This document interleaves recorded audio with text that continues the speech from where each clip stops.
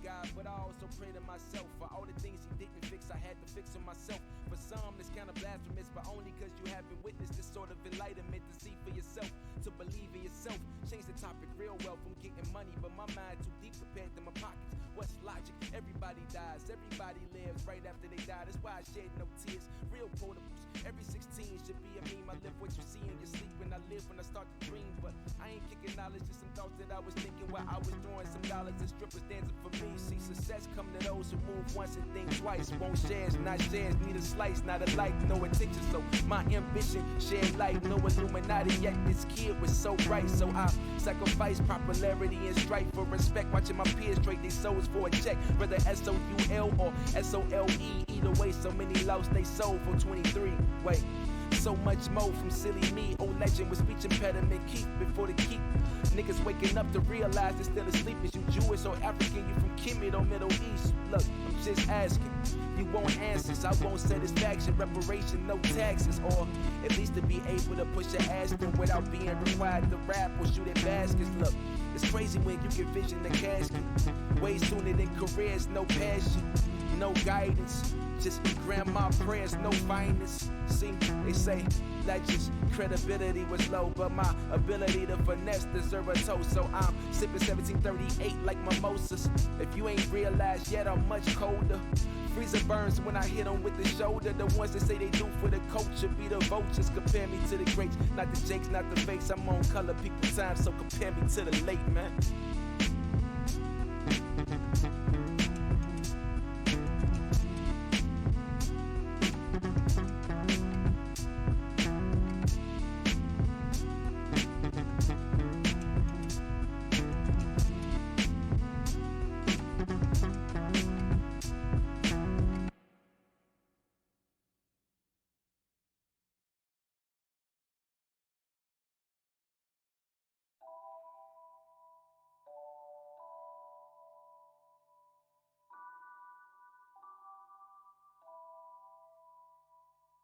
I've been trying to hide,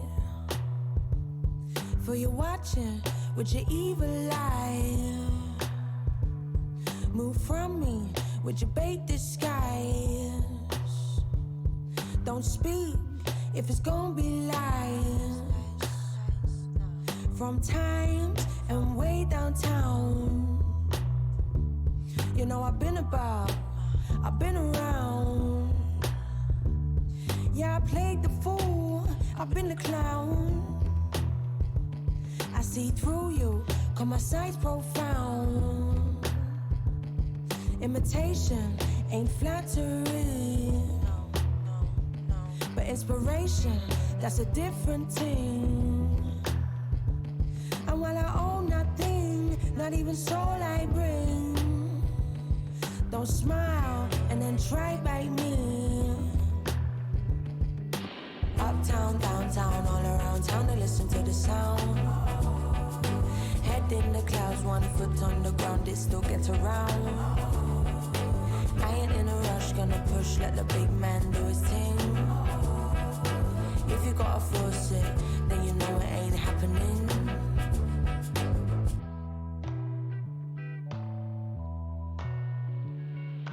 I've been going round and round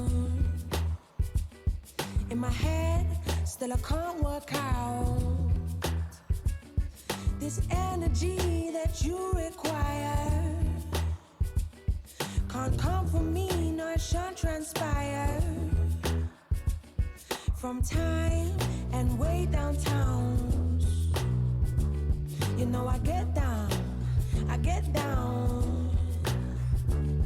On my own, you feel me, sire. I grab my own style with my own attire. Limitations are a mental thing. Appreciation for the little wins. On your own 2 feet with a heart on fire. Look to him if you won't get higher. Go away, do your own thing. Go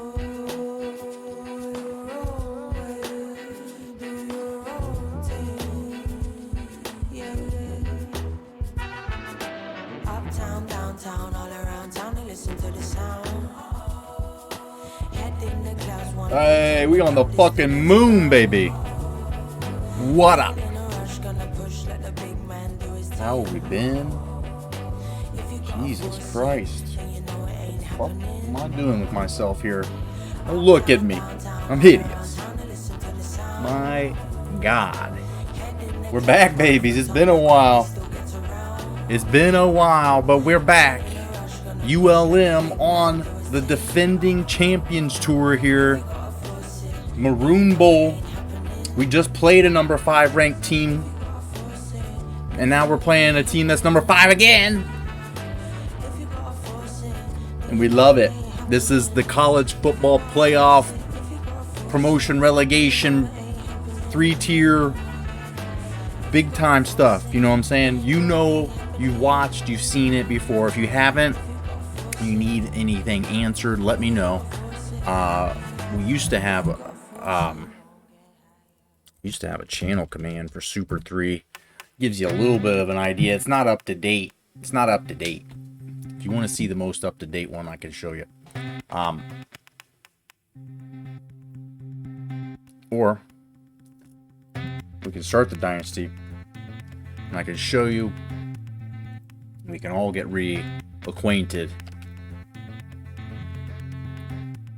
How have we been? What's new? What is happening in everybody's lives? What are we doing that's better, cooler, more important than watching and being in here? Surely, many things.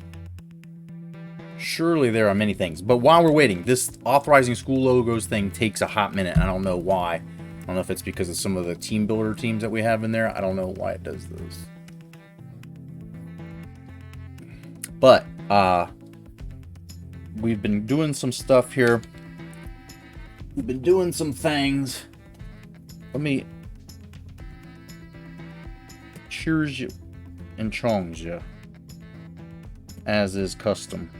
Is it still doing its thing? It's still doing its thing.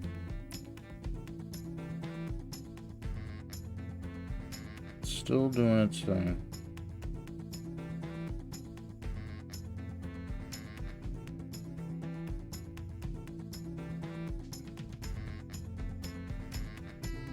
Just a bunch of reclaim in here that's just all gross. We've been trying to clean this thing out and lately try to get it all tip top because my buddy, who is a cannabis cultivar and very, very well versed in it, gave me some fresh gourmet, locally sourced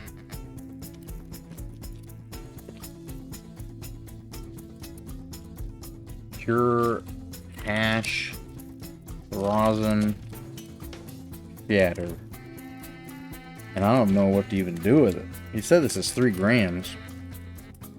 It smells so nice. I just don't know how much is too much, so I'll just snap off a little piece here.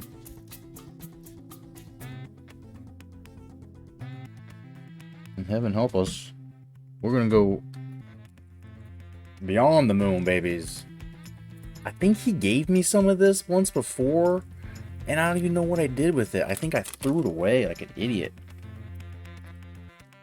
I keep looking for it. I keep thinking it's somewhere in here, like in just a little bag. Somewhere upstairs here, there's a little bag. Just like this one he gave me. He gave it to me once. He said, hey, I've been trying this out. I've been trying this, recipe I've been making. I'm like, I don't know what that is. And he's like, hey, yeah. He's like, you don't dab? I'm like, I don't dab. This was like a year or two ago. Like, I don't have a dab rig or anything. And he's like, just go buy like a little nectar collector or something. You can just put it on a stem or something. I'm like, dude, that's like dangerously close to like crack pipe level, dude. And I wasn't really into any of it.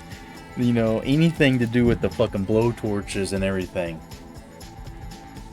And then, our friend nephew Quinn mentioned the Carter V, and here we are. So I drank a whole bunch of this, so I'll probably have diabetic coma. So just imagine I'm cheersing you, and I'm chonging you, and we're going to the fucking stone zone here. We are going to play Stanford in a Maroon Bowl in the Elite College Football Playoff Big 12. Let me show you how that looks while we get our thing cooking here. Chong still, you can see this thing is dirty. Needs to be cleaned up. Let's first take you through the top 25, and you'll see most of these big elite Big 12 teams, the CFP Big 12. But Chong still, let's go.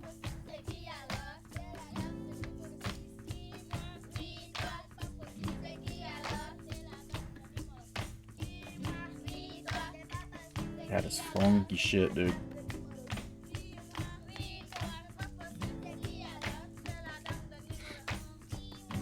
That is so much more dense than the stuff that I normally get. Holy cow. Holy cow. Holy cow. Milky, milky Cocoa Puff.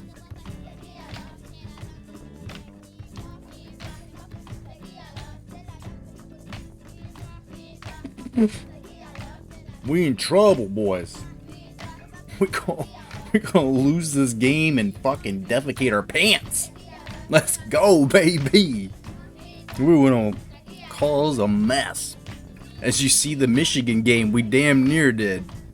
Nemesis Webb, what's going on? Good evening. We are back in the college football playoff Big 12. Defending champs. Coach Dick Dickey and the Warhawks here got a Maroon Bowl teed up against Stanford. First time we'll be playing each other as conference rivals here of sorts. See, Mississippi State says they want some Maroon Bowl action. They are not actually in the CFP Big 12. As you see, they're just a 4-star prestige. Gamecocks, they are. We've had our run-ins with them, dealt with them. They've already got a loss. And we just jumped Pitt, who was the number 1. And they'll get dealt with. They're in our conference. They snuck in. So they won't escape. And you got Northern Illinois, who's trying to break things here as a Super 3 team. Non-elite Big 12, though. Auburn, former rival of ours from down in the Conference USA. You see they're having a good season, top 10. Illinois now with a first place vote. They're undefeated still. Michigan, who we beat last week, drops to number 9. They've got Cincy, another college football playoff Big 12 team. LSU moves up. They're 3-3 and they're in the top 10, dude. This is what the college football Big 12 is doing to things. It's just absolutely insane how schools with 3 losses this early in the season, when there's still undefeated teams. Washington still undefeated, not getting the respect that a 3-loss LSU team has. I was playing Moments on Show 19 Signature. Reds Chapman, oh yeah, flamethrower. Reds are on a tear right now and almost avoiding 100 losses, so we'll see if they can do it tomorrow. They've got to win one more. I think it's tomorrow or Thursday. But they have one game left. And if it somehow gets rained out or they just deem it not important enough to fucking do it, I think they're gonna avoid their what would be their second triple-digit loss season in the history, which is not something you want to get your name in the history books for. But you know, I tell people that this team, this Reds team, this ownership, and this terrible front office, like, deserves to have something anchoring them down, as people know they were terrible. because they were all-time worst Reds management ownership. But enough of that. If you're watching this on YouTube or a replay later, you can tell what time of season it is, what time of year. It's football season, but it's early October, end of regular season baseball for a lot of teams whose meaningful games have already ended long ago. But now college football and pro football start to hit full stride as well. Getting suckered into watching some games again. More NFL than college, but I don't know why. I just don't really pay attention when I watch it. I just kind of have it on. But nonetheless, you see Washington's undefeated. They jumped up 8. They are in the Pac-12, which is a standard 6. That is the bottom of the pyramid here in the 3-tier relegation promotion. And they got a good squad. They're not terrible prestige-wise. I think they were just in a Super 3 a couple years ago, so they were in there for a while too. See, Miami's struggling a bit with the Conference USA schedule. They got a pretty good team, but 3-star prestige there. They get beat up. Notre Dame winning against Minnesota.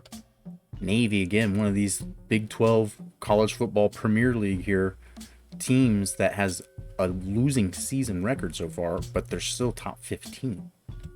Miami, Ohio undefeated, but that's in the standard 6. Clemson in the standard 6. And they're 0-1 in conference.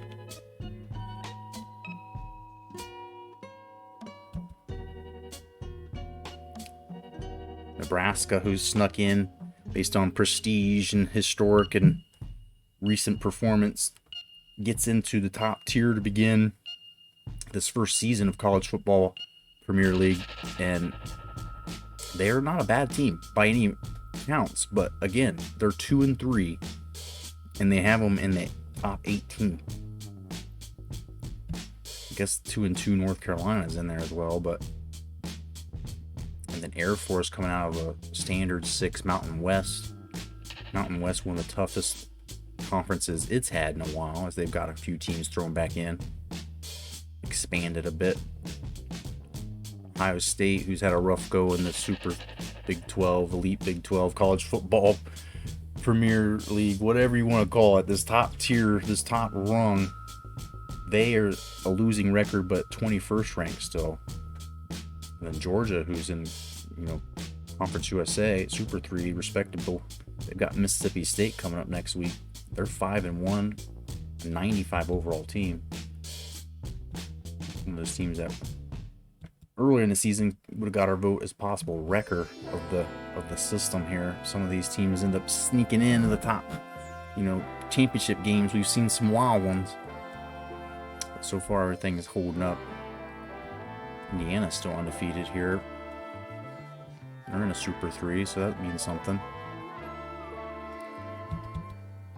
Utah. Them and Washington will eventually play, I think, and take care of that undefeated thing. Or one of them. Keep anything from breaking our system this year.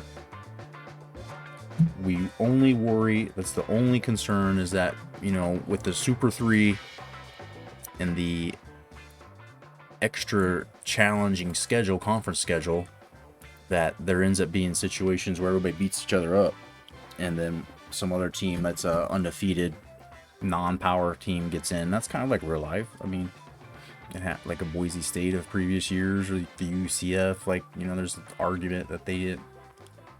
But all that to be said, just that this extra layer of the elite Big 12, the college football playoff Big 12, the college football Premier League, whatever you call it, it's a crazy tough conference schedule.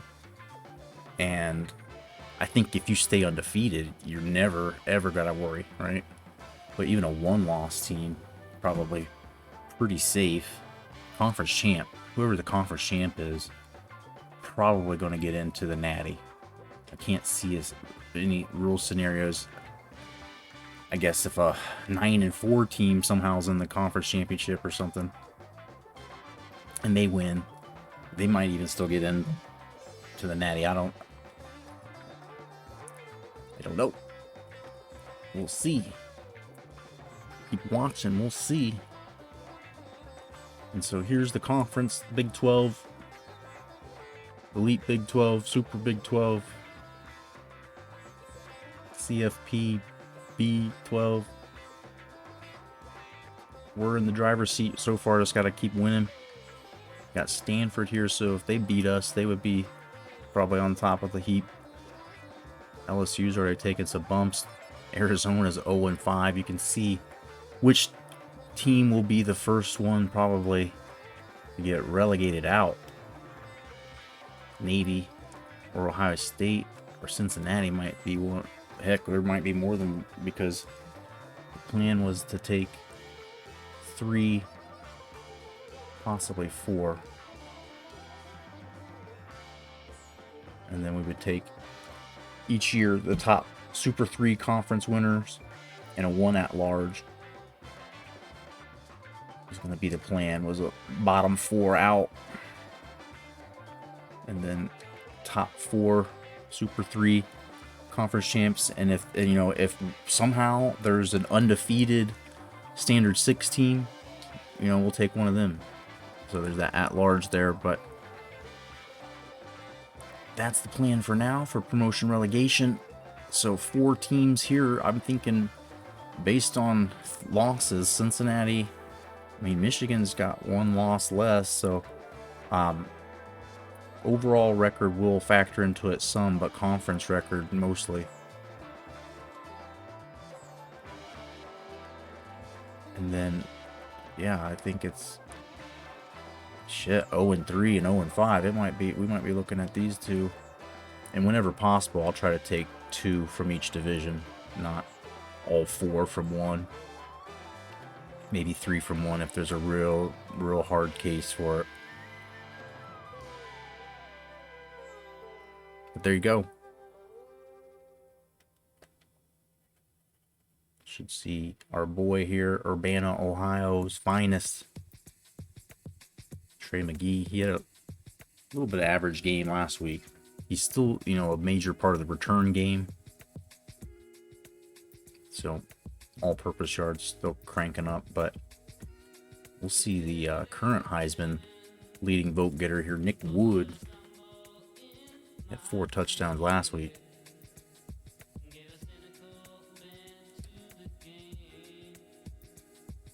I don't know what else there is to show you except show you the field.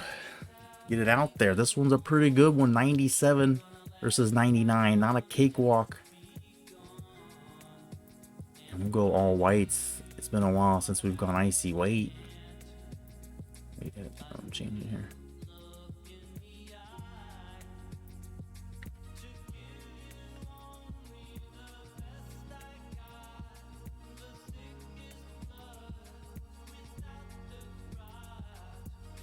Doesn't work.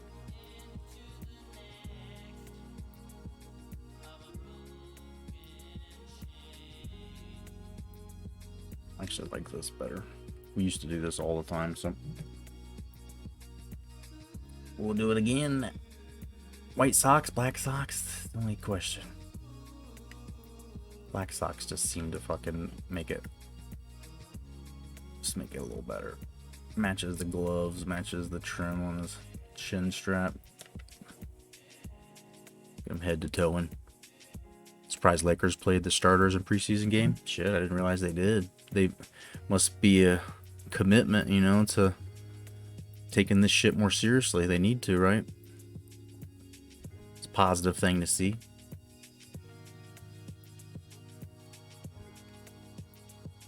Did you see? My brother sends me this picture here, and it was of Wembanyama, like the game they were showing on ESPN, I guess. And that prospect, big time dude, is probably going to go 1 or 2. He was playing a game, and somebody on the court, their last name was Ho You Fat. And I'm like, he sends me that picture. I'm like, this is like some shit we would have thought up when we were teenagers, making players for, video games, naming players on our team. It's just hard to fucking fathom, but different language, different you know, those words don't, in their language, go together to make that sentence, or it doesn't mean this anything. But gotta laugh. Davis had double-double in 12 minutes. Jeez. Nice. Yeah, I need to get pumped for NBA. I need to get pumped.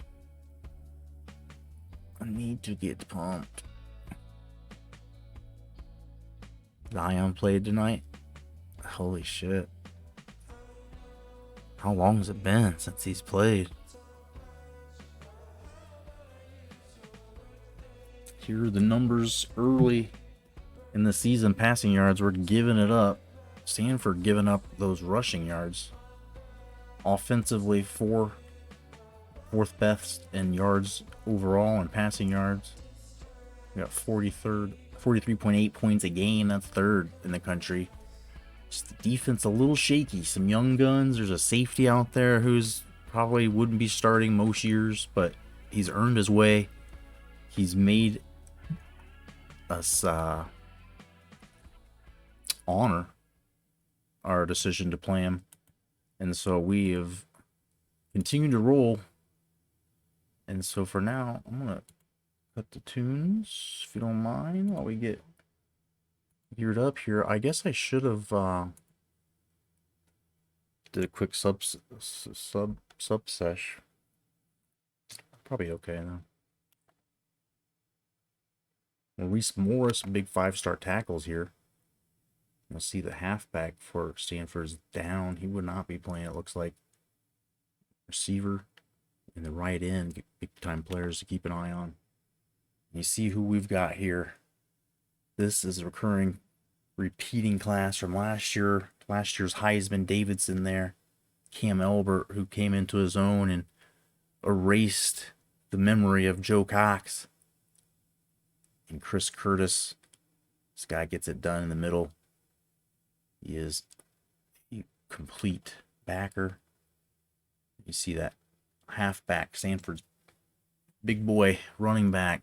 3 weeks, he will not be in action. And so here we go. Here we go. In Stanford country, I believe. We are in Palo Alto. See those offensive rankings early on in this season.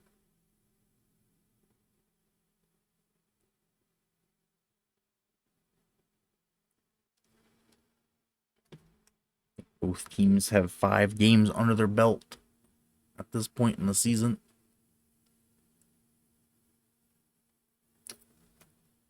We'll do a little pregame subs. Why not? We'll do a little pregame subs. It's like the pregame rich, but it's just like stone zone, bro. Get in that stone zone.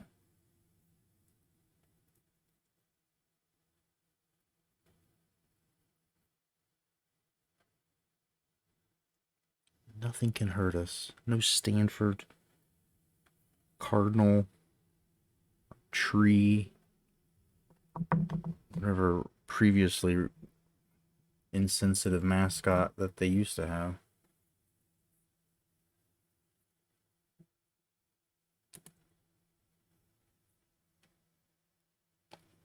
Shit, I'm just making it rain here, bud, for you boys. Let's go. Wish us luck. Stanford heads. Yeah. Tails. Shit.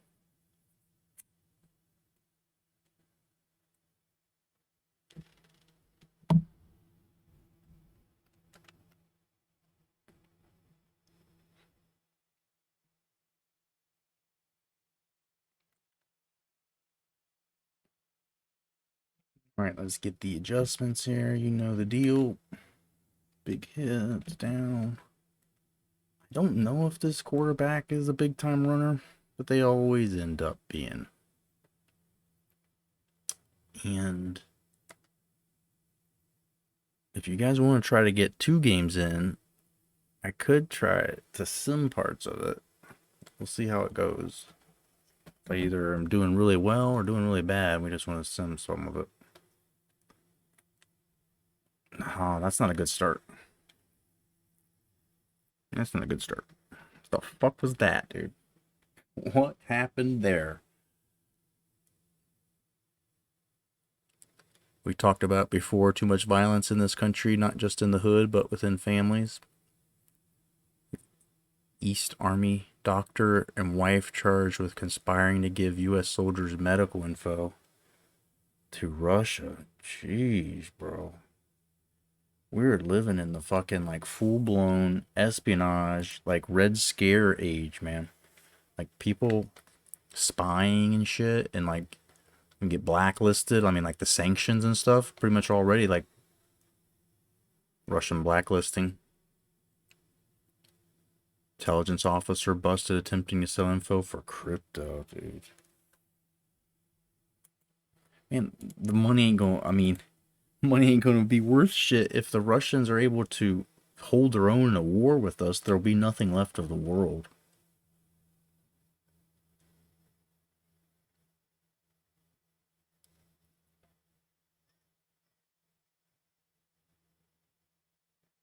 And so that's fun to look forward to.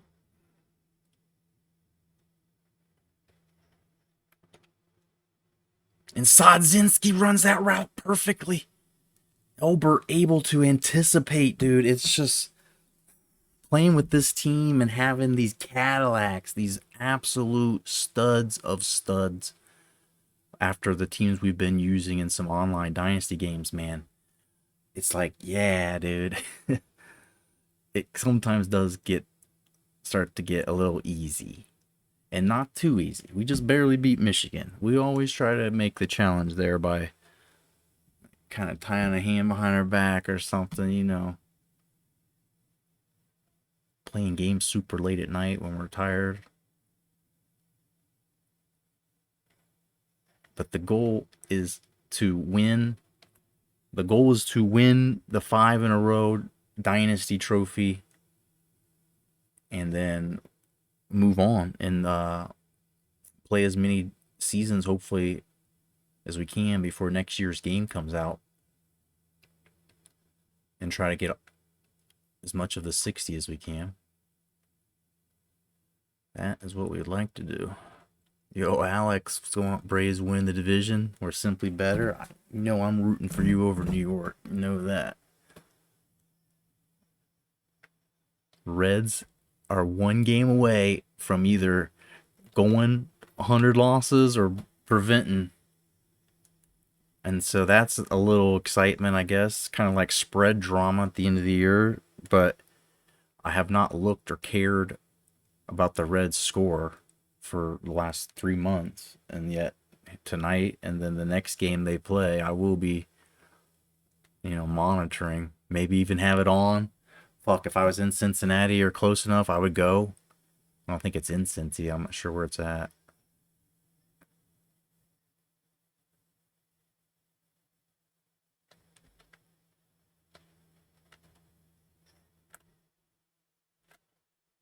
Oh boy, X was open. I just couldn't get my body turned. That sucks.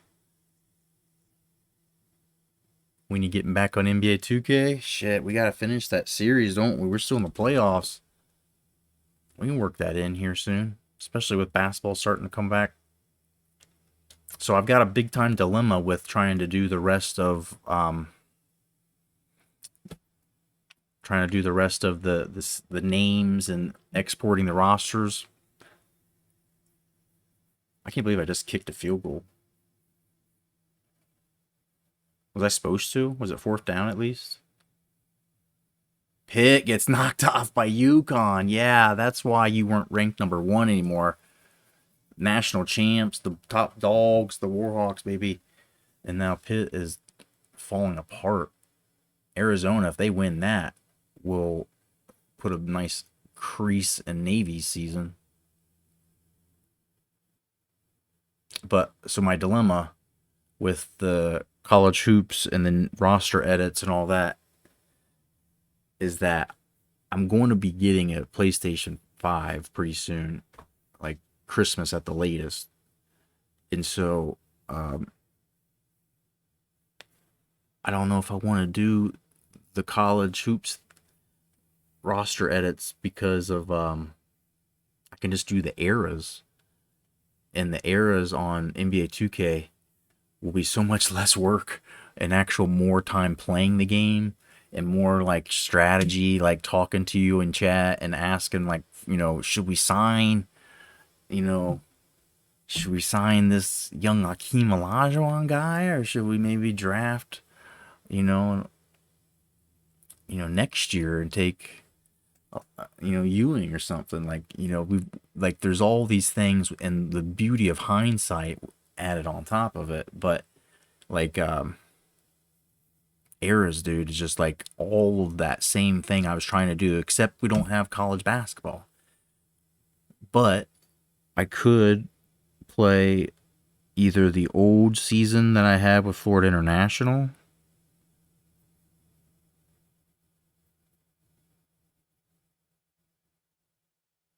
or we grind along and play the NCAA tournament. I would rather save that for March and do that if I only have really one season or two left in it. I'm hoping that there's going to be a new college basketball game. They'll have to be. They're not going to just say no to that money. No way they're going to just not do it with the football game coming out.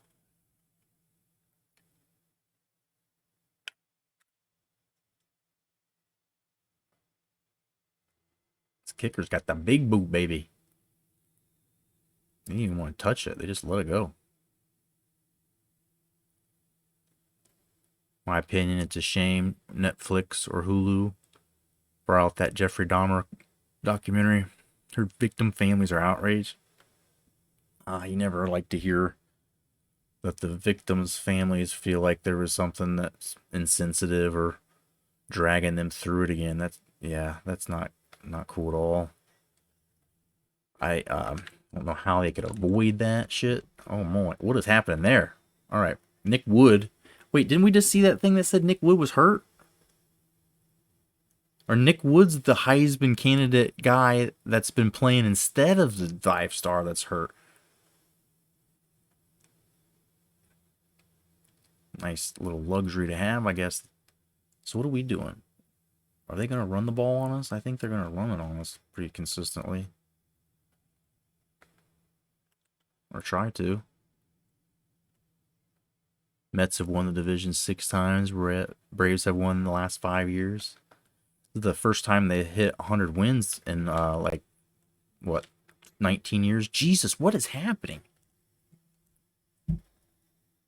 Nick Wood, dude. Heisman.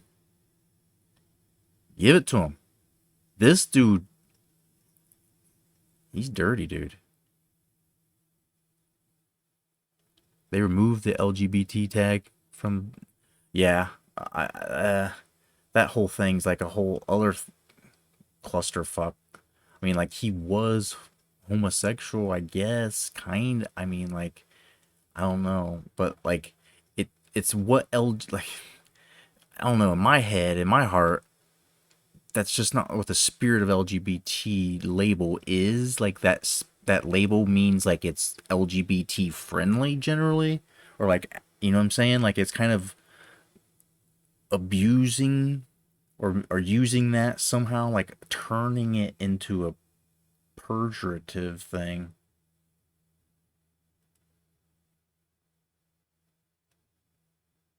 So it's just dicey. I as a person would not go there, you know. I would not.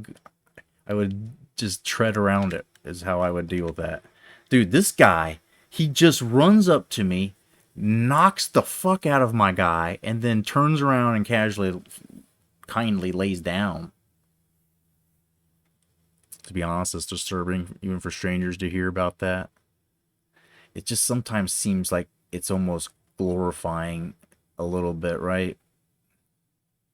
Some of those things get done in a way where it's almost like creating some kind of like fan club for him, right? Like, I especially felt like Charles Manson stuff was always done in a way where it's like Yeah, like this guy. He's against the system, man. He's fucking, he's you and me when the system fucking has their way with us. It's crazy how many people didn't know who he was before. Yeah, I mean, I was alive, so it's something I remember happening and being in the news. And then he went to Ohio State, and so there's a dorm room. People always said that was haunted on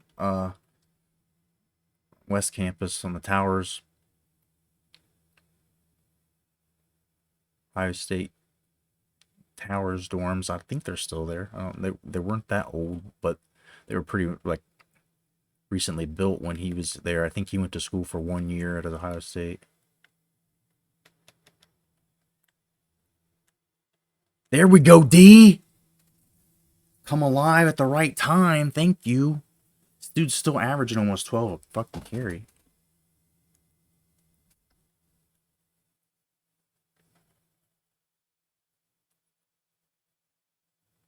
Sorry, Rod. Didn't mean to bring that horrible subject. I mean, I one of those things that kind of desensitized to. Like I said, I grew up, hearing all the jokes about Dahmer. Oh man, you got Jeffrey Dahmer, that guy's ear or something. Like those jokes were just like common. And you start thinking shit as an adult now. You're like, hey man, if you were one of those suspects' family members, that's kind of shitty. But people say stuff all the time that's kind of shitty if the wrong people are there to hear it. I don't know. That means some people are necessarily evil. They just are disconnected, insensitive to it. Dahmer got beat to death in prison. Won't bring his victims back. It's very true. I say living in prison, having your life controlled, and being a fucking animal basically in the humane society that nobody's ever coming to get. I hate paying for that as a taxpayer, but what is happening? This line not protecting. Marty Williams comes straight through. They overwhelm the center there. Elbert sitting duck. As man, we gotta be strong, but you feel bad. Gotta have empathy. I'm one of those people that feels people's pain like hard too, like just like through a hug or like seeing people sometimes, like just I feel it, like I live it. And doesn't mean we're not strong though. He wanted to die. Yeah, that's what I was kind of getting at. It's like he kind of was freed. His death was freeing. Mark Barnes comes back for a nice catch. He's been quiet so far. His senior year. Been around. Took a redshirt year just to get better. Get all the way ready to possibly make the step to the pros. It's become a common thing here. There's Louisiana Monroe players making it at the next level. He's getting drafted. We see that at least.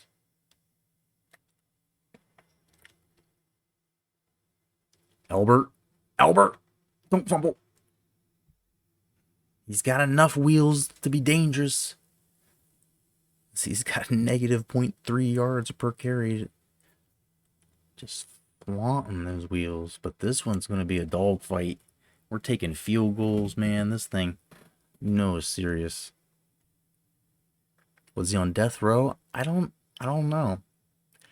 Like Wisconsin can't just guess that they were a state that does or doesn't have death penalty.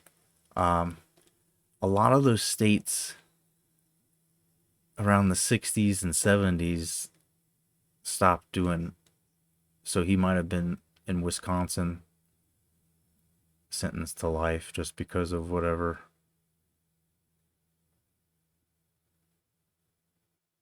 I'm not sure. like Ohio, and like Ohio kept fucking doing them, dude. I never realized how crazy my state really is. Michigan, we're a little bit less crazy now. I like spend more time up around there until they start trying to hunt their governor. Yeah, he got 900 years.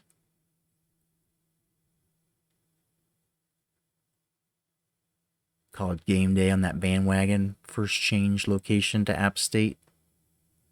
Hey, I mean, I don't think there's anything wrong with giving people what they want, man. That's a big game. App State, fuck, they should be undefeated.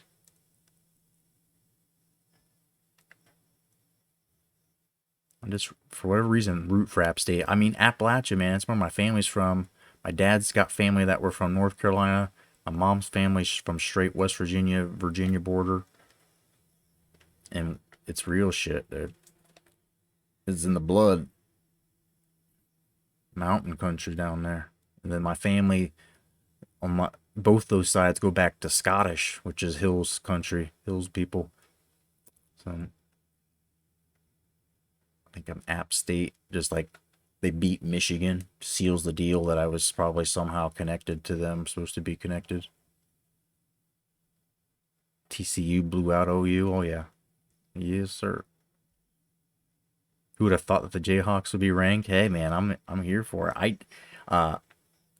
I just don't know like how good they are. Like some of the teams they've played, how good were they?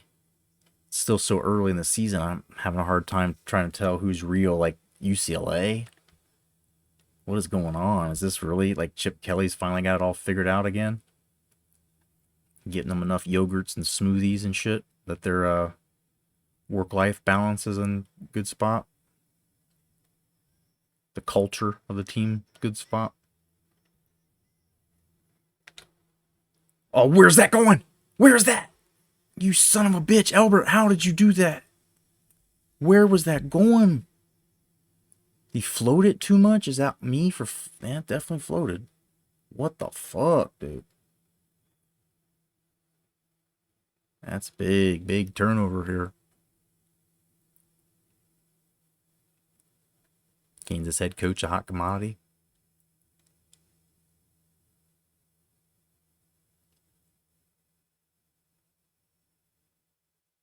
UCLA's 5-0, yeah.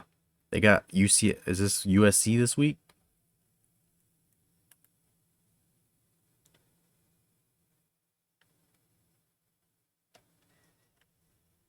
There you go, boys. A little middle backer blitz. Pinch him with the Derek Stone. Keep him contained. I don't know what that play was. I don't even know what I call, but that was very good. Dollar. We've been using dollar and fucking both my online dynasty teams I've been playing with, and this team have like kind of shit safety or corners, but they've got 3 good safeties, if not more.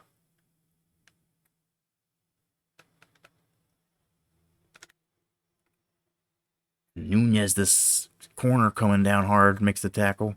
And finally, Nick Woods got that average under 10. UCLA's got Utah, or USC's got Utah. Utah's not bad either. It should be a good game. Butt spot is a butt. Utah at UCLA is a big test. Yeah, I'll watch that game for sure if I can. Lance Leipold. I think he was at, maybe he was on this game that he was, oh, you throw that right through my dude. If we keep him short, this team will go for it. This team will go for it. 44-yard line? No, they're not going to. Well, on this game or in real life, wasn't he at Florida International before? I'm making that up. We'll go through here and see where he's at on this game right now.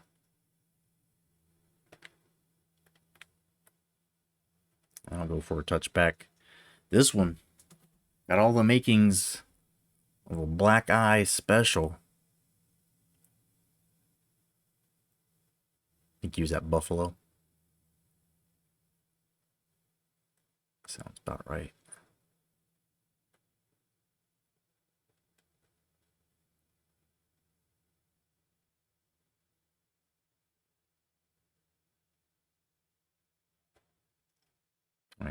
Almost into the first here. Still tied. A little bit iffy about throwing with Elbert since he just turned it over, but you gotta stick with your horses. He's our guy, man. He's got a fucking natty for us. And there's still plenty of time for him to recover and overcome in this one.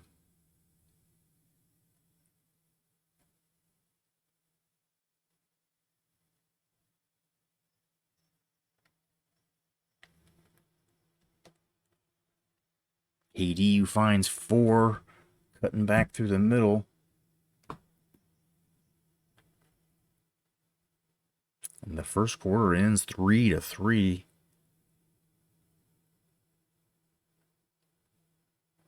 This one not short of big hits and some good defense. After Stanford had some big runs that were running all over us, had to settle for a field goal. Our ULM team kind of stalled out on our drive where we took a field goal. I think I went for it on 4. I think I kicked the field goal on 4th down. I'm just hoping I didn't fucking kick it on 3rd. I don't kick field goals that often, but fucking when I do, I kick them on 3rd down, I guess.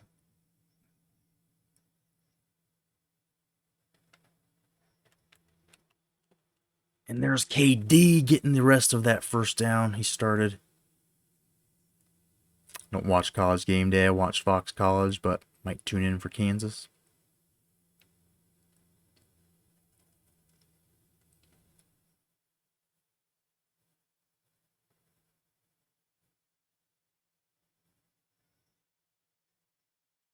Just me, or like everybody get kind of grainy looking all of a sudden? Am I just fucking on drugs?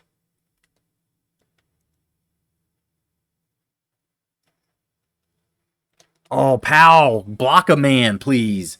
He walks right by Kevin Reed, and Reed assaults last year's Heisman winner.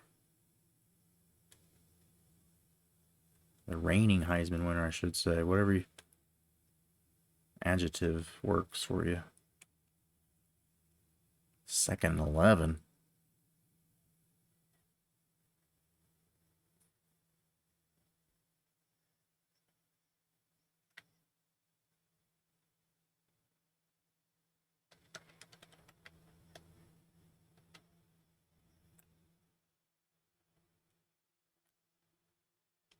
Get there. Sadzinski is so good at boxing out, man. This guy, one of our favorite tight ends.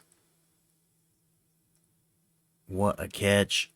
And just a security blanket that every quarterback dreams of. Olbert able to throw it, put it out in front of him, and let the big-bodied man get to it in his own time.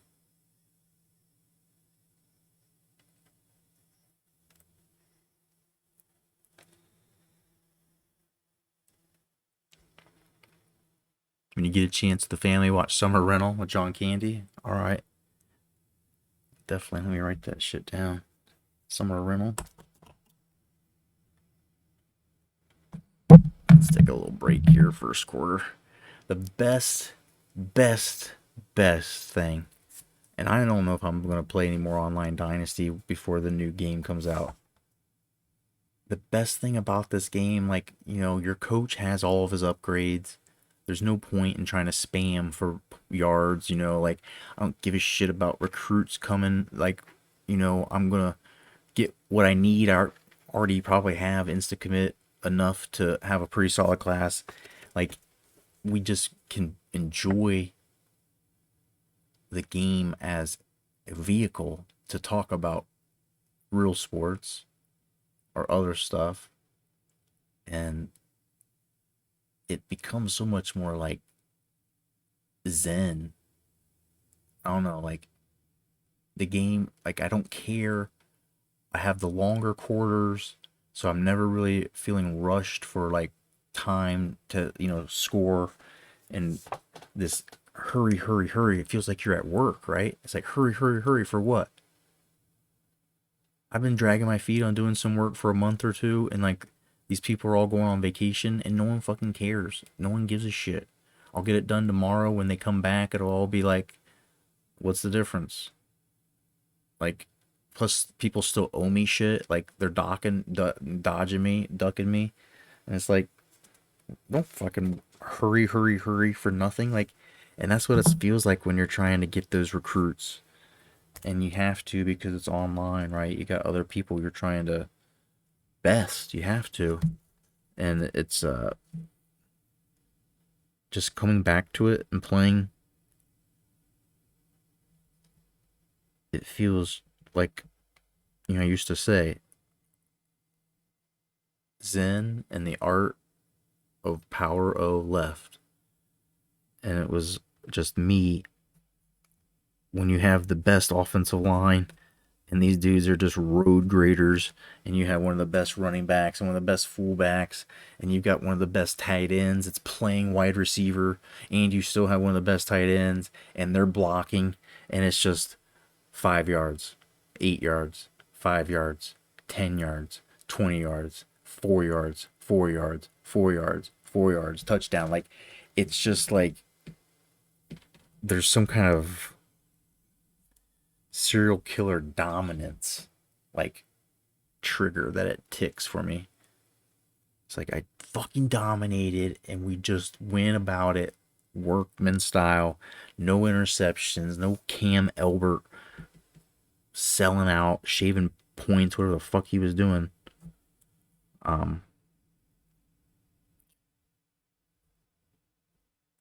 Anyway, I may not be playing online Dynasty.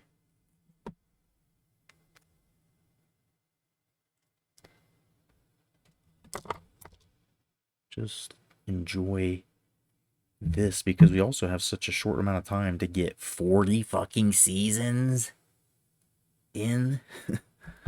Yeah, boy. I don't know if I can even do 40 PowerPoints for our different college football playoff selection each year if I started doing them now, between now and then.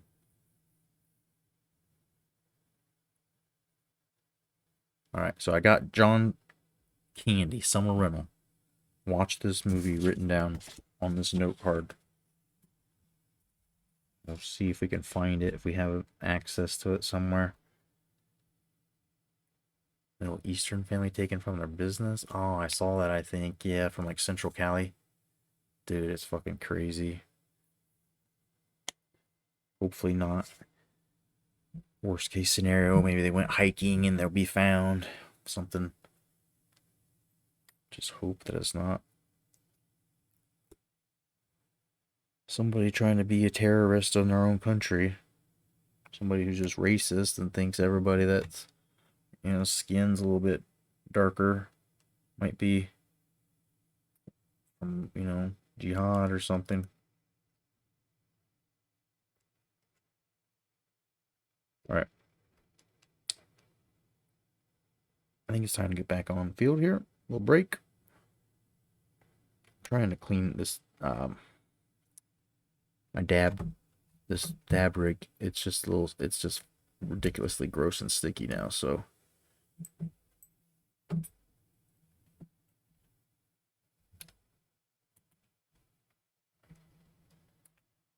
we will continue with the second quarter of this game in one moment.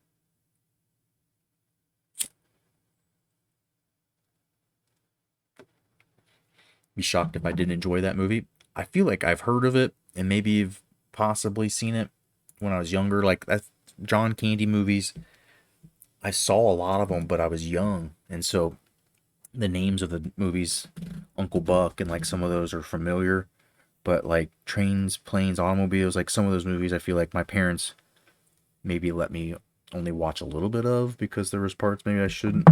And like Caddyshack, I remember, but didn't really know or like it as a kid because I was fucking too young. I don't think I got to see the best parts. My parents were somewhat disciplined. My dad would put his hands over my eyes on titties, like parts of movies were titties, and then he would spread his fingers so I could see them.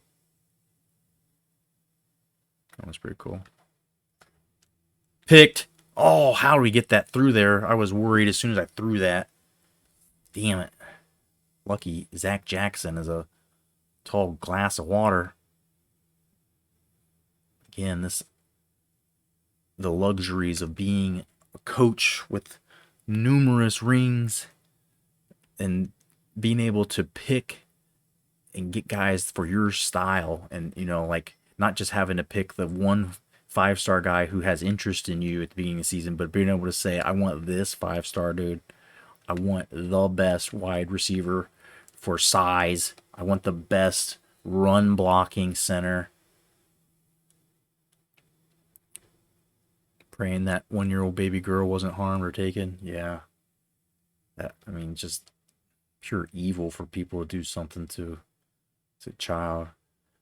Like, the thing is, like, those kids disappear and they probably end up being part of, like, the human trafficking and just their whole lives. Like, this is a terrible situation. For anybody that's almost picked, can I get a ball to go over their head, man? Elbert floated the one that got a pick. That one he needed to float, and it goes a little too direct on a line right into the middle backer, who thankfully dropped it. Stanford giving us a couple of opportunities.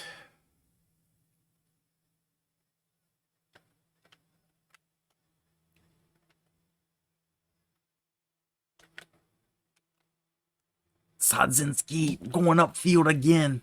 Just an all-timer. Absolute all-timer. 4.69. You love to see it. But that play, him and Elbert being on the same page to get him to go upfield, to throw it, if nothing else, so Elbert doesn't have to throw another pick, and he has a little separation there, and it works to great success this time. Ingram runs into his man, but Davidson's just got to go alone on that tackler there. It's a coward, tried to kill himself while being arrested. 8-month-old precious baby, jeez. Hope for the best. Absolutely hope that it works out somehow.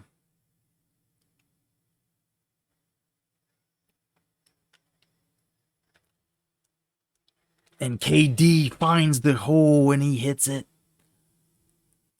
And he comes in it. For 6, baby. First touchdown of the game in this Maroon Bowl. Which Stanford, that center logo looking especially bright red. I need to still adjust these colors on here to get them quite right. The one monitor's still fucking sitting here worthless, not even hooked up. I tried to hook it up to my work laptop. It had been at least doing 60 hertz refresh, like the most basic standard settings. It would work. But it's now completely useless. It won't recognize any inputs.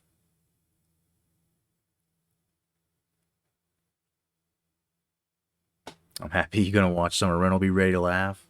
Like I said, we just got to figure out a way, if it's on YouTube or something, or Amazon, if there's on Netflix, figure out how I can get it. I don't really bootleg, so you don't really need to bootleg anymore on, like, movie sites, but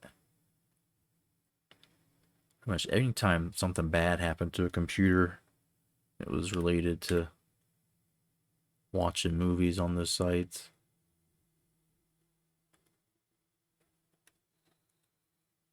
All right, boys. Touchdown lead here. The Maroon Bowl is on. Coming at us with 2 fullbacks. I feel like you come at us with 2 fullbacks, we come at you with 3 safeties and 3 backers. And it's just a fucking fist fight in the street from here on.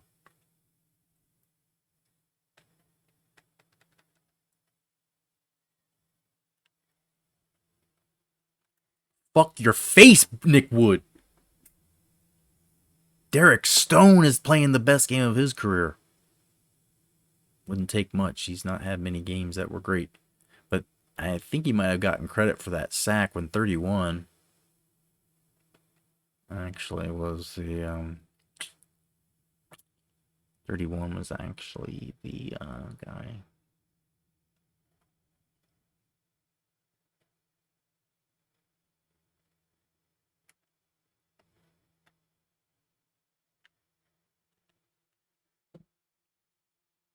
Oh, he's gonna stay on his feet. Are you kidding? Fucking 3 times that guy gets out of our hands. Breaking news. Brady and wife hired divorce lawyers. Man. I just feel like Tom Brady looks like a dick, man. He just looks like a dickhead. I've never liked like him. I just had to acknowledge and admit, like, all right, he's the most statistically winningful, most accomplished quarterback in NFL history. I just have to say it. Like, whether you want to or not, it's just acknowledging fact. But when I watched the game on Sunday night, like, just his mannerisms and the fact he broke 2 fucking Surface tablets, like, it's an immature little bitch boy, dude. You don't do that. If you're a high schooler or college or, you know, early pro and your team sucks, it's like, maybe. But he's all like supposed to be Mr. Professional, like knows kids are watching and whatever, and it's just like I just feel like he's super fake. And his super fake life finally, you know, became, you know, apparent to them. They realized that this is not authentic. It's not gonna last. Celeb marriages are tough. I'm sure there's extra difficulty because of the traveling, and you know it doesn't sound like she wanted him to come back and play, but he did anyway. And so, you know, asking, you know, questions about what's your commitment, you know, you've done everything. It's almost like a Rocky movie, right? Like, what else is there to do? You can't win anymore, you know, you're getting old, like, you know. And he just takes it as a greater challenge and doesn't really know how to do anything else, right? Wants to do it as long as he physically can so he doesn't have the urge to come back. I get that. Oh, how does he fucking keep shaking these off? These are blasts from middle backers who are heavy, like power and tackling ratings. Damn, dude.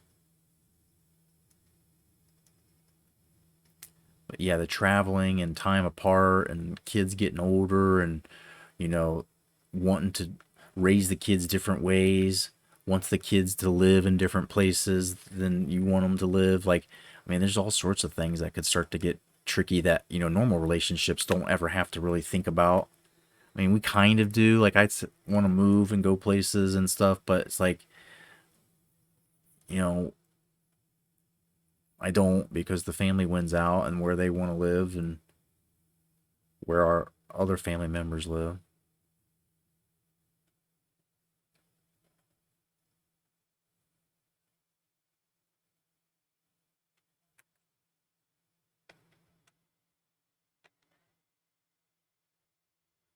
Just fucking box them in too close. They're able to run right through and tie this game. Forgot to tell you, Esports Boxing Club changed name to Undisputed. Is there any release information on that yet? Like, all these games I'm interested in, stringing us along with the, like, pro wrestling promoter and esports boxing, college football game.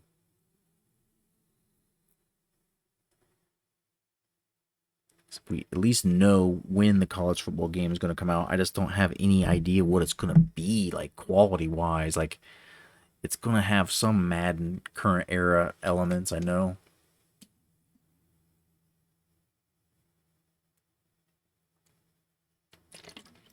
Which, if I'm moving to next gen version of Madden, that'll be a difference anyway, just in general.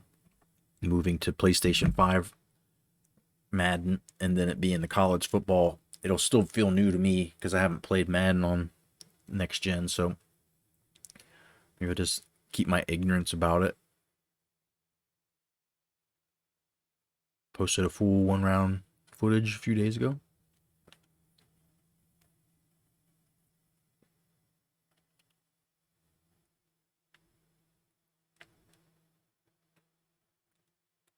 Get it. Get it. He's got help out front. He's got help out front. Terrence McGee, does he got enough gas? Does he got enough gas?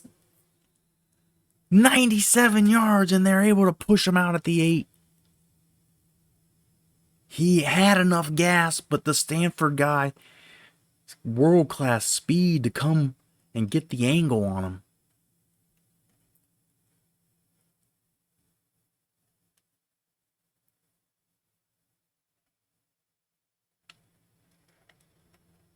And who else but KD pounding away at it? He'll get 6.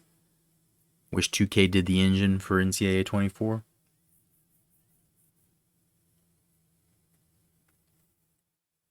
I hope they do some kind of football game. I've heard, talks, rumors.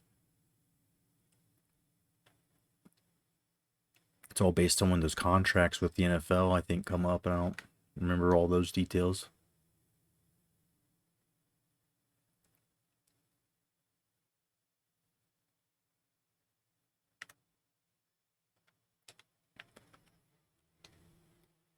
Oh, he's somehow stoned at the 1-inch line.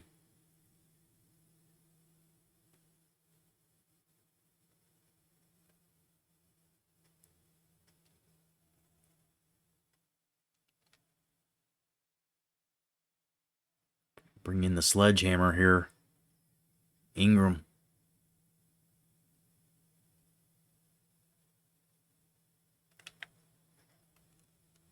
He stopped how? He slid off that dude. Like, weird animation on that. Fuck out of here.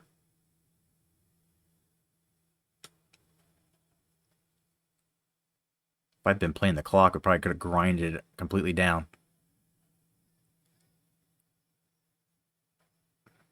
They've got all their timeouts, though, so pointless.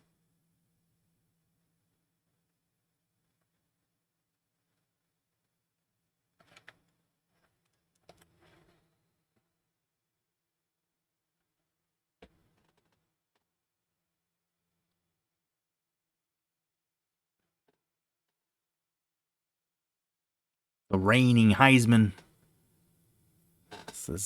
They make ways for me.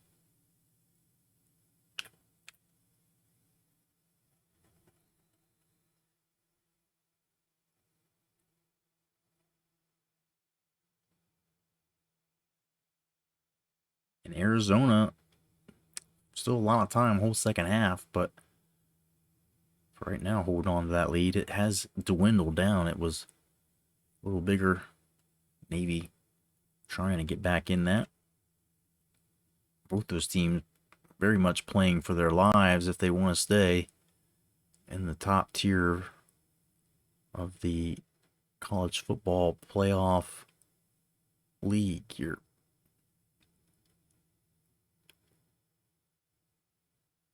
So 2 minutes to go. Stanford get a chance to reply.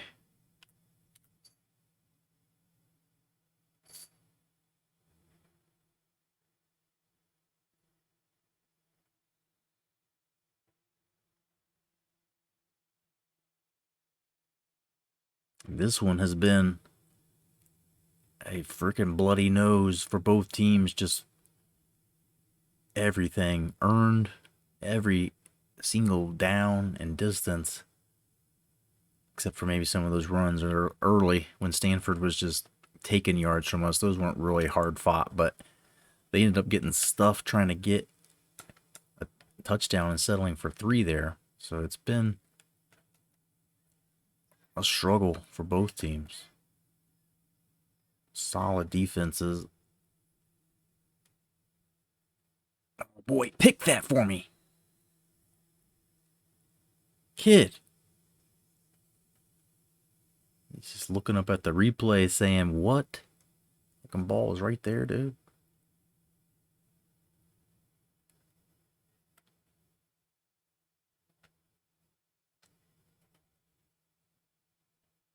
Give him the catch in the fucking 1 yard. Whatever, dude. Whatever.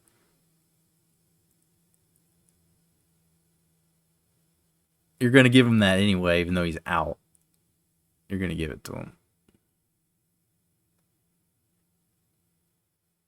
Fucking stupid, dude. 3 yards. You got 3 yards for that shit. That right there. That's why we take blood pressure medicine.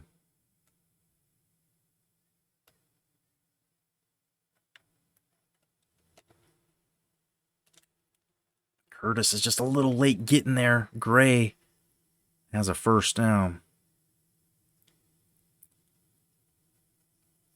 Watching highlights, the Ball brothers in preseason.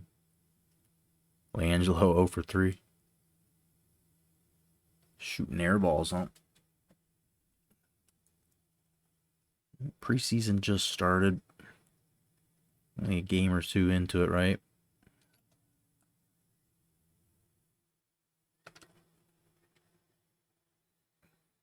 Three yards on the grab. Crossing route for Jim Burnett.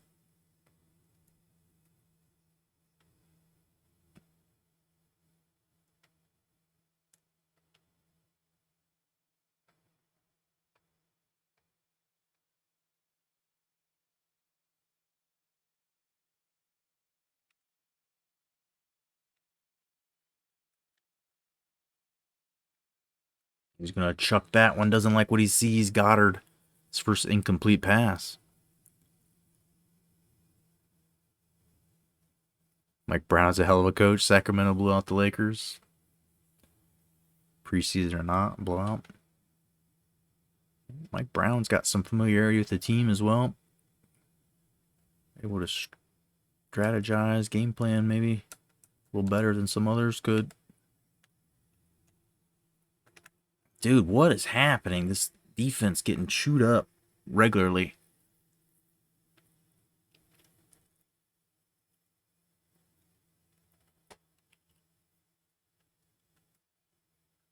It's a nickel.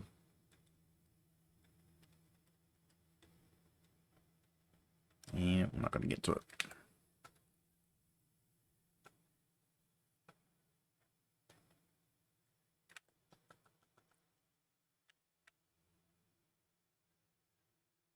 Dude, how are you fucking out there in coverage and then you still don't get... What is going on, dude? This Nick Wood guy making people dumb. He's out there on him. Coverage, perfect. Pick it, maybe? No. Tackle him? No. That guy, have a seat. Here comes a safety Cook. That's the only reason we keep him in the game is because he's the last line of defense and he's usually able to ride him out if needed. Worse shit. Mike Brown was fired as Lakers coach. Yeah, I guess that was a while. He was with the Warriors as an assistant more recently. That's what I was thinking.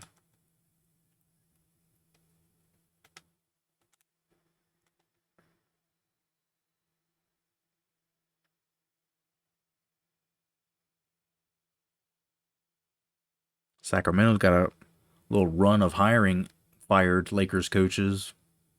Luke Walton was there for a long time, right, before Mike Brown.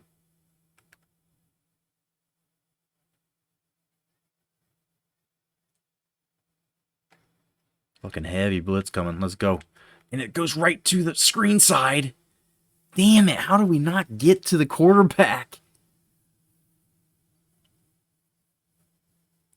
Blitz heavy to the running back screen side. Blows that up. Crazy how LeBron, younger son, in that growth spurt. 6'6". Older brother is 6'3". LeBron said he's shocked. I mean, fucking getting those leg lengthening surgeries. You think he's getting leg lengthening? Stanford here pushing the envelope. Let's go. Got one timeout left. And that pick by Pollock.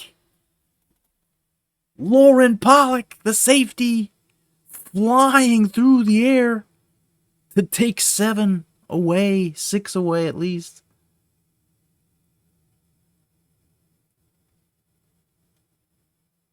$52 seconds left here to possibly get some points, as long as we don't fuck it up here. Kind of miss the recruiting on 2K8. The big international boys, yeah. That's why I get the urge to sometimes go back to that FIU dynasty. Some of those big boys that we had. Throw it! Boy, come on, man. B's open. Throw it to him. Hit the button. Come on, Elbert. Amateur shit here today. He just runs up a little too close before he, kind of ran into the tackler. So threw it a little sooner, but he wasn't quite open sooner, so shit was tied. Let's just make sure they don't have time to do anything if we don't convert. Fucking slinging this thing downfield here. Fernando! That's wild. There's 4 guys there. What am I doing? He somehow almost still threaded it.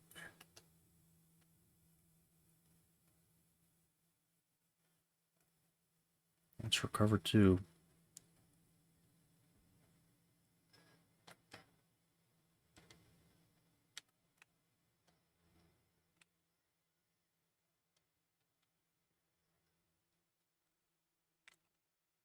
Jackson throws behind his body.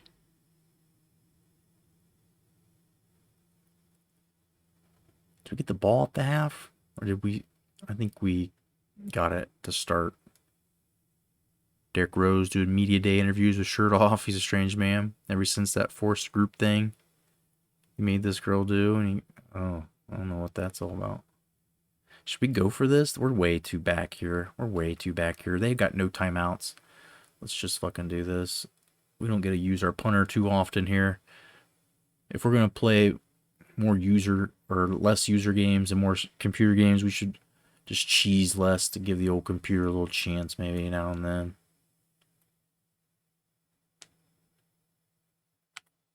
I'll still do my punt thing if I can get them to... Nope, can't get it to bounce.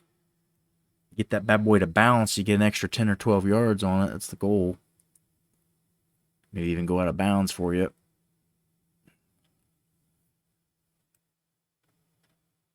They only need 15 to get a fucking field goal here, but they have no timeouts, so I think we're okay. People forget some of these athletes never got a good upbringing. I was going to say, some of the stuff, the examples that they have, definitely. Oh, shit. He's got him. He cooked him. Are you kidding? He tackles him and misses the tackle, too. He cooks my guy. He then catches him and just shrugs him off to tie it up. That one. That's a kick in the nuts. 37 has been toasted a couple times where the ball's just... He's got no awareness. He's got no tracking of where the ball's at. And he fucked us.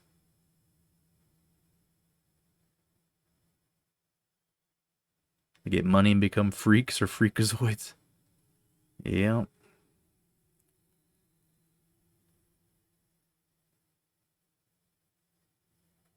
Fuck me. How does that happen?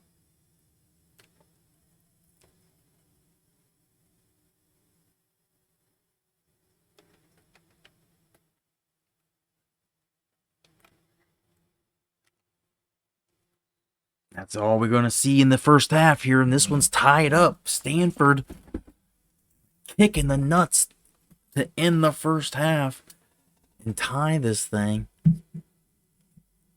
I did not see that happening. I had that dude even after he burnt me. I'm like, it's fine. He's got no timeouts. With with the first down, he might have been able to get up to the line, but they usually will spike it, so maybe you get a field goal out of it. And my dude completely misses the tackle. They'll show it here. There's McGee getting blasted when he got hit from behind when stopped my kick return for a touchdown. That play, though, I guess when we took 6 away from him here, what you see is the cut scene and him rolling on the ground. That's fucking great. Fitting. Good job, game. Good job. The cut, fucking chef's kiss, dude. Oh, baby. You've got class. You've got humor. The game, fucking trolling us. Tie game. Look at the amount of yards. I mean, they should have had a touchdown when we fucking picked that one. So, Pollock, thank you again. Let's go take a look at those stats. I'm going to turn the music on a little bit. We're going to take a proper halftime. We're going to do this the way God intended. We're going to reopen the channel point bets if you want to make a prediction. Get them in there. Do it now. Do it now.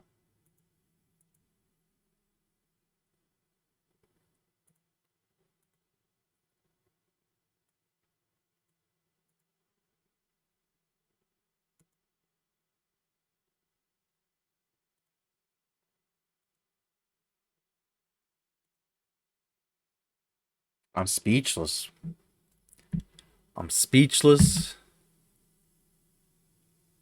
Since I boycotted NFL, my Sundays have been relaxing.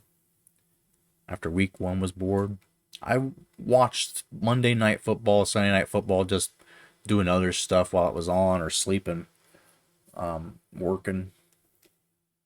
Kind of about as much attention as I've given it. Cam Elbert's got that pick, but everything else was going so good today. Davidson, 2 touchdowns. He's had pretty good success just doing the normal thing, cracking away at it. Sodzinski's having a nice game, but not much else really from the others. Curtis, 7 tackles already. And the safety we were talking about stays busy out there. He's underrated, man. He's 79. Oftentimes making tackles way downfield, but Andrew Nunez is the guy who's been getting played. He missed that tackle. Ended up letting the game get tied there. Derek Stone's got all of our TFLs. The sophomore having one of his best games of his early career. It's only the 2nd or 3rd game he's really seen extended action on defense and not just special teams. No sacks. That's got to change. Lauren Pollock, kid's been here for a while. 96 overall. Corner. I thought he was a safety. So how much I know. Gillett's our safety. He's the true freshman that's been playing, balling out. And yeah, we've just been rolling with these safeties who, true sophomore, Rick Cook, who last year when he signed, I didn't know if I was going to even keep him. I think at one point, like, we might have, I don't know if we ended up signing him at the end of the season or something, but we had enough safeties that I wasn't like too keen on trying, you know. Nick Perry's got to step his shit up. The last few games so far this season as a starter, not much. Daryl Jensen been getting in there a little bit. We need to make sure he's not in there too much. I think hopefully that tackle came on special teams. Stevenson had that 51-yarder. One of the best kickers we've had ever. And then Derek Miller even gets a kick. This guy, why do I have him as punter and not our kicker doing double duty? I'm not sure. Probably because we're not playing humans ever, and we're just playing the game. Added challenge of shitty punters is a nice thing we like to do on here. Never recruiting special teamers except the guys that just want to come here. Florida boy here, Daytona Beach, that's Bethune-Cookman country, true freshman. And so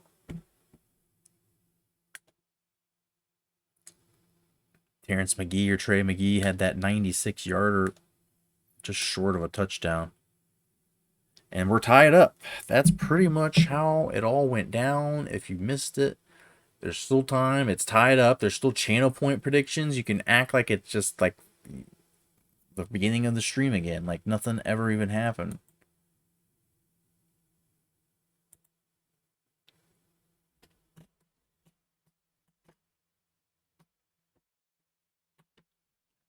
Hey, letter, get that letter out of the way.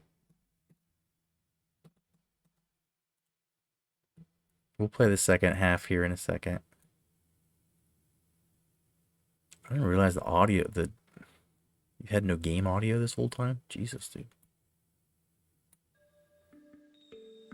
I just realized that there was no music playing, and I'm like, fuck.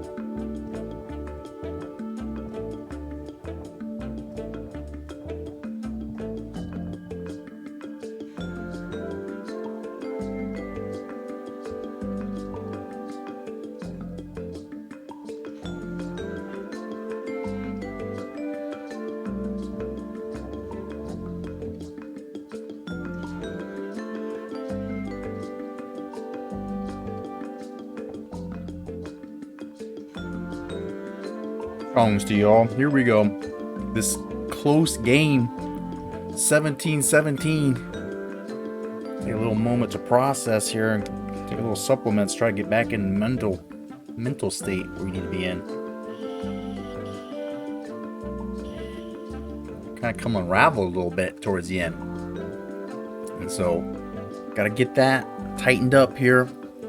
Everything else, just defense kind of got me concerned. Offense just needs to tighten up, not make those mistakes. All's good, but the defense,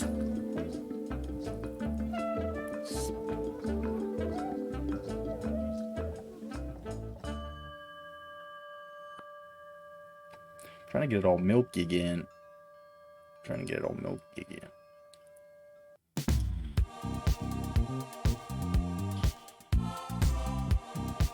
We'll get a Milky in here now, boys. All right. Fuck it.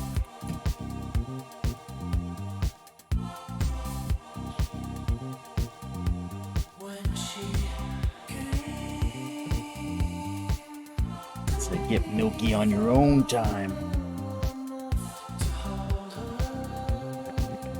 Just trying to do a little better hygiene on my dab rig. An ounce of prevention is worth a pound of cure, right? So let me try. Be a better man.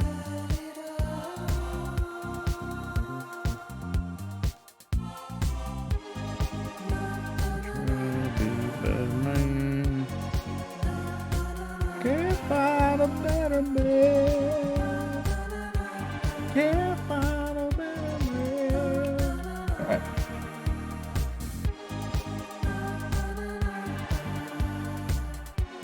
Music, if you would, please pay him down.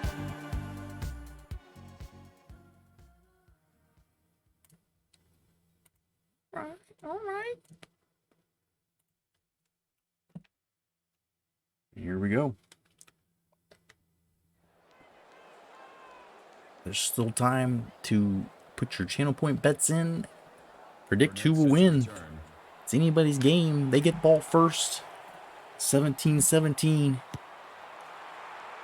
Can our defense do better than we did last half at stopping them? The fucking running game. Nick Wood. And then that last big play that caught us.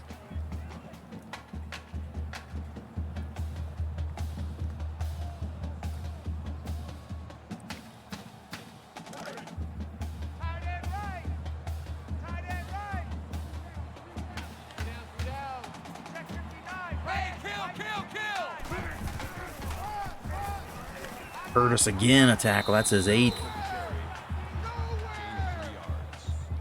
Wood is already over 100. Well over 100. And gets 3 on that one. Defense out here in the dollar again. I'm just gonna start running blitzes and start guessing which side he's going with them. So he's going left. I guess he's going right now. And Perry actually makes a play. Nick Perry, the tackle for loss. Nick Wood going backwards in yards now, baby. 3rd and 9. Let's see what they come at us with here. 3 wide. Going with this $326. A little pressure up the middle here. I don't know if I should do that. Drop this guy.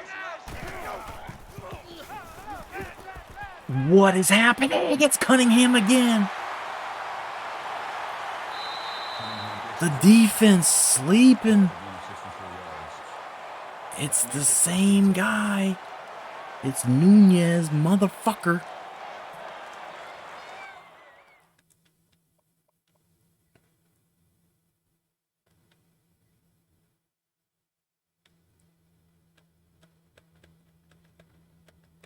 One of those moments where you grab the kid by the shoulder pads, pull him out of bounds, and say, I've got 4 or 5 guys.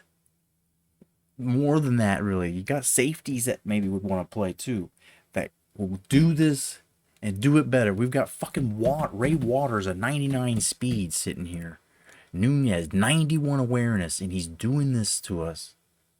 Some kind of dumbass, dumb shit stuff. Carlos Williams is more than capable of doing.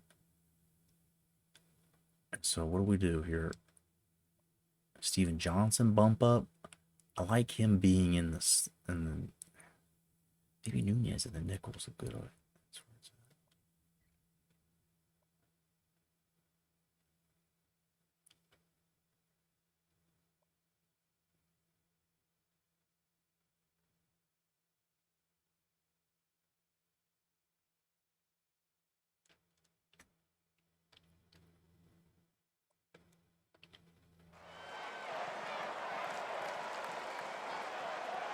Let's hope that helps. Hey, can I go back to like act like it's halftime again? Back here. Heavy. Good Lord.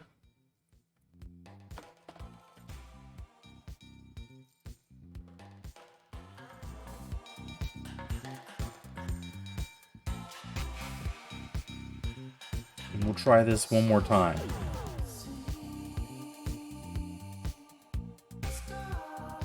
Jesus. I'm like pushing all the buttons here.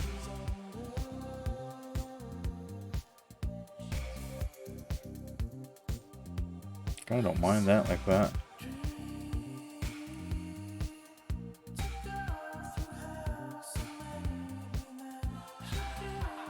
We'll be right back.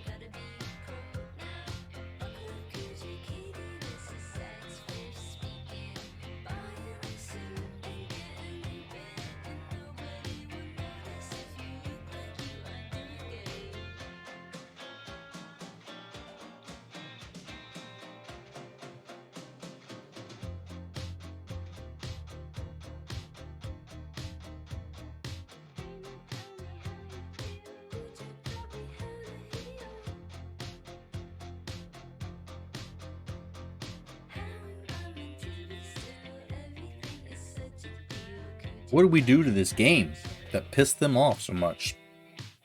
They coming at us, man.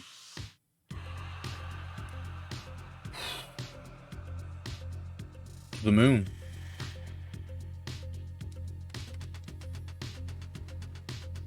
Cheers and chongs. Much love. Let's pull off this dub. We're defending world champions. Come on, baby. Rocks. Do I need to put the hat on? Is that part of it?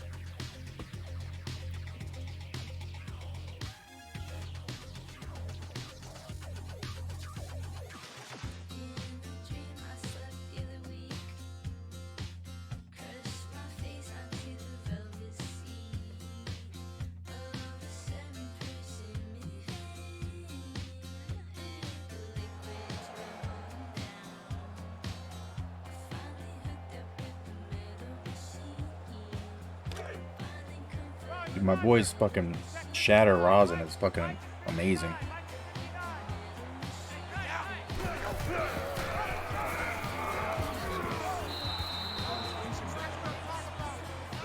Thankful I have Curtis to just fucking track all these dudes down.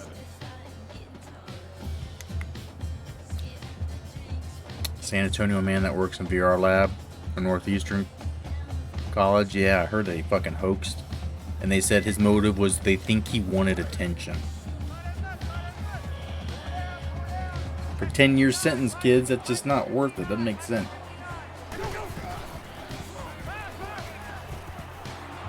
And is that Perry getting to him again? That's me using my hand just casually.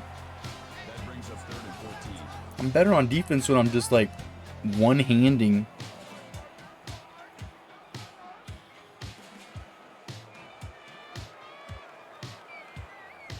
One-handing with this makes everything a little better.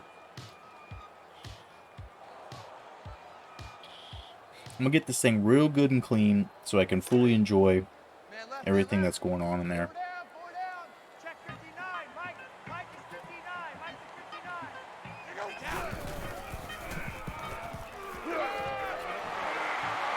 Yes, first down. 45 years old, his girlfriend's in Texas. Turn this music off before all the parts of my video that have football games in it have no audio. They're going to have to settle for a field goal, so I guess that makes this somewhat of a success. Block this somehow.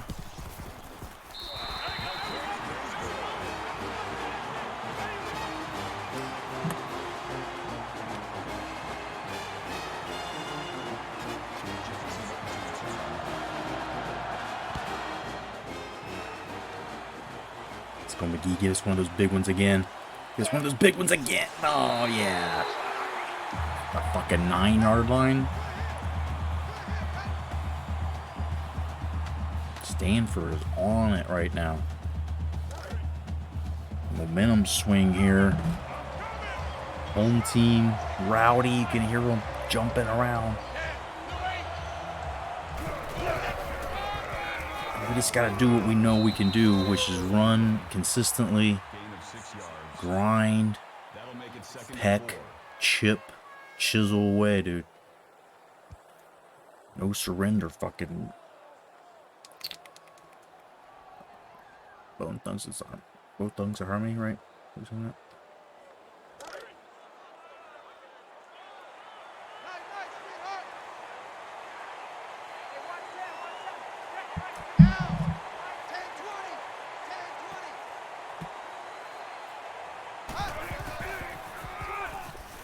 Davidson's only going to get 2.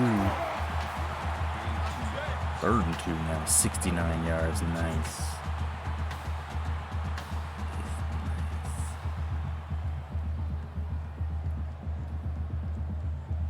I don't even know who's the next guy if we put somebody in. I thought we had 2 pretty good fullbacks. Good jumbo here. Ingram. Who's the guy ahead of him? Cole.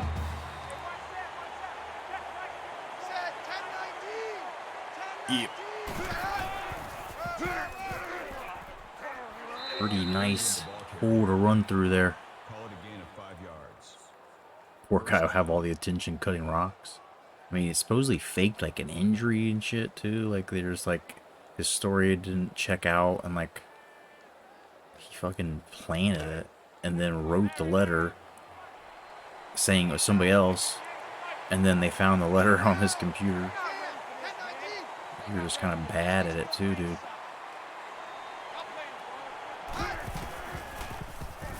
Get to that! Jackson gets them both in. Holy cow.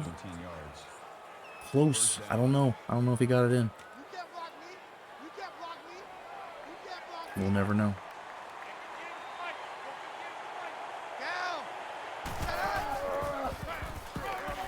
Carl Davidson will take 6. And again, just the workman-like grind. He takes nice, consistent yards every time. Tries to not lose yards. Set, down, blue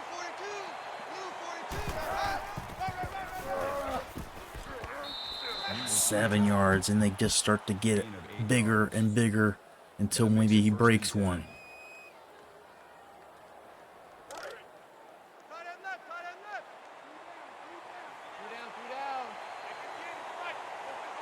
down, blue 19, blue 19.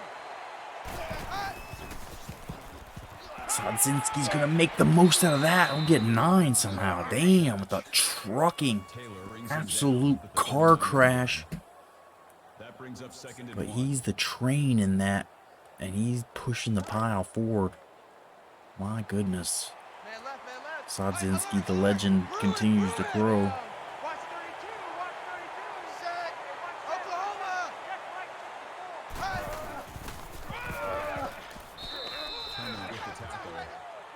That's a gain of 4 on the play. Let's go. First down. Tight left, tight left. Three down. I see 47, 47.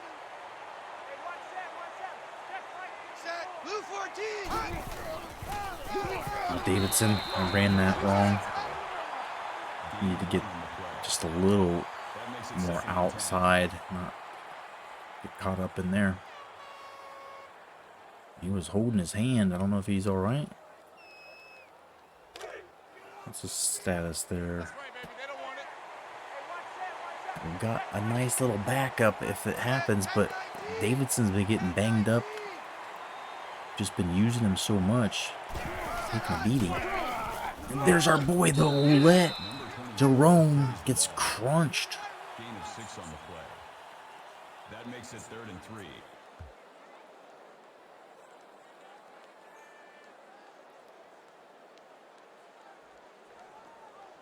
Third and 3 now. We say, you know what? Let's go back to that super heavy. Davidson's got bruised ribs. We'll return. Set, Oklahoma. Ingram gets nothing. 1 yard maybe. He has not had a lot of success here. The re-injury risk is medium. No. He'll come back and he'll be fine. It's all good, baby. It's all good. 3 yards.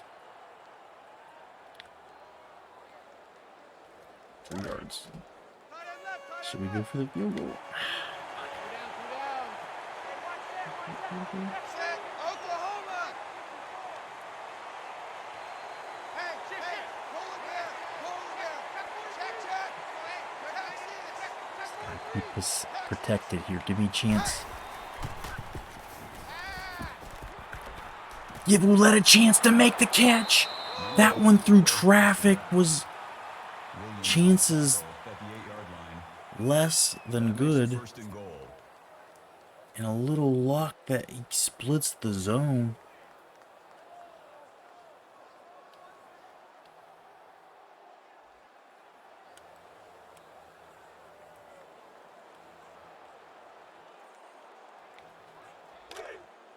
Man left, man left. And the drive continues here. Roulette, his moment will definitely come. Davidson graduating this year and Blue 14. possibly the keys to the empire his, but he's already been a part of things. We'll get 2 there and stuffed. Some big hits, just everybody lowering the boom.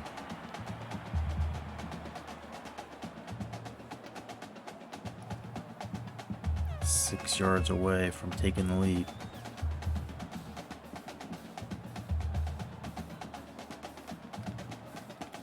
Check. Texas. Set, 10-19. And Roulette is just laid down. Is this legal? Is that a targeting? Is that legal? Not in this game. It's not a call, but 5 yards away. That's not gonna get it done.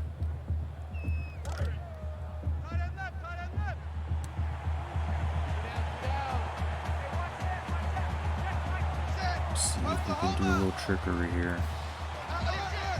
Misdirection, not really trickery. Roulette. Will you be open? Will you be open? 6 for the kid.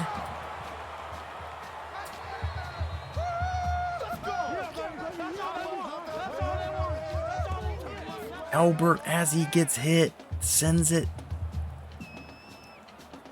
And that drive down the field, a couple of close calls on 4th downs, but 15 plays, 84 yards.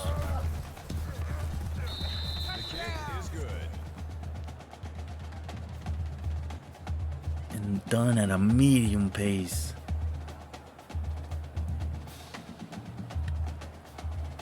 Davis deep to return.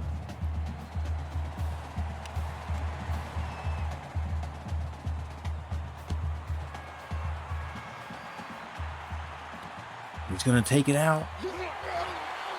And he's going to get a little bit of success. 26 yards, Jermaine Davis.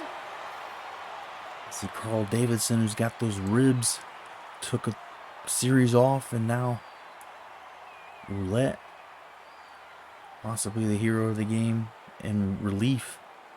But this one not over. A whole quarter still.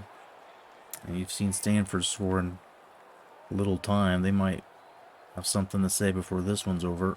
This third quarter. Let's see. Let's see what happened. Double tight, double tight. 3 down. Check 59. Mike is 59. Dog 4. Green 9. Hit. That fucking cornerback just melted, but Perry is able to actually make a play from behind there. He's had a best game of his career for sure.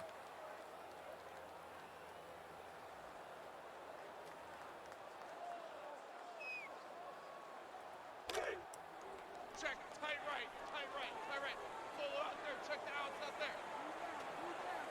3 down. Nunez is able to make a tackle.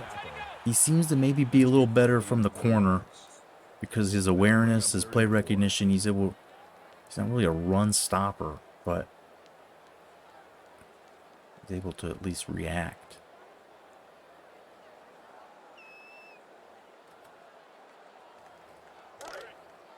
Man left. 3 down. Check 59. Mike is 59. Mike 59. And they go on the ground with it. They're stopped a yard short. Call it a gain of 3 yards.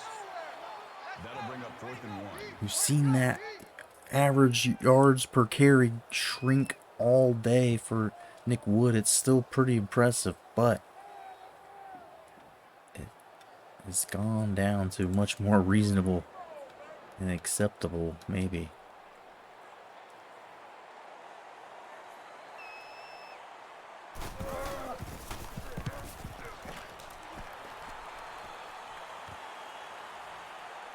Oh, McGee. Oh, McGee. Damn, baby. I don't ever get punt returns. I was getting a little horny. A lot horny. I was getting wet. I was oozing. Fucking oozing everywhere, dude.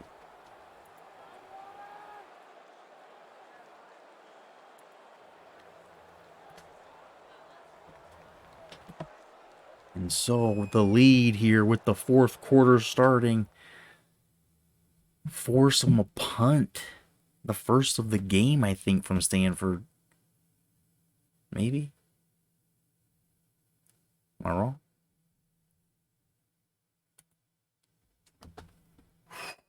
And it's fourth quarter. It's fourth quarter. Just want to collect myself.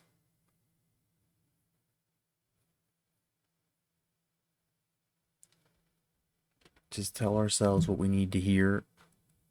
We just tell ourselves what we need to hear, and we'll take one more break before we get into the bone zone here.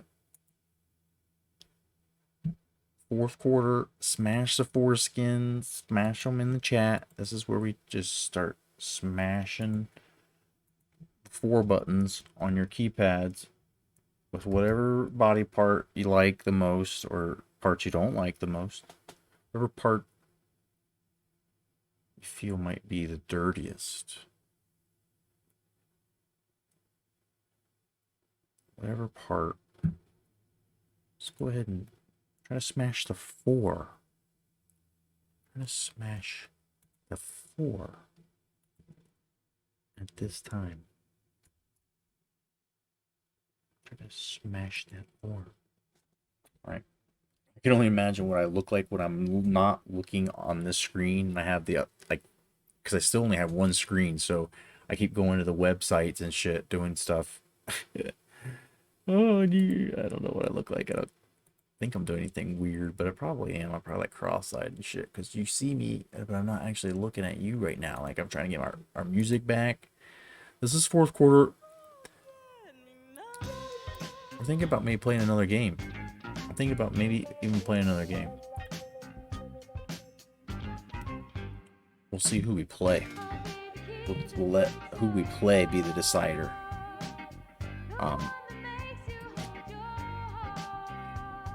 Yeah, we can always sim a little bit of it if we need to. If we need to, because this game has been taking a long time, but I know I'm fucking around. I keep doing shit. We already have recruiting done, so I don't think there's anything else that would stop us from getting just straight into it. This, like, again, playing online Dynasty versus playing, just on your own little make-believe world here, it's just such a difference, because none of this recruiting stuff now is like, I mean, it's still a challenge because we're fucking ULM. Like, we've won a natty, though, and we have all the great, like, coach prestige. We've been here doing the shit. We've got 2 natties before here, and all of that. But there's still enough of a challenge, but it's just not the same, where you, like, feel like I'm constantly having to do the math every week. I'm like adding it up, and then like can't get satisfied. I have to keep looking for more. Like, we've got safeties that are starting. That's a true freshman, and another guy who's a true sophomore who last year, like, we didn't redshirt because we thought we'd probably end up cutting him, and we're just like, whatever. Don't care about wasting a year of his eligibility, and he's the best tackler. Cook, our fucking free safety. Prayers for people in Florida, absolutely. Hope anybody and everybody who lives there, has family there, is not still trapped in that somehow, or hopefully weren't lost.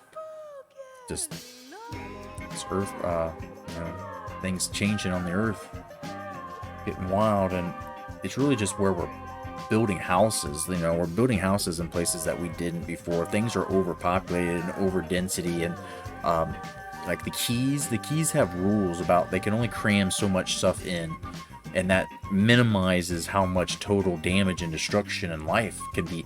And it also is supposed to be planned on how many people can safely quickly get out. Like, you gotta have some kind of density max.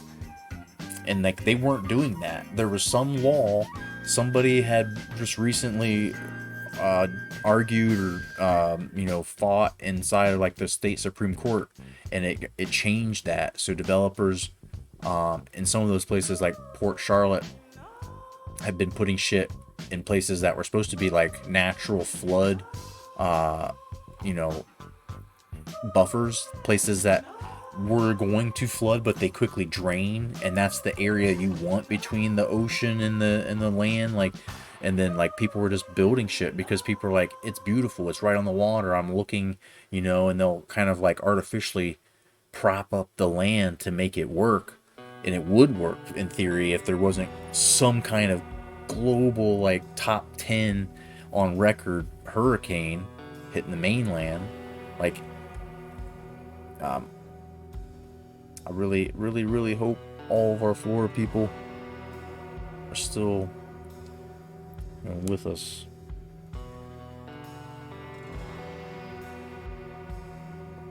Chong's it here in those people's honor, and for you all, everybody here that might be here or watching later.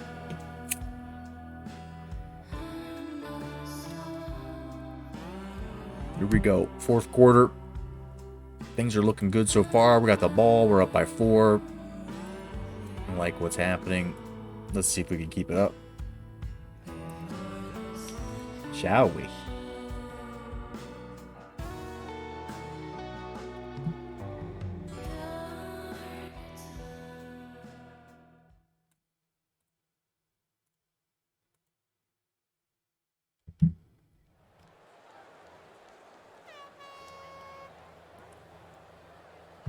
Lady from Dayton, Ohio went to Fort Myers, the group. Yeah, 40th birthday. That was on the news channels around here. Double tight, guys, double tight.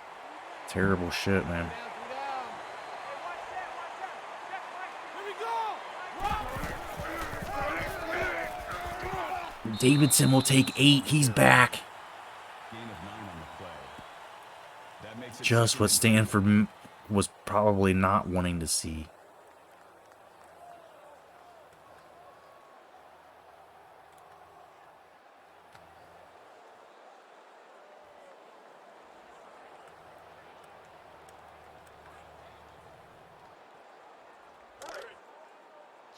Too tight. Alert. Look at the size of that D tackle. Going right at you, boy. Nose tackle. Crowell gets smushed. He gets 1. That's good for a gain of 1 yard. Jeez. What's happening? What is happening? Our big beef castle here. Stuffed by Marty Williams. She had 4 kids. Damn, rip for sure. Holy shit. I somehow didn't hear that. Everybody tight left. Check. 8 point. Set.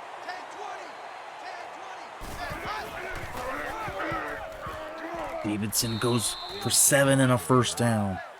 That's good for a And this one now just a matter of time if you know how Coach Dickey operates. Tight end left. Two down. Set. Blue 19.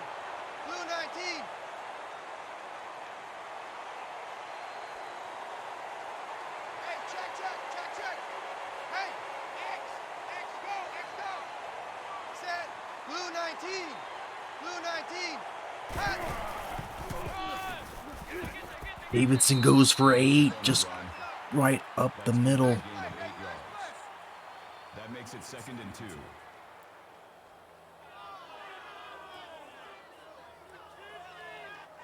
And there's just been no reason to pass so far in this game.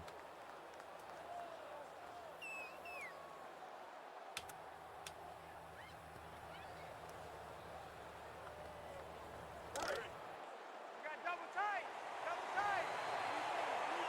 Two down. Hey, watch that. Set. 10 Boston. Set up. Lett'll get 4 and a first down. Call it a gain of 4 yards. That makes it 1st and 10. Inside field goal range.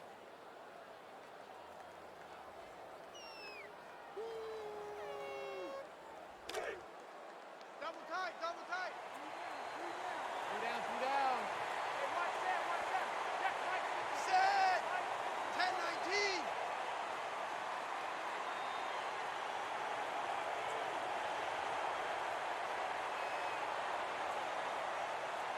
Set. Cut. Not much for the kid. He gets 3. That'll make it 2nd and 7. The clock keeps ticking.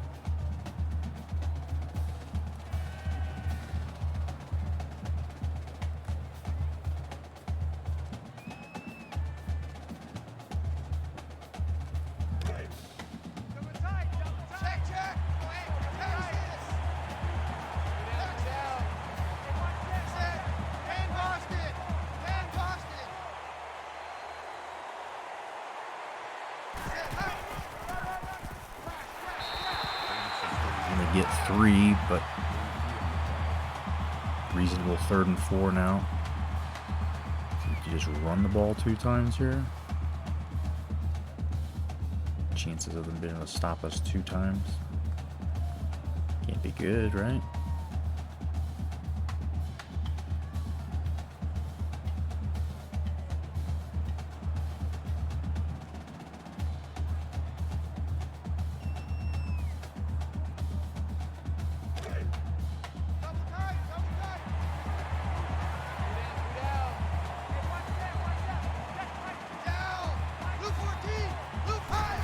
A little help from our friend Sodzinski, and Davidson's pushed around every direction. Somehow got positive yardage, but is this field goal?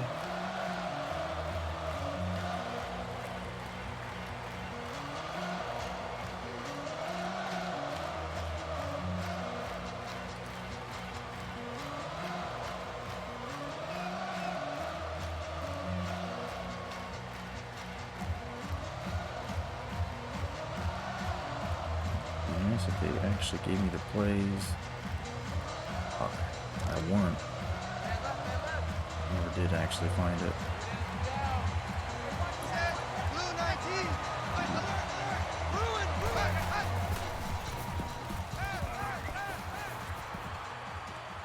Ingram, the fullback, gets it. Just barely. But you can expect at least another minute and a half now off the clock.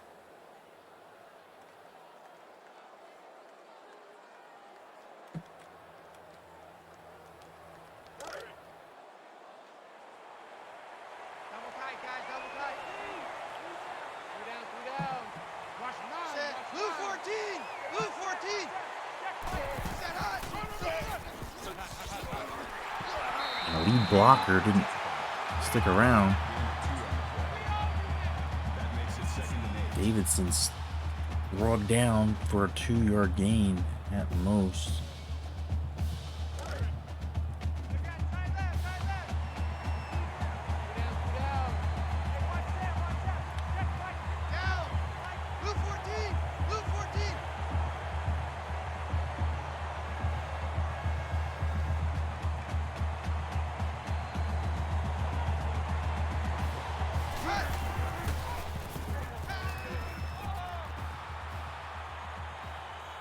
Oh boy, I was trying to fucking throw it. Just chuck it away. Just throw it away, buddy. Just throw it away, buddy. At least he stayed in bounds. I almost ran out of bounds. Take more time off, though. Take more time off.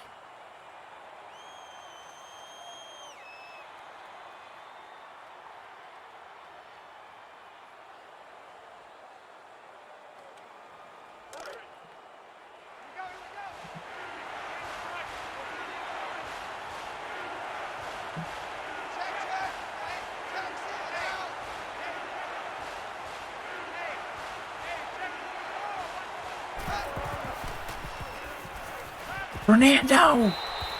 That one dangerously hung in the air. And there's still a decent amount of time left, but to go up by 11 here makes it real difficult. Especially when this offense has been able to just do what they want running the ball. Don't know how you plan to stop them and get the ball back if you score. You've got, at this point, to be relying on scoring in an onside kick if you're Stanford.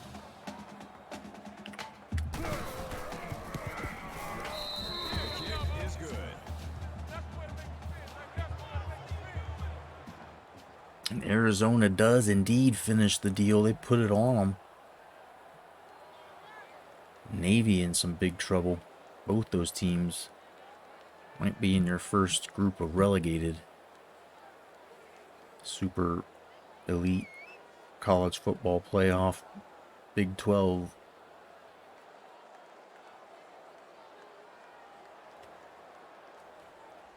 Davis set to return.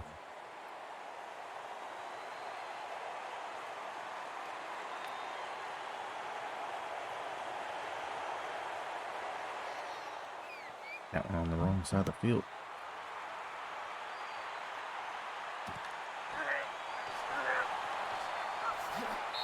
Davis with the return. Kickoff return 23 yards. Maybe a little breathing room now. Can ULM finish it off? Or Stanford going to make this interesting?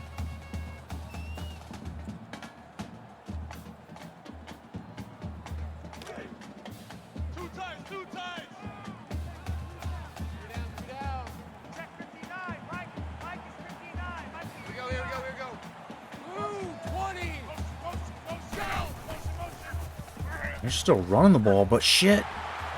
Why not? This motherfucker's been doing it like this. Nick Wood, probably over 200 now. No. That's a pat on the back for that. I thought it was over 200.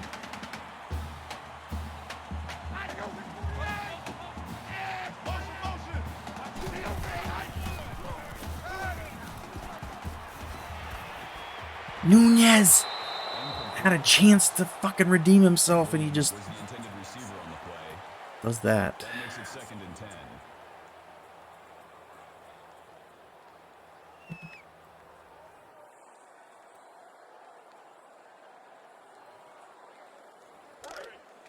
Tight end right.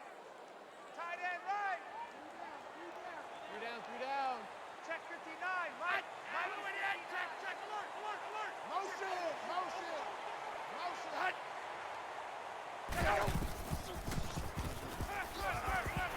No, I fucking put that guy right there in that spot, and not only do they pass it to him, but then I missed the tackle.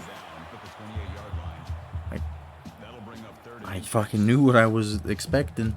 I knew exactly what was happening. And I still fucking whiffed on it.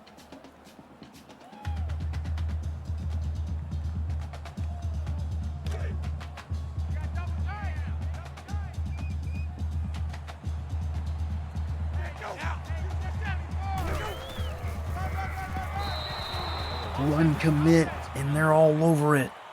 Loss of 4 on the play. 4th down.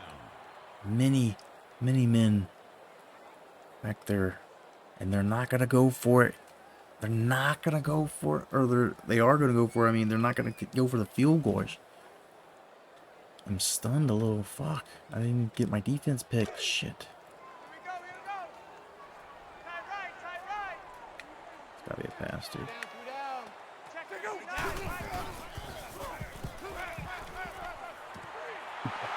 What is that? My guy runs up and just waits for him. Hi. Wait, turn around. That makes it 1st and 10. Fuck. 3 down. They're gonna make this interesting, it looks like. Scoring quickly here. And the blitz was coming. Holy shit, Goddard. He felt it. He had to feel it.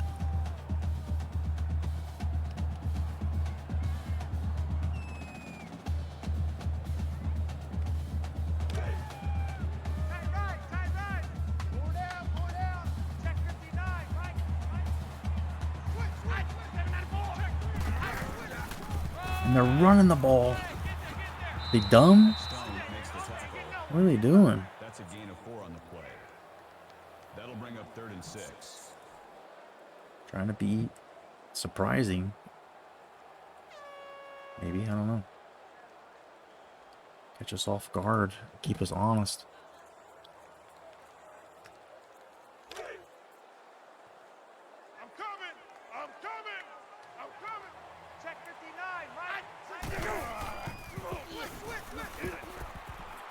Out of bounds. Thank you. Williams,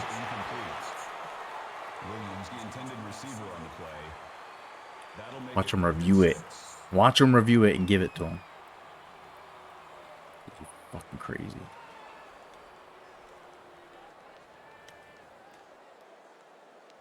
Too many defenses. I couldn't pick the one. Man left, man left. Did get it actually. 3 down. Check 59, Mike.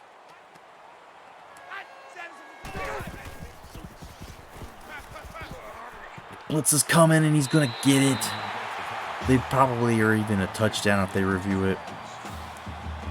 This one's still very much up for grabs. He gets it on the 4 though. Holy shit. Curious spotting. Double tight, double tight. 3 down. Check 59, Mike. Mike is 59. Bring the blitz that side and he still fights his way in. Nick Wood been a piece of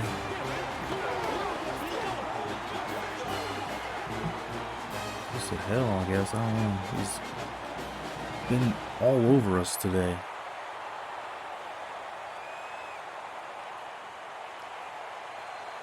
And they're going to go for 2.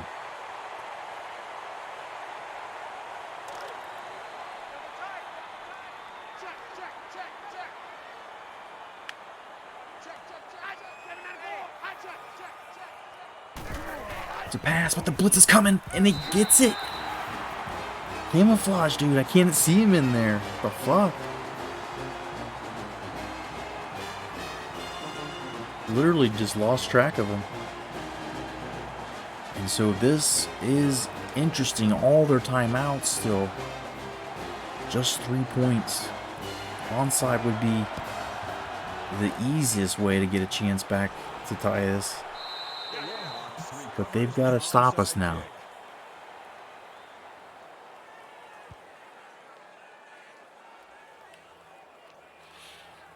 You have to stop us. Double tight, double tight. 3 down. Hey, one set. Check right. Hit. Keep on.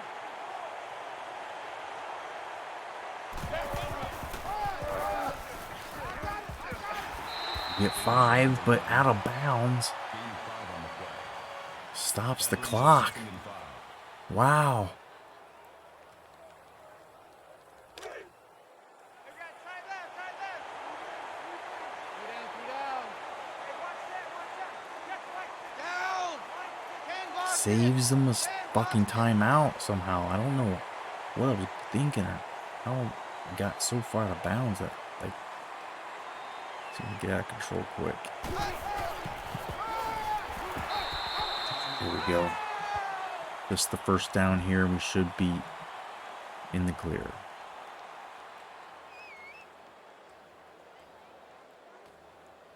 Double tight, guys. Double tight. 3 down. Down. Blue 14. Blue 14.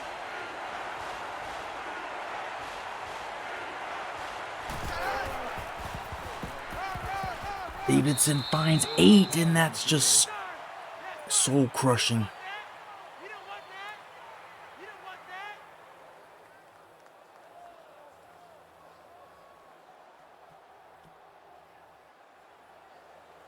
that. One timeout, but it's just Cut and left. academic. 3 down. Hey, one set. Check right. Set. Blue 14. Blue 14.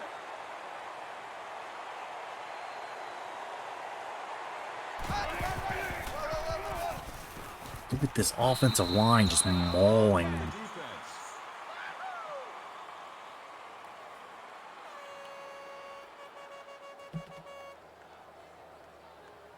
And that is their last timeout. So pop the cork.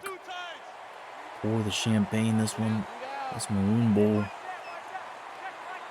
Gonna go ULM's way. Blue 14. Defending national champions. Oh, wow. Davidson.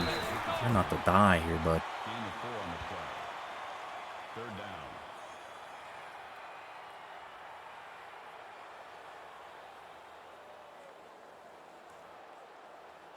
Didn't like what I saw.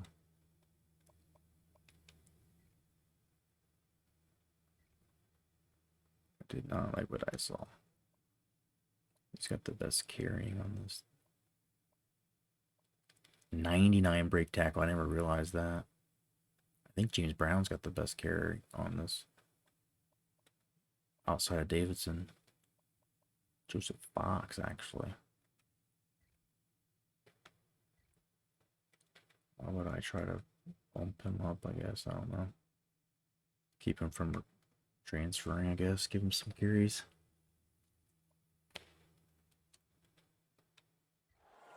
Not let our guy get hurt. That's the main thing.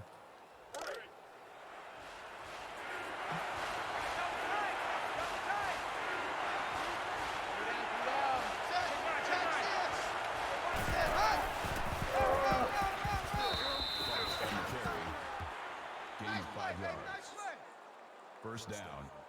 Fox was the guy last year. Off the bench. Roulette's been playing. Decently touted recruit coming out. So going behind this offensive line, there's not a whole lot to it. That makes it 2nd and 6.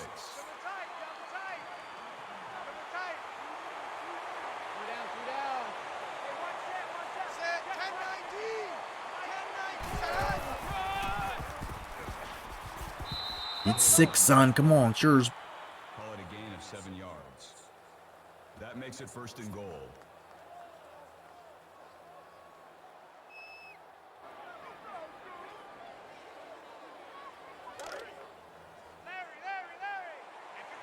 Fox ain't bad, there's no doubt. Roulette and him next year be just fine.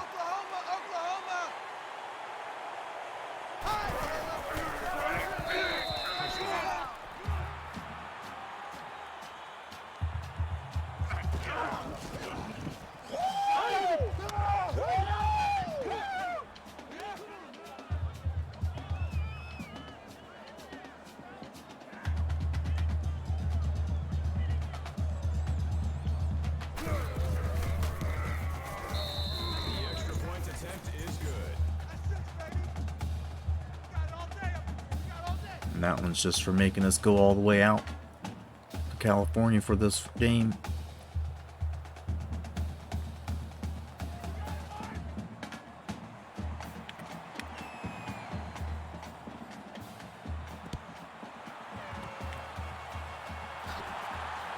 We'll get one more play, I guess. We kind of fucked that.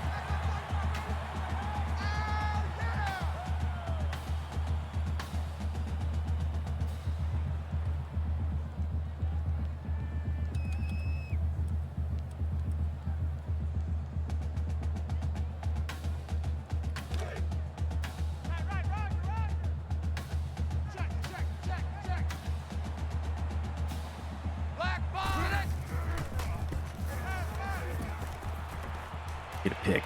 Get a pick. Deflection, something.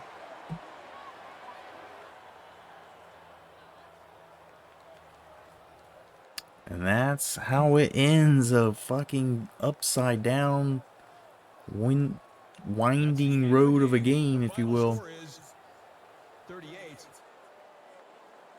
Carl Davidson, your MVP, player of the game. Thank you for attending today's ball game. Please drive home safely.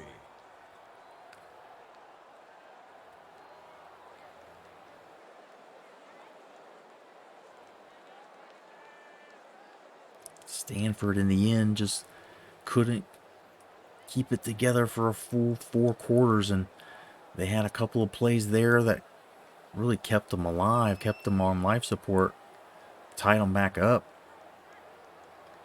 But this would not be enough. ULM defense started to get a little better, not giving up those big plays. The offense just couldn't be stopped, and we chewed clock. Chewed clock.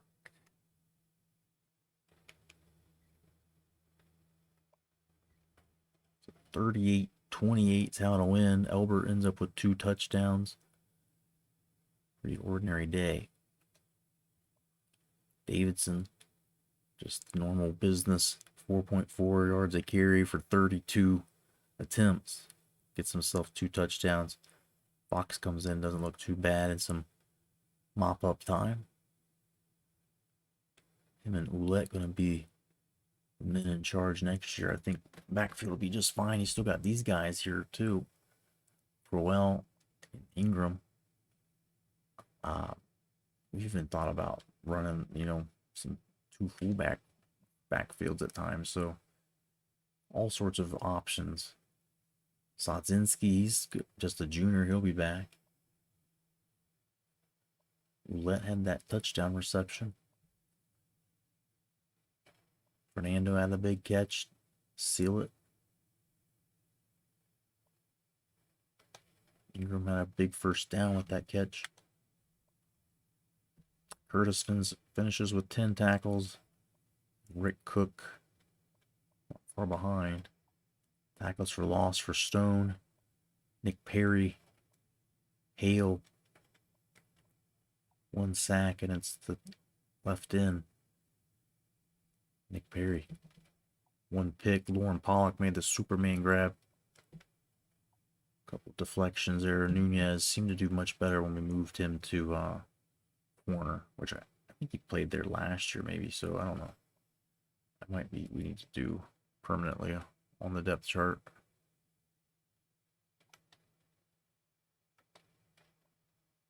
$151-yarder for Stevenson. 35-yard punt for the freshman and a real good net. McGee had the 96-yarder that almost took it to the house.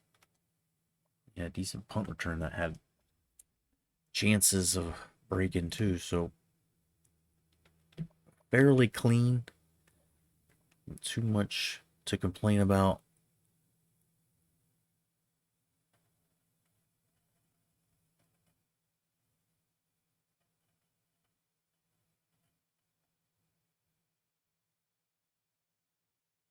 Clemson getting the win. Only ranked team on there.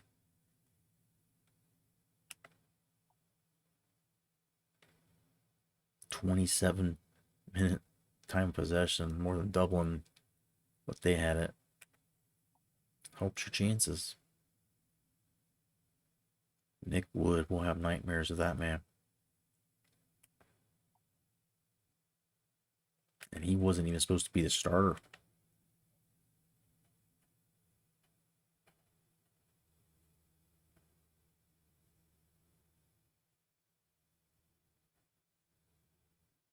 And that takes us to 5-0.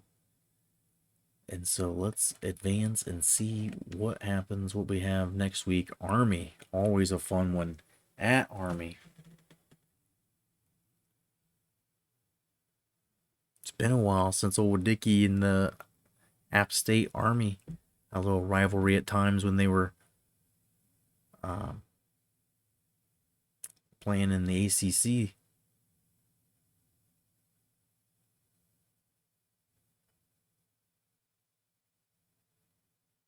Crossed paths a few times in big, important games.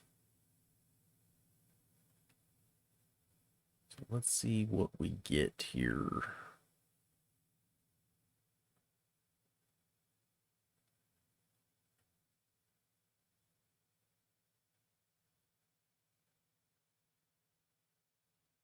Come on. Come on. Right. This minor pause brought to you by ADHD and weed.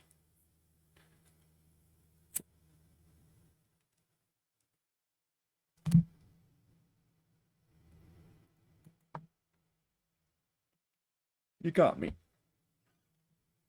You got me.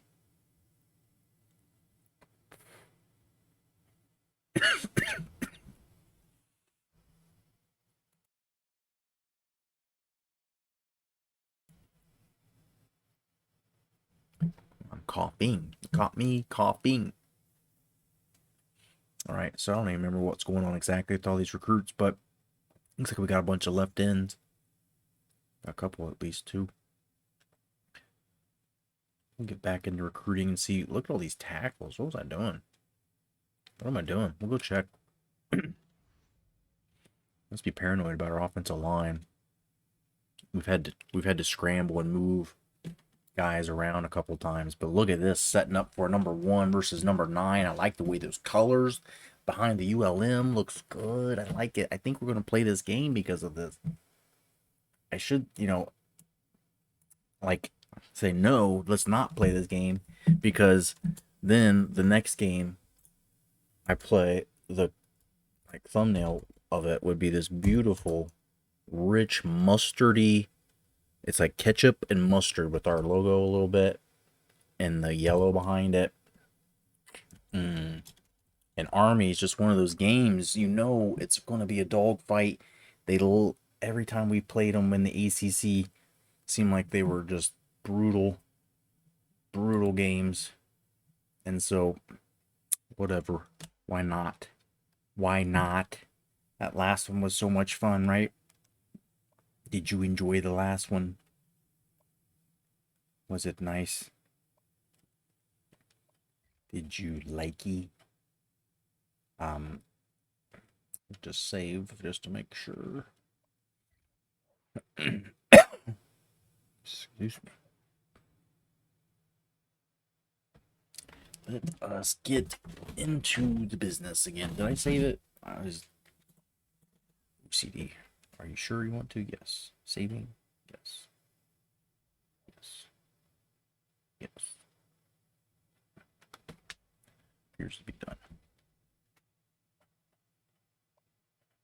Okay, let's look at recruiting. We only got 150 points.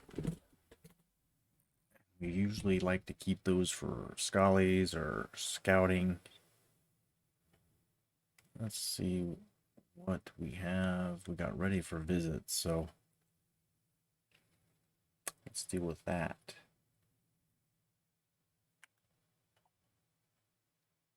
Let's deal with Lawrence Roberts here. Last visit possible to schedule. We've got people coming for Ark State. It's a rival game. Is K Woods, are those big time guys that we want? Florida, we don't have anybody here yet. That would be the last one of the season. Get an extra 100 for it. This is a rivalry game, so you get some. This is a conference game. No, it's not a conference game. They're not in our conference anymore.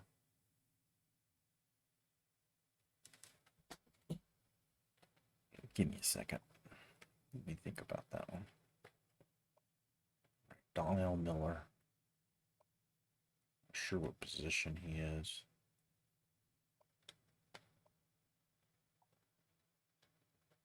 Let's see. Good chunky lead on him.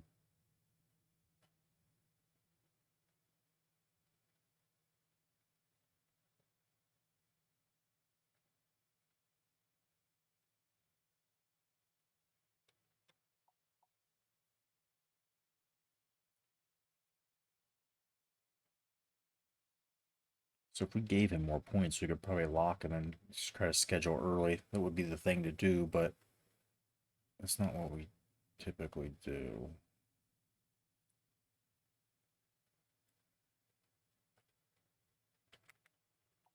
And this guy's going like this right now. He's going up so much.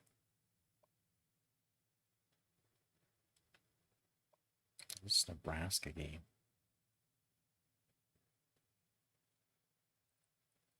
I wish I knew what position that guy played so I could kind of make an educated guess. He's up so much on everybody. I think this is the one to do. I'll do this. I feel like this one. What I've been trying to do is spread things out. So, if I have one game where I need to get, corners, you know, like some love somehow. Like, I mean, like I try not to have the corners, the D tackles, and the linebackers all have to get their numbers in the same game because it's just not going to work usually. Offense, getting them all together seems to be just fine. Except you got a tight end. You got to throw over your tight ends. Sometimes you have to cheese that, but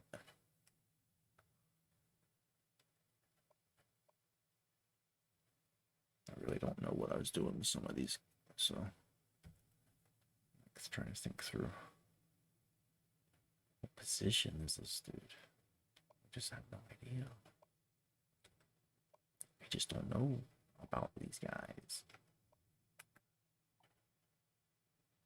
So Arizona's coming at us hard, dude. If we want this guy, we have an offer out to him. Let me offer to see if he insta commits.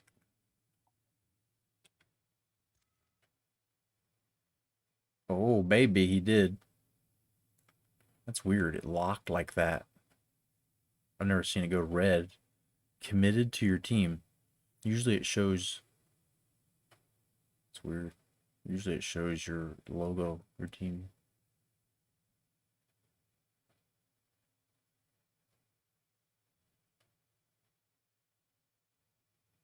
Wait. Now it says Lawrence Roberts on here twice.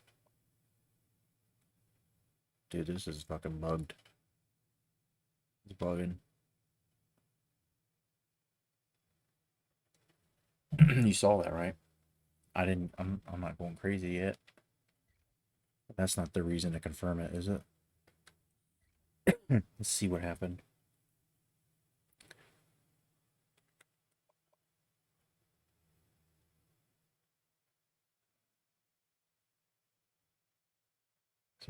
It seems to be all right. There he is, committed. Cool. Fuck. So we were able to save those points. Very cool. So I think you can take the points off of him. Shit, not him.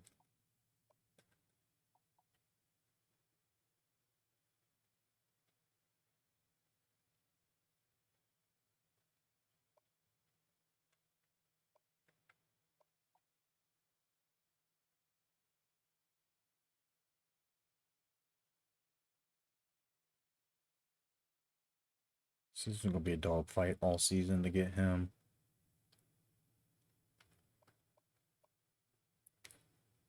I don't know who this guy is.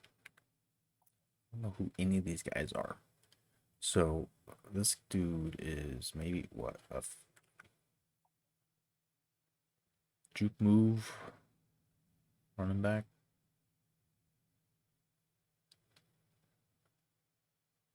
Slow running back. Just what we need. More slow running backs. Hit power, tackle, pursuit, zone coverage through the roof.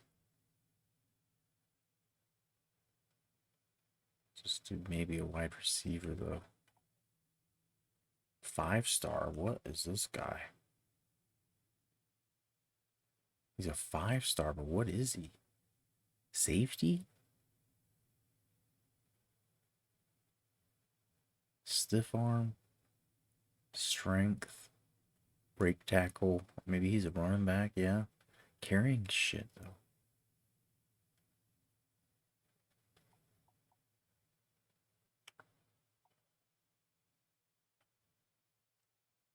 We're losing points right now, so we wanted to get him.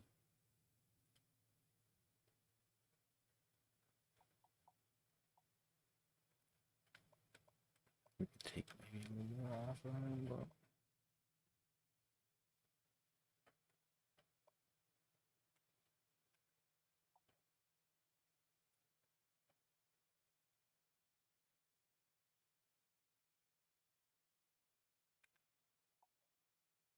this guy tight end or what? D end, hit power, tackle, bad D end.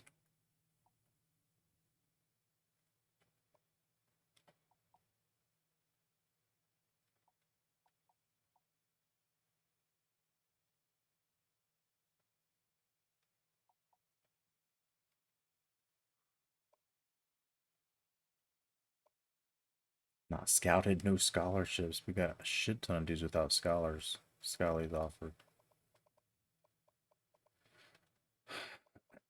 None of them with points on them, though. Oddly. I got fucking 5-star dudes on here with no points. I'm assuming I just added him like last week, maybe last time.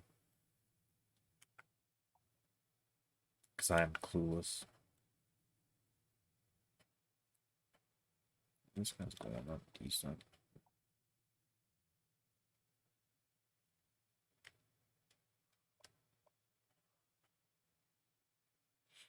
Looks like this one's a pretty safe bet. Probably take off a couple more points. Whatever week 11 is, he's definitely gonna lock. If not before that, shit.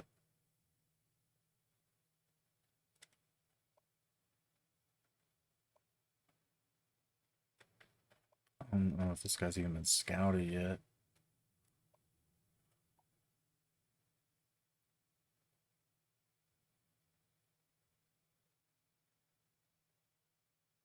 This would be one of the first big dog dudes that we were able to get, with all these guys offering to be the first time that we actually win out. Jim ended up being 5 better. Be a pretty good one for us. Spectacular catch, route running, good shit. Big boy. Josh Woodard ain't terrible for a little JUCO. I don't even scouted him, but could be a fullback too if needed.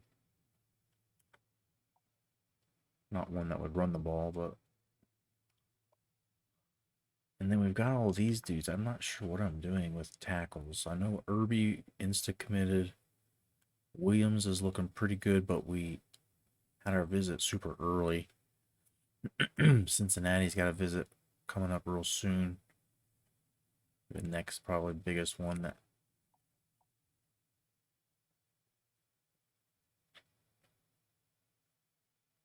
only one I'm real worried about. But that'll probably end up going to a signing day. I don't know if Brown's that bad. He's should just offer him and see if he insta commits. So why did I do that? Fuck. Sorry. Offer scholarship. Let's go. He did not accept. Fuck. He did an instant accept. Let's get a visit.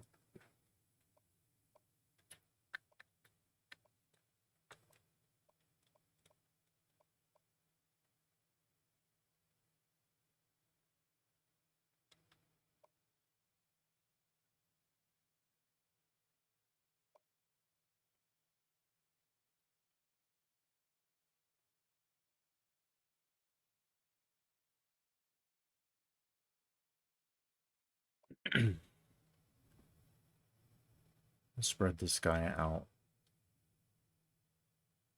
Yo, King. Pardon me, my voice. What's going on? Welcome in, King of Threes.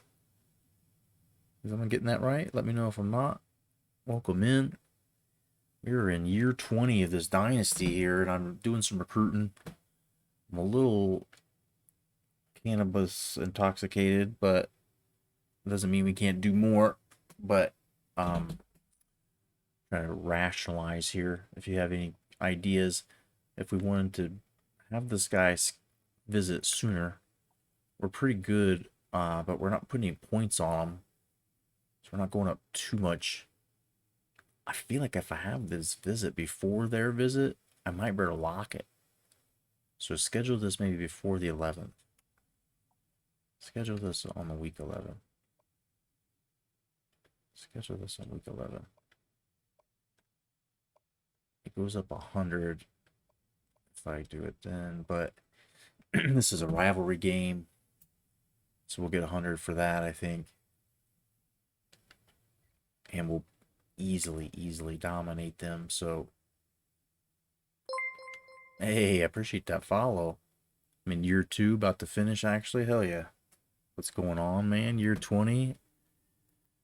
Yeah, it's, people ask sometimes, why aren't you using revamp or why aren't you playing on revamp? And it's often because, well, I'm on Xbox, so you know it's a little trickier. It's not an easy mod like a PlayStation 3, but I started this Dynasty before revamp was a thing. Um, and so I've been playing it for so long. We do promotion, relegation, and so we've got basically 3 tiers, and the top premier is the Big 12 right now. And this is the first season where all of the big dogs are in here, so our conference schedule is insane. I'll show you the top 25 if you want to see it, but it's the first season we've won a natty here, and so a lot of recruits are coming now that we didn't get before. And I think I did the math on that right. I think if we have our guy visit before they do, because I'm up by so much, if I continue to go up each week, week 11 should probably seal it. And then they will be locked before they get a visit. I don't know if they can, if they're locked with their visit, break the lock and bring them back in. I'm not sure how that works, but year 1 Akron, no natty bowl title. Yeah. Year 2 Cali, no natty. Still undecided to see what happens. Nice. Yeah, when you type natty in there, there's all of the previous season's winners. And so the ones with, did I put asterisks by them? Oh, I thought the ones that I had won, I had asterisks by them. If you type in Dynasty, you don't even have to type in the command for it, but this is our record. Why is it not showing up? 1 second. This isn't an online Dynasty. This is just me and doing all these different conference alignments to try and make it. Who's Ohio State? Oh, I see what you're saying. Do you mean the Ohio State? Hell yeah, yeah. We are alums here, so if you're an Ohio State alum, OH for sure. And Ohio State, yeah, has had some real good runs on this game. They weren't controlled by me either. I mean, they just won it. So far, really the most dominant of all the schools. App State's had a couple good runs there, and I did control them for a good part of it. Rebuilt, and then came back to them. And then some of those weird ones like South Bama game, the Illini one was a weird one. And Rutgers winning one, that was just me losing. I don't know how, but I did. That stung pretty good. And then we finally got one with ULM. This team is humming along now. And am I from Ohio? Yes, sir. Yep. I grew up in Indian Lake area near scenic Bellefontaine, Ohio. But I went to school at Ohio State and moved there, and then lived pretty much everywhere, downtown, Grandview. I ended up buying a house around Marion Village, and then moved halfway home. So I'm perfectly between Columbus and where I grew up, which is 40 minutes from any fun stuff if I need to go somewhere. I actually was just in Columbus, and I was in Columbus yesterday, 2 days ago. Used to work in Columbus, but now I work in Cincy, actually, whenever I do go. If you don't consider this working, this is my 1099 job here. Grew up with Barberton. Hell yeah, dude. You know, I might know some same people depending on when you were born, but I had family that, not blood family, but my in-laws, my brothers, they were basically like my in-laws, but his first wife's family, good people, good family that lived in Canal Fulton area. And who else do I know around Barberton, Wadsworth area? I used to work with some people and part of our company was stationed in Akron, so knew people that lived around North Royalton, all the good places. North Canton. My roommate in college when I went to school went to Springfield. Who else did I know that was from up around there? Seemed like at one point in my life, everybody I knew was from like Niles or Hudson or somewhere, and I still got some friends and people that live around Hudson. What's the other place? Rootstown. 2 people that live around Rootstown. Yeah, so you're about 10 years younger. Let me think. Scott was like 4 or 5 years younger than me, but now you live in South Carolina. That's funny because those people I'm talking about, they live in South Carolina now. So crazy. Small world. That the people I knew from Canal Fulton, he now lives in Greenville, South Carolina. Yep. He's on the if I'm pretty sure he's on like the fire department or something. I think that's what he does for a living. Live in Myrtle, nice. It's like a pretty good place to be. Try to get down there whenever I can. Hopefully what Ian threw your way wasn't too much. People in Florida got the fucking dose of it. I'm sure they don't need it anymore. But Chong's too, man. Buckeye love. And yeah. People that grew up in Ohio, it's like we didn't have hurricanes though, right? Like, you know, very, very minimal, like especially Northeast Ohio, you don't really get flooding up there around you. You get tornadoes, no earthquakes.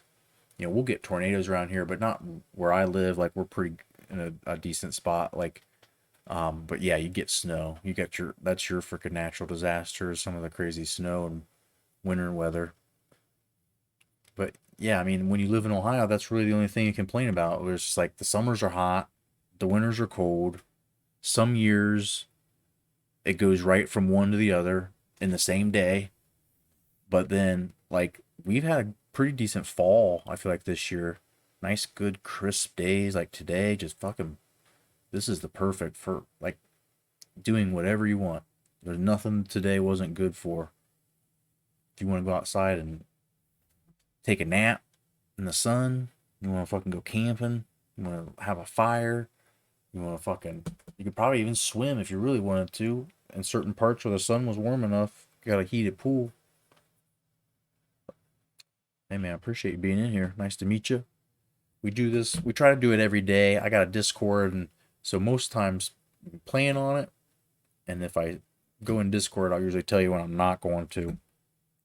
But every other day it's planned, and sometimes we'll do noon streams. We'll do like lunch, pop on here every once in a while, and yeah, try to keep advancing here before the new game comes out. I was thinking about it, and I play online dynasties. I was spending a lot of time doing that, and it's like between now and next year, I gotta get 40 fucking seasons in. So we've got to win 5 in a row to get that dynasty trophy. And then the plan was to do dynasty hopping. And so I was going to have like chat set some kind of challenge. If I go to a school, it was going to be survivor style. I couldn't go to the same school twice, but each year go to a different school. And if I didn't win the natty, there would be some kind of like, punishment or something, like a bet. But like, if I go to a school and I have 2 years and I don't do it in 2 years, something. If I go to a school and I say it's just 1 year, maybe the punishment's not as bad. But, if I can't win the natty in 2 or 3 years, fuck. But I was going to do that and just hop. Like, I can't leave without winning, and just go from a different school and see how many different schools I can win it with. What's my Discord? It's in here. 1 second. I don't know. I somehow broke my command for it, but it is on like auto chat. Every once in a while, it'll spit it out. So there it is for you. But yeah, we'll do a lot of stuff like, sharing different things like should I recruit this dude? Or like, if I have some kind of crazy ass game, there's like, pictures of guys making crazy catches. We've got channel points where people will redeem and get their name in here. So you'll see like users' names if you ever want a player named after you. The only rule with the player names is if a guy's already been here, like, and played, I won't rename him. If he's like a redshirt junior and he's never played and you want him to begin a season, no restrictions. But as soon as the guy's played and got some stats, he's kind of got, or if the game gives us fucking gold, one of the last quarterbacks we had's name was Joe Cox. And so every time I'd say, I love playing with Joe Cox.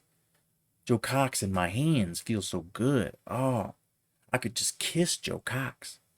Oh, I just want to squeeze Joe Cox. Fucking gold. I can't change names like that if the game gives us Joe Cox. But yeah, like, I mean, it was just like for the first season or two, we just kept making jokes and kept making jokes and kept making jokes. And then we kind of were like, all right, kind of not funny, but it was still funny. And then the part that wasn't funny was he was left-handed, and I struggle with left-handers on this game, and so I didn't do real good.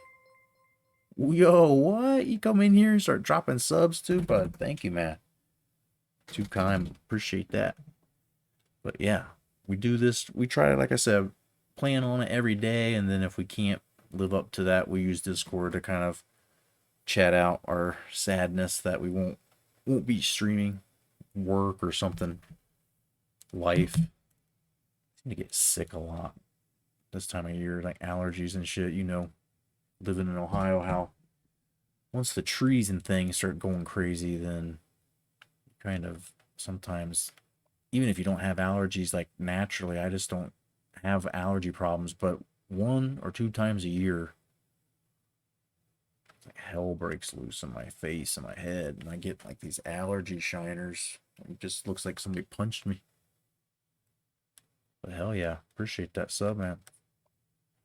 Trying to continue to do cool stuff here, and we're trying to it's taken me forever, but I have bought these monitors, and I was trying to get stuff set up to try to kind of improve my setup and layout up here. But back here in that kind of like creepy dark spot, there's basically like a talk show set, and so I just need to get disciplined, figure out the right place to set everything up so I can connect it, get some maybe longer USB or HDMI cords.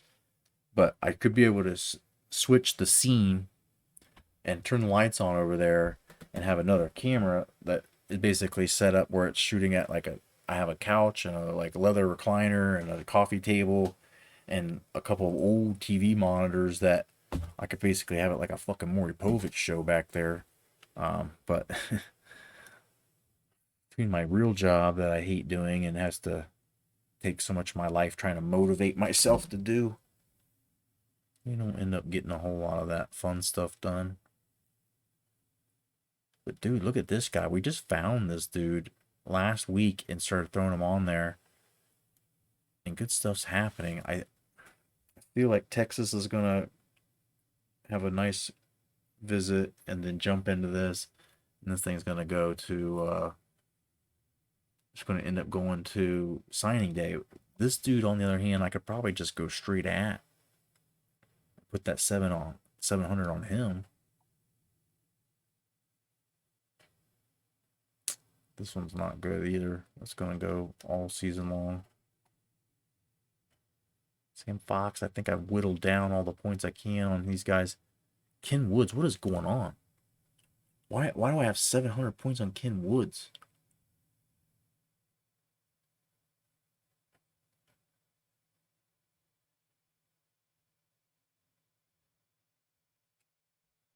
Did I mean to do that? What's my real job? I do training, like corporate training development and shit. So writing, but video sometimes.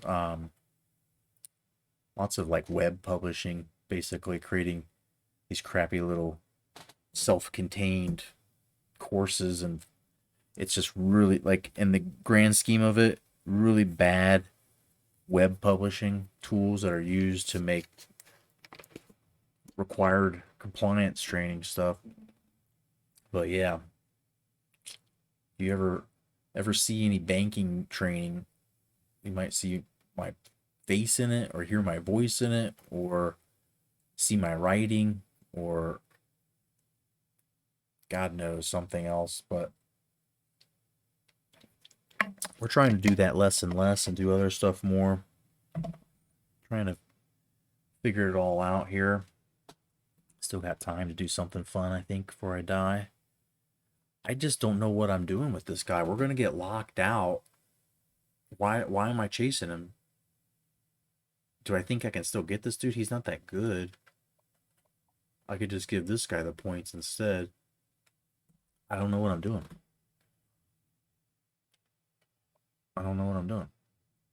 Or I could go after this guy who we don't even know what, he hasn't even been scouted. What am I doing? Should I take the points off this dude? Let me see his scouting. There's nothing special at all. Coverage skills are kind of shit. His pursuit is not great. Acceleration for a backer is really not good.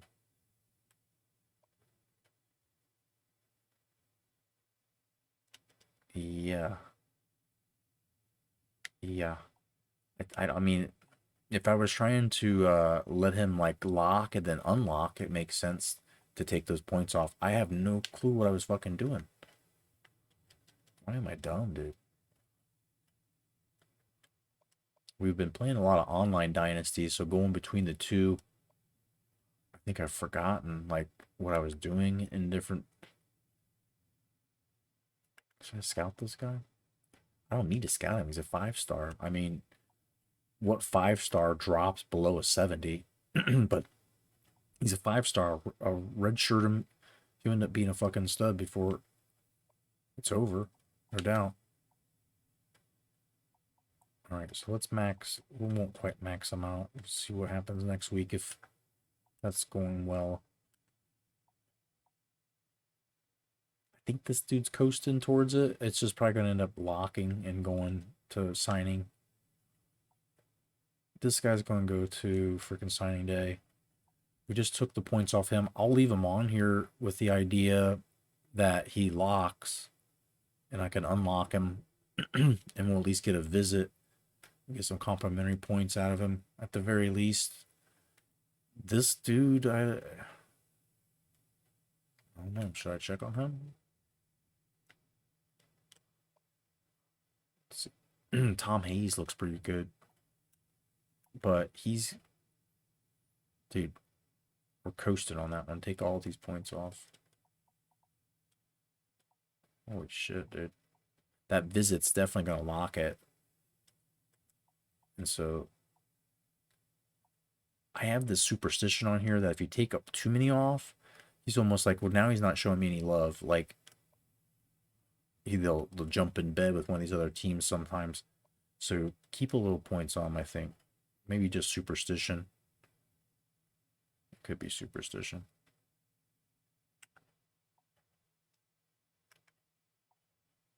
This dude's not coming here. I think we only have him on here still for comp visit.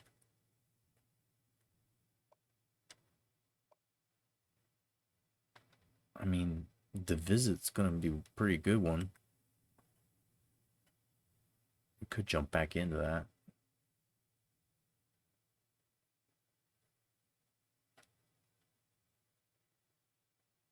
It's just not that good, though. Acceleration is good. You'd be a candidate for converting to a backer more than a staying at safety. I don't like him really that much, so let's not give him points. He's got no scholarship offer, so we're not really in bed wasting anything. So have him visit as soon as possible. Cut him off the list.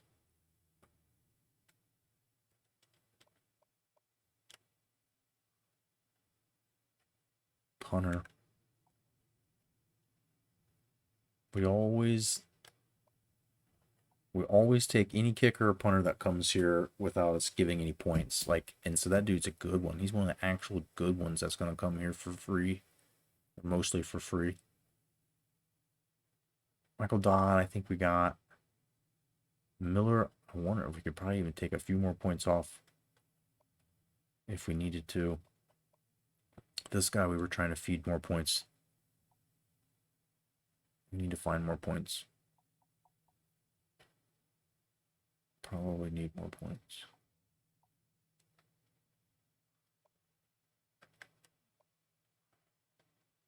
So he still needs a scholarship offer. The punter does. Lionel Smith does. I'm going to wait till he gets a lead. We'll offer him next week and maybe he'll lock. And maybe he'll insta-commit once we have the lead. So this dude, we need to make a decision on. I don't know if he's any good or not. Hey, he's not bad. He's worth keeping on the list and chasing. Decent 3-star. We need to give him points, though. We're going to lose him. Fuck, Maryland. Did I just see that? Maryland gave him 560. I ain't giving him 560. There's no way I can give him a 560. I can't give him 560 no matter what, even if I wanted to. Okay. Did I get these dudes scheduled yet? No.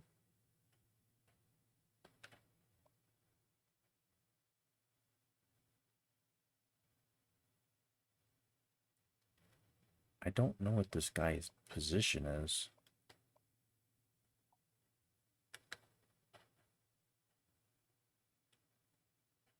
Got a decent lead. Probably could get him to, if I offered, he'd probably insta-commit at this point. Big time juke move, but his carrying shit.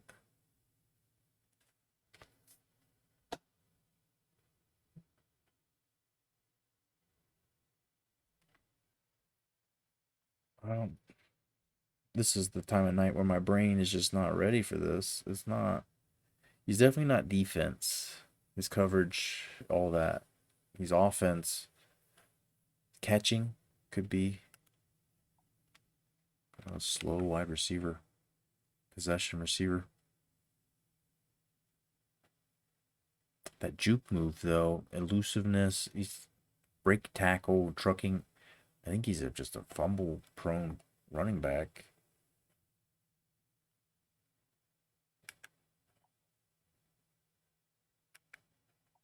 So I guess we'll just assume he's a running back.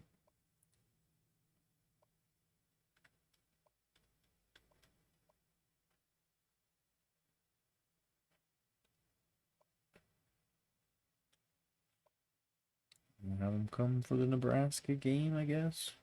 I thought we had offensive people coming. Fuck it, dude. Who knows? I can't remember. Sit here and try to remember something I know I'm not going to. So yeah, let's just stack these junky dudes all up. Doesn't make sense. But Curry's not a big time one. I'm not really too worried about signing him.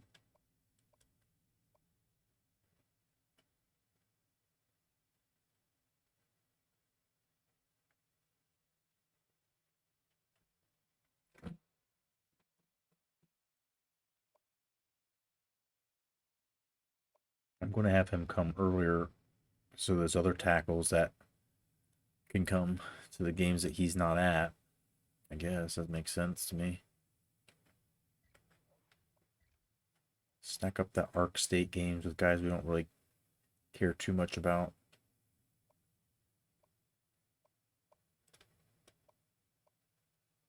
Who's this guy? David Johnson is either tight end.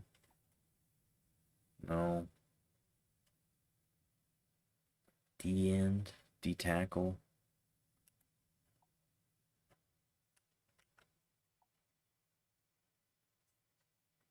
Power moves. I don't know what this dude is. He's small offensive lineman?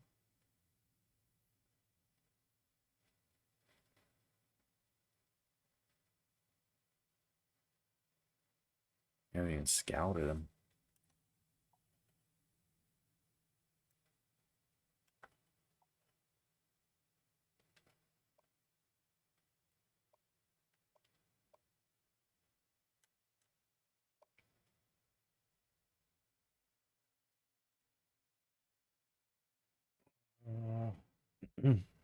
Since we haven't given him any points, I'm assuming he's gonna take us down to last week.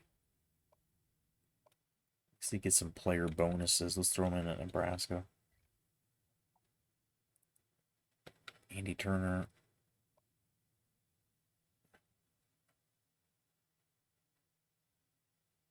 So K Woods is the dude we just took all the points off of. It'd make more sense to try and get K Woods. Some complimentary visits. These guys. Dodd's a big one that we care about. I think we just decided that Woods was done. We didn't give a shit. His acceleration and stuff was so bad we didn't care anymore. So we get them all the visits. Yeah, we did. Dobzinski. He's got an offer already. He's going up. I know we took some points off of him. So we give him some back. I still think this dude we can take all the points off of.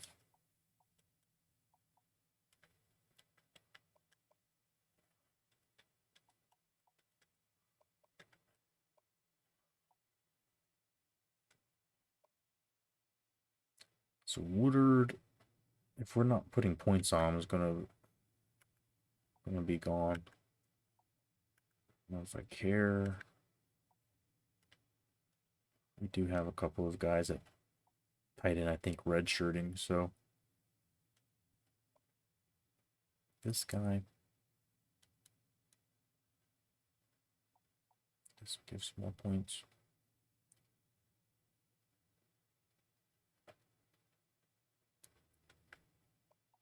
He's already visited, so my fear of having this guy, he actually is coming in the same day as the other guy's coming. Fuck. Didn't say it was a bad thing. You start 2 tackles, so it's not like a, should have been a complimentary visit, but it's a being neither. I mean, we could offer him. Could take 5 points off of him and offer him. Think about it. See if there's anybody else that needs points, really.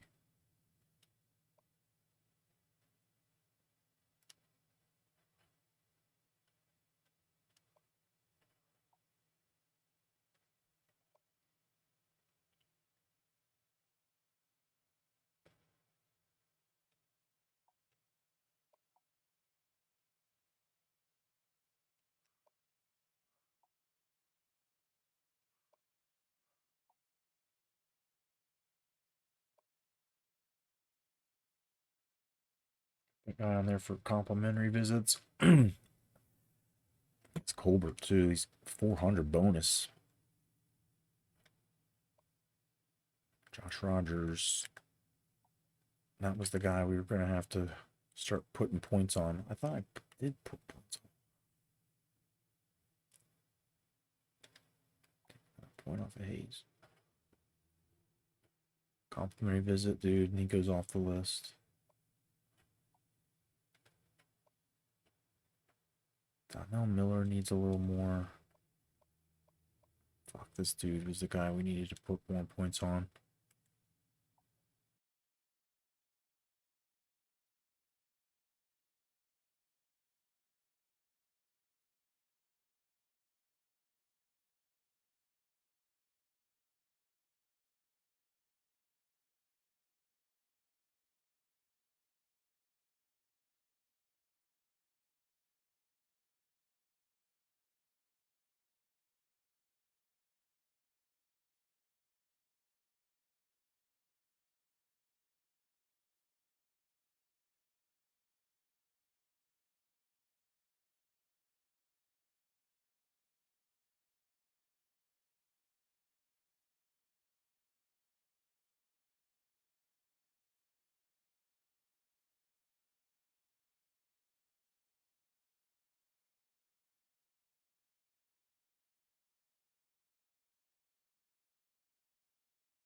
Get the center, maybe.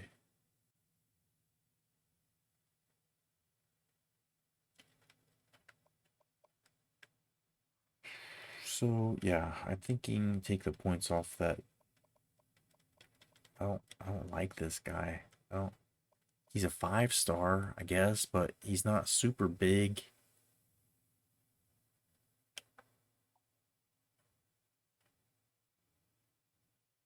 His carrying skills suck. I mean, he's a running back, but we're already behind enough that I'm just trying to stop going down, not actually going up. So I'm going to clear that.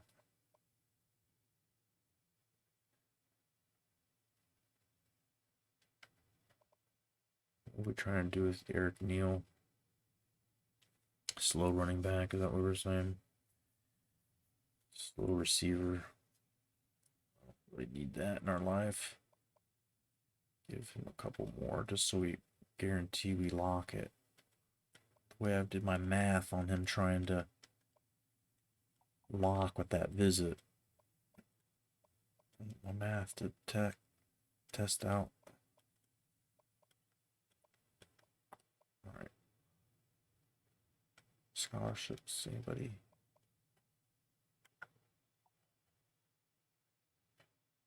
What am I doing with this dude? We're just coasting along with him. Maybe we should give him points. I have no idea what he even is, so let's tackle, hit power. Looks like he's some kind of DN or D tackle. Power moves aren't great. Finesse moves aren't great.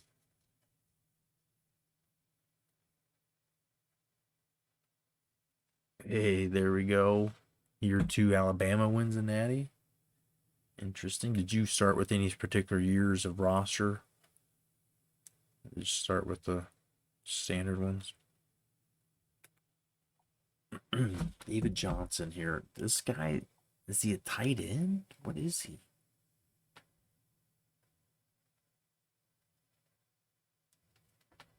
His catching's not good. The hit power and tackle, it's just the pursuit is so bad. Like, damn, this dude is just strange. He's one of those players that just power moves, like block shedding, none of that's checking out. None of that's checking out. Like, I don't want to throw points at him because he's just not convenient, I guess. I don't know. He just doesn't fit. I didn't like it.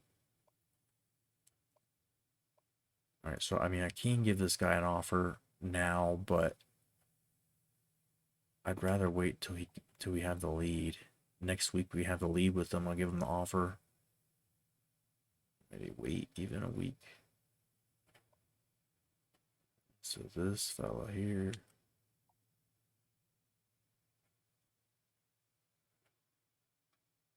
Should be up. Yeah, we're... Fuck. The question is, can we catch Maryland? We're going to have to eventually get 660.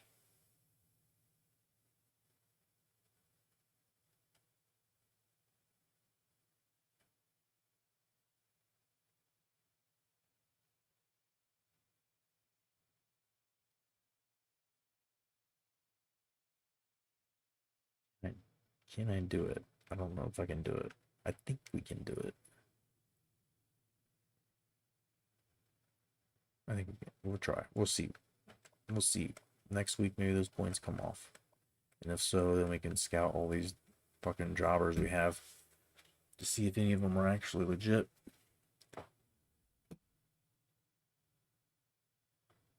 This year's, so I'm in year 2. All freshmen are about to be juniors. I gotcha, yeah. Going for that Bama head coach job. Did have Saban retire? Seems like it likes to do that. Especially if he won a natty. Seems like check out. Alright, so I guess that's it for now with the recruiting. And we got this game with Army.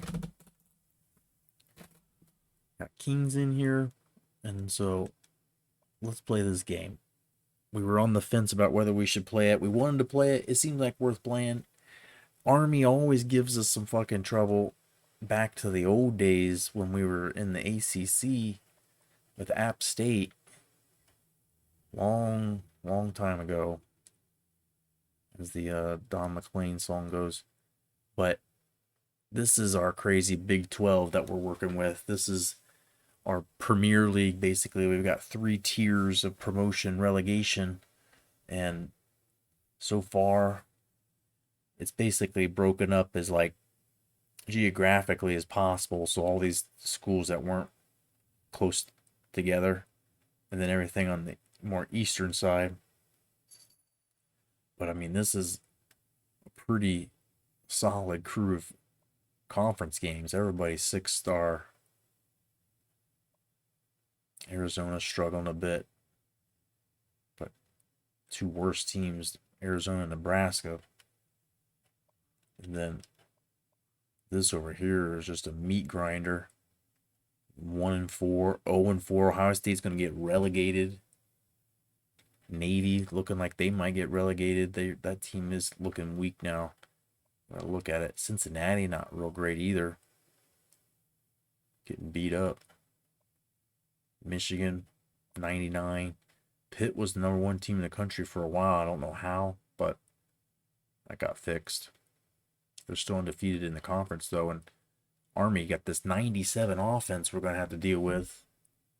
Always fucking us with that option. So, and then we have these Super 3 conferences. So it's like the Standard 6, Super 3, and then the College Football Playoff, Big 12. And this is the top 12 teams from previous year with a little bit of history and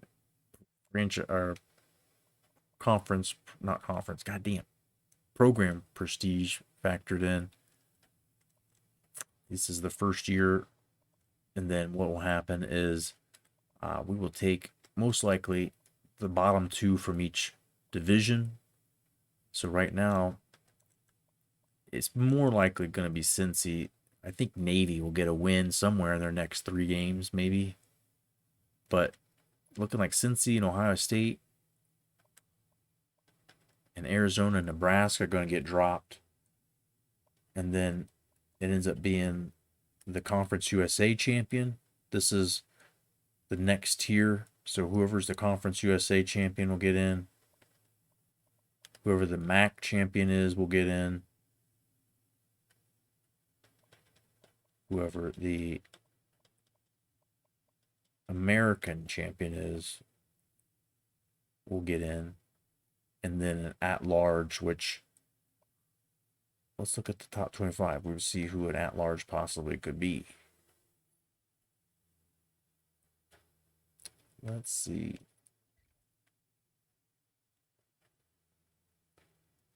So we saw Mississippi State. They're number 2 now. Interesting. My face out of the way here. And they're one of those Super 3 teams that would possibly be getting promoted up next year. Illinois, one of those teams that could get promoted up. And then Northern Illinois as well. But that could be an at-large team, right? Like Conference USA, we already saw Mississippi State. So maybe Auburn could be an at-large team. But it opens the door if there's a 4th team that we could also, if somehow, some way, Air Force ends up, finishing the season top 10, conference champ, or maybe Utah 5-0. Maybe they finish. Boston College is another one of the Standard 6 that maybe that large goes to Standard 6 as opposed to a 4th Super 3. So there's no real science to it. We smoke some weed and we think about it. But there's still undefeated teams down here. And the power of the Super 3 conference is that even though there's undefeated teams, they'd still rather put a 3-loss LSU at number 8 because of our conference schedule strength. I mean, it's insane. Army's here still. waiting for us to play them and knock them down. Stanford dropped 5 spots after us. They've got Notre Dame coming up. Should be a good one. See Notre Dame there. They've got 1 loss. Who was it to? Undefeated Illini, who are running things in the MAC. Pitt down there. Clemson. Got these undefeateds here, though. It's just blowing my mind that, again, this is our super conference, our premier conference. They've got Navy, a 3-loss, 2 games under 500 team in the top 23 still. Just above a 4-1 team. Just behind a 4-1, 4-1, and just behind the 2 last undefeateds that aren't these guys. Mississippi State, you see, just inching Georgia last week in a good one. They're stealing some of the first place votes. I take that personal. Navy 1-3 was still ranked. It's fucking wild, isn't it? What's going on, LF? We got problem in here too. Hell yeah. Are we kidding me? There's a fucking bunch of sexy dudes. Hold up. That's a lot of sexy dudes. I feel like we gotta put some sexy dude music on real quick. Let's see. It's kind of not sexy, dude. It's not bad, but it's not sexy, dude.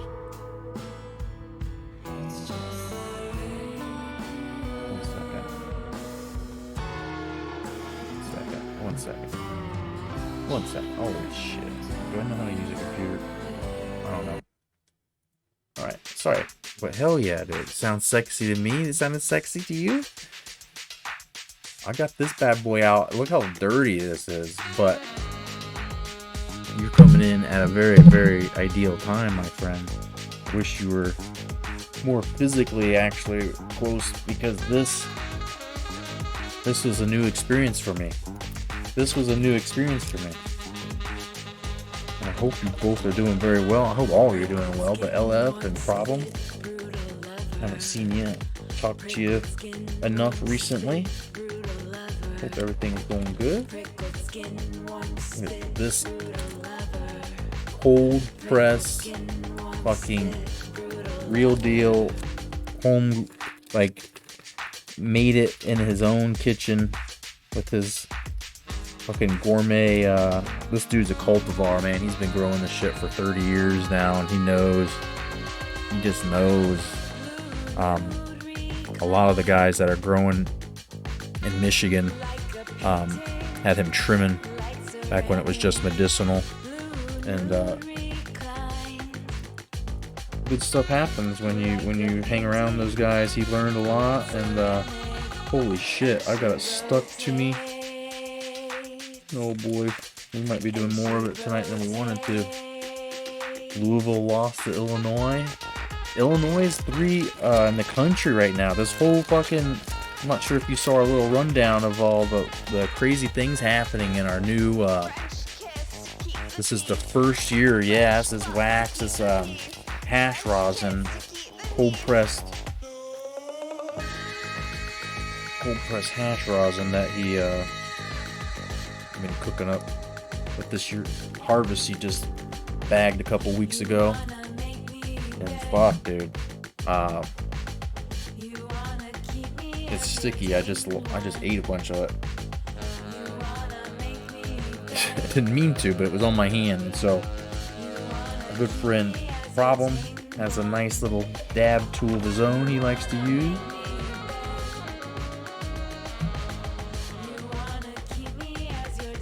It gets on your fingers. It's like, I don't know what else to do. If you keep moving it from one finger back to the other, it never goes away. So the only thing is just like fucking eat it, and then I end up having it stuck to my teeth. I gotta do mouthwash to get this shit dissolved. But cheers though. Much love, man. Here we are on Friday Eve's Eve. We're about to play this game with Army, showing you all what's going on in this conference. wild stuff that's happening in what we call in the college football playoff Big 12. I'm good at not crying. Cheers to you. Chongs to you. Show you one more time how it's sitting up. ULM won the Natty last year, first one in program history. Finally got over the hump, and now we run a promotion relegation. We got 3 tiers now: the Standard 6, Super 3, and the College Football Playoff Big 12. Brought to you by weed. That's what's for dinner. Look how milky it got me. Oh my god, dude. This stuff's just a different world altogether.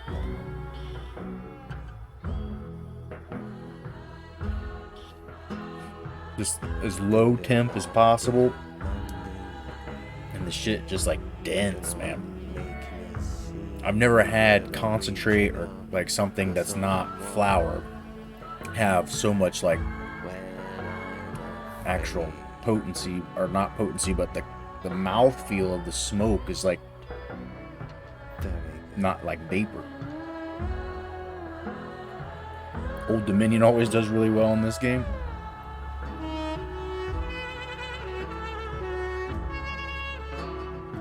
But chongs to you all. Very much appreciate seeing you. Always good chatting with you all. We're going to play this game. I promise you. Here's Army, who's we're coming up against next. Could be a preview of the conference championship game, but planning on knocking them down and maybe having to play someone else. I don't think we have Pitt on our schedule this year. I made sure I was very good at this. But they have this ranked 1 and 3 Navy team to deal with. Michigan, Ohio State, Army. I don't know that they're going to still be undefeated by the time it gets all around. But the other thing about this is like I put a decent little amount in there, but I've been able to run my vape like 3 sessions and it's still like cooking it. Hey, bringing in the raid, King. What's going on, bud? I didn't know that you were a raider or a streamer as well. So hit you with this follow, bud. You shout out as well. What were you in there streaming? You were playing. Oh, yeah. You kept telling me you were playing. I didn't fucking even realize. My brain didn't even fucking piece all of that together. That you were just telling me that you were. Did you take that job with Bama? Hell yeah. So let me get the follow here. Follow. Why is this thing being weird? Okay.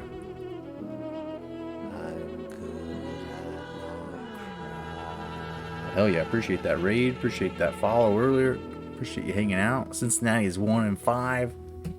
This is a tough conference, man. They've been getting beat up. One of those losses was to us. If you remember, we won our Natty last year and we played them. And so they ended up getting into the college football playoff Big 12. Brought to you by weed.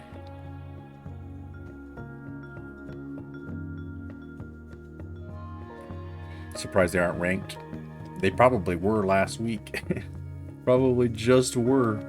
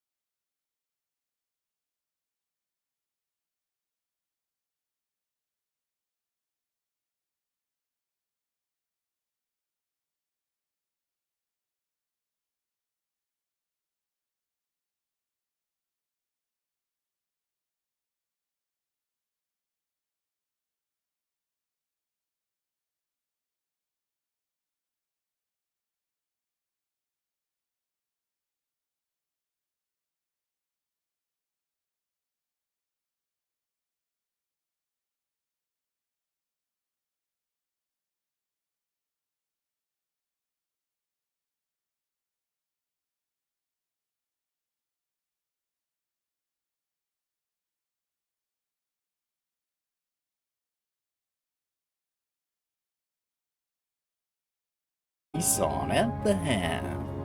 Like burned in my brain. Waking up. Chongs did. I think we chongs too much. Fuck. Is that possible? Did I do it? Did I go to the moon? I went to the moon.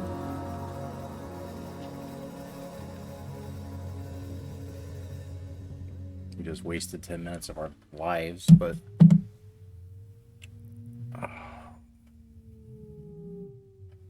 how many more minutes will I waste of it? Okay, so let's try it again.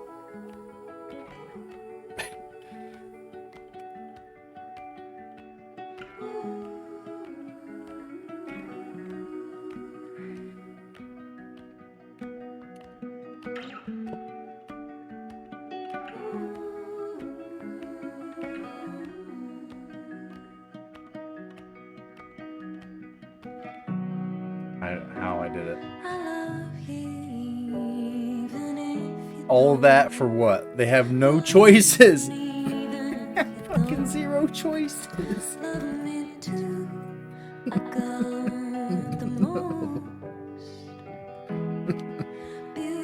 Oh, am I crying or my eyes itching? Both. Dude, they have one option, and they're the home team, so technically they have no option. Pants, gold. That's your option. It's not really an option if you only have one, right? That's not an option. That is your. That is a default. Socks you can get white.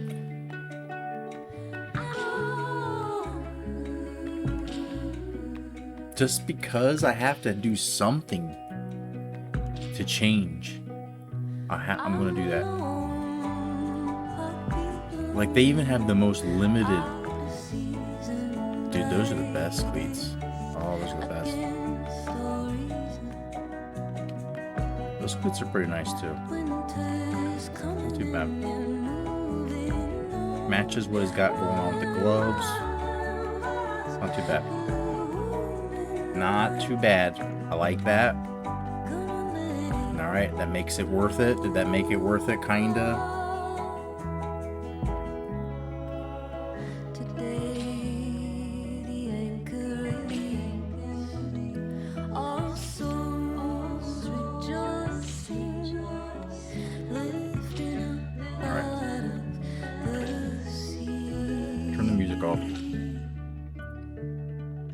Pussyfooting around.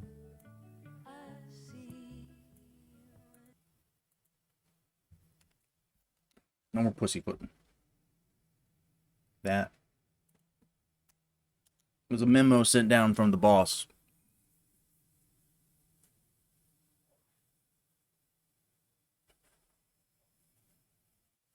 That was the memo from the boss. So we get a pregame ritual again, at least.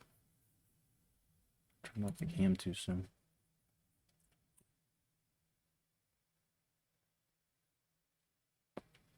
Just finish what we were doing. Take care of business. TCOB. That's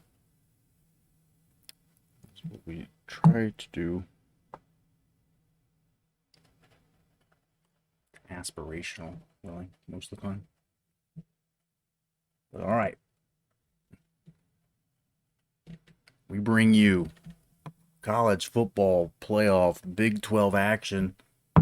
The #1 point scoring team in the nation here, the Warhawks. Flying high, your defending champs from last year. They're getting it done on defense with the run stop, but the pass is vulnerable. They got gashed by a couple of big ones from Stanford. Army's getting offense. They get enough, not through the air. It's all ground. Defense, pretty good numbers. A lot of that skewed by ball control, running the ball so much. Another team just doesn't have as many minutes, like actual clock time, to score and get yards. But quite a running back there. 12 touchdowns. Left tackle keeping him upright. And then you got Davidson, last year's Heisman champion winner, whatever other trophies he got. Chris Curtis likes to tackle a lot. He's got violence and anger management issues. And Cam Elbert, the man who made us forget Joe Cox. We used to play with Joe Cox, and now we don't know Cox.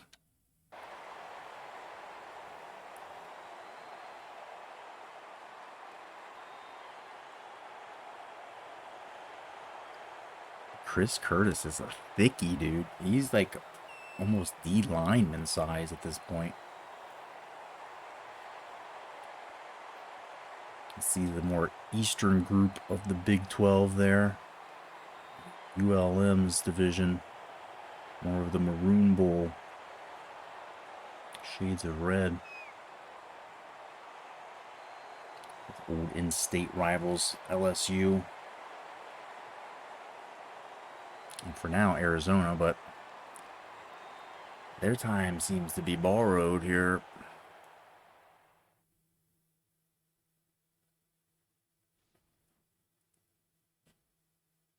So we go, top 25 battle. Going on the road here. Just finished one with Stanford in their house as well.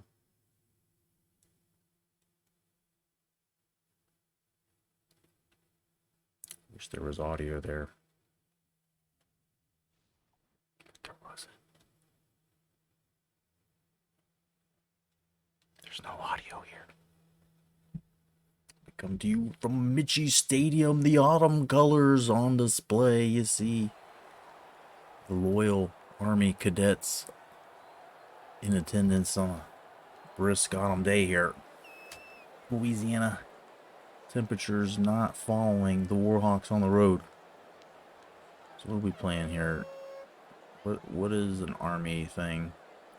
It's a goat? It's a donkey? Donkeys have tails. What's that thing on the sleeve? What the fuck is that thing? That's a cobra or something? How am I supposed to pick the mascot when they got 6 different mascots?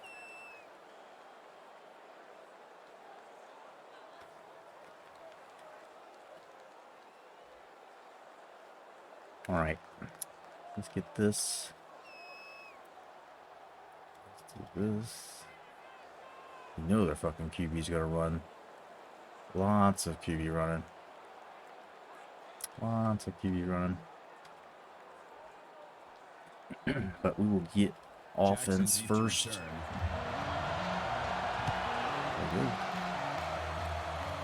Urbana, Ohio's own Trey McGee on the kick return. And he's gonna fall down. Kickoff returned 15 yards. And the offense takes the field. First time today.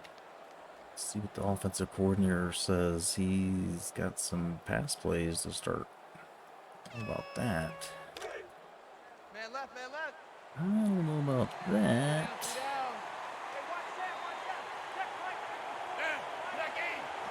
Weak side run. Davidson just follows whatever blocking he gets. This man is the most complacent running back I've ever had. He is doing some weird yoga pose. I don't know if his leg is still attached to him. Okay. He looks like he needs help. He's in trouble. I can't hear him screaming, but that might be a problem. Like, sometimes it's more scary when they're not screaming.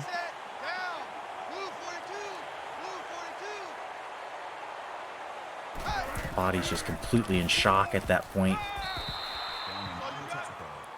Completely in shock at that point while he's looking at his detached leg.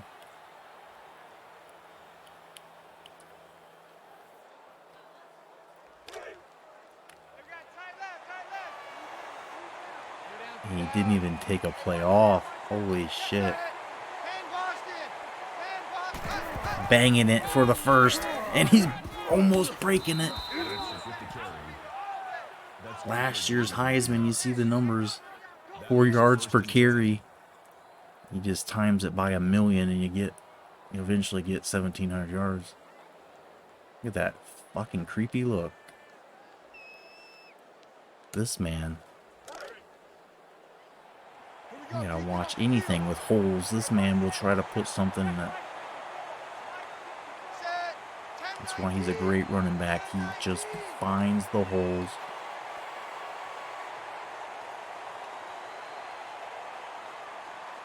Loves the holes too much. I tell him, you gotta slow down the holes, dude. Hawkins on the tackle at the 47-yard line. First down.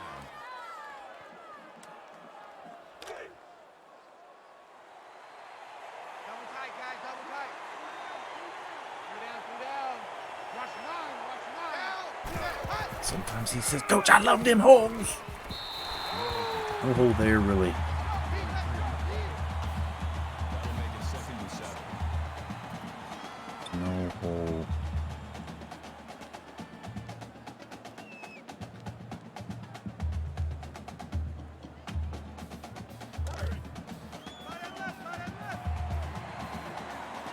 Coach, I love them holes. I mean, that's the stuff you want your running back to say, right? That's what you want to hear. Did you come to be a champion? Coach, I love them holes.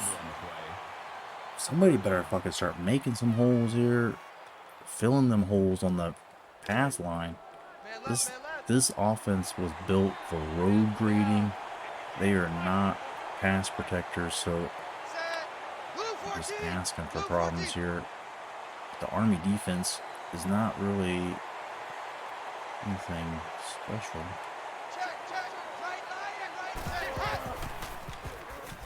Sodzinski's left wide open there. All of our boys are super healthy, man. They're just thick. They're eating that gumbo down here. Everybody's fucking living. I feel like we're having our best lives. This might be one of our best teams. The defense has got some funky things with our safeties. Just one of them being a true freshman. One of them being a guy that was going to be cut. Ended up starting.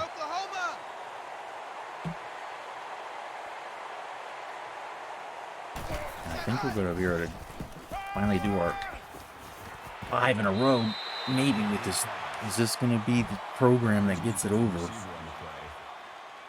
Not enough dropping passes. That is not going to help. Dropping passes, not helpful.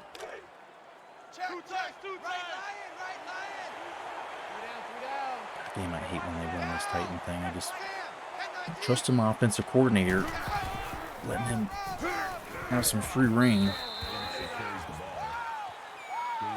It's 7 though.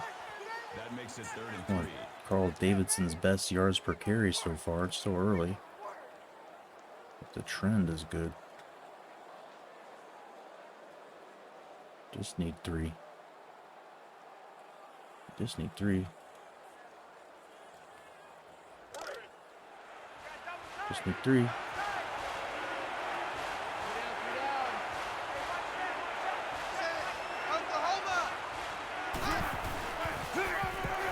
Davidson's gonna cut back and get just enough. Call it a gain of 3 yards. AD moving the sticks.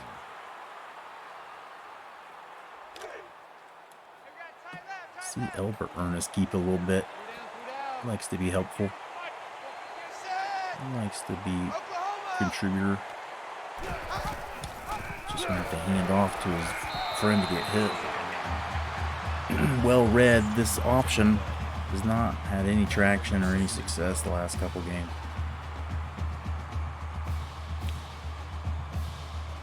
Abandon the option.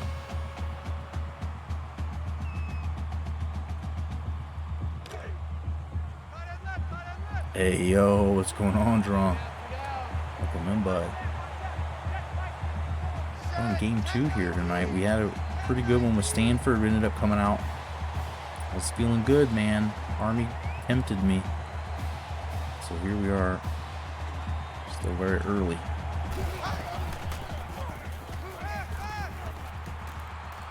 Give me a lead block.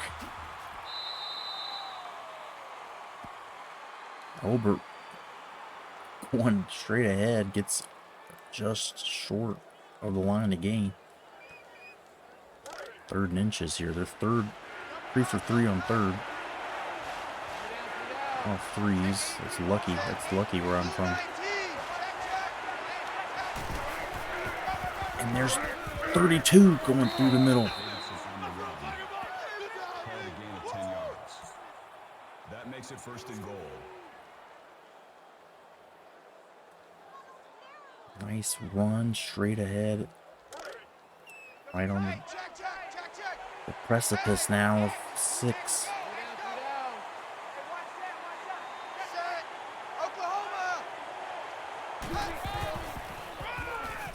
And it's Jerome. Right on cue. Poaches a touchdown.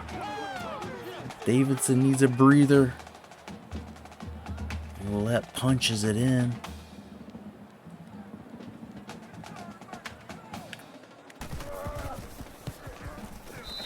The extra point attempt is good.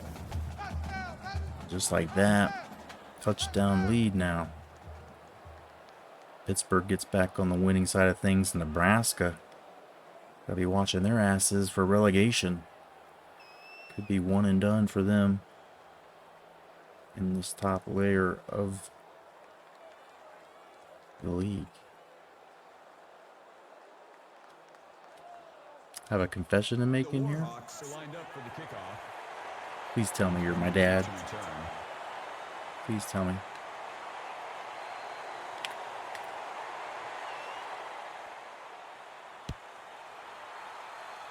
Don't tell me like you're my daddy. Don't tell me like you're my daddy. No.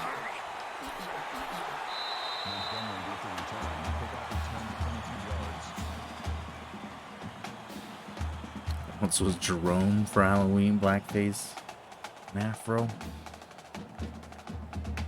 I feel like if you've learned from it since you didn't do it in real hateful intent, and you want to be part of Supreme Court, then you should be fine. About 11. I had a friend who went as a Ku Klux Klansman, dude. Like, people just didn't have any clue. Like, that could be really racially, like, not good. Just, like, yeah, dude, don't do that. I don't think it's a good idea. And I really don't think that they thought was a problem just because, like, there wasn't any diversity in my school. I'm just like we're not offending anybody. I'm like, yeah.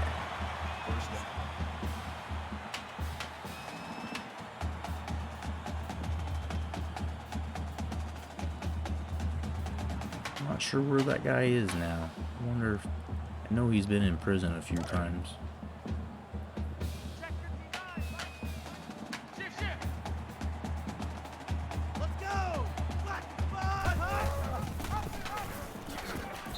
Tommy Young, baby. That's good for a gain of 1 This yard. guy is a stud. This D tackle is probably one of the biggest, strongest, but also quickest.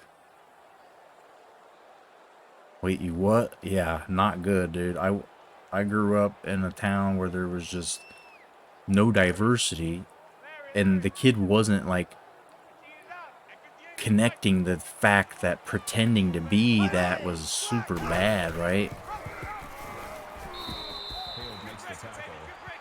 And I think they were like 9. How old were you? Maybe 10. And it was just like, oh, haha, right? Like, it wasn't trying to be serious, like sending some kind of racial statement. But I'm like, you can't really do that without sending some kind of racial statement, whether you want to or not. And I remember, like, the argument was like, well, there's no black people here. We're not trying to, like... And I'm like, I can't believe that there's people talking, like, that they're just not understanding. They're actually trying to logic around it. 4th down. That was pretty eye-opening, just how dumb some of the fucking people around me were.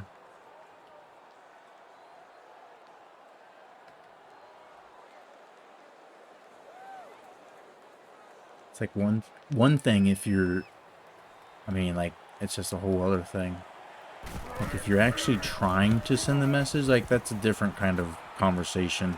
I don't know that I can talk logic or, you know, disagreement about that. Return for a gain of 14 yards. But the fact that the person was just like, I'm not offending anybody, that because there's no people of color here, like, I don't remember how that all ended. Maybe suspended or something for like a day or two, because this was, they wore it to school.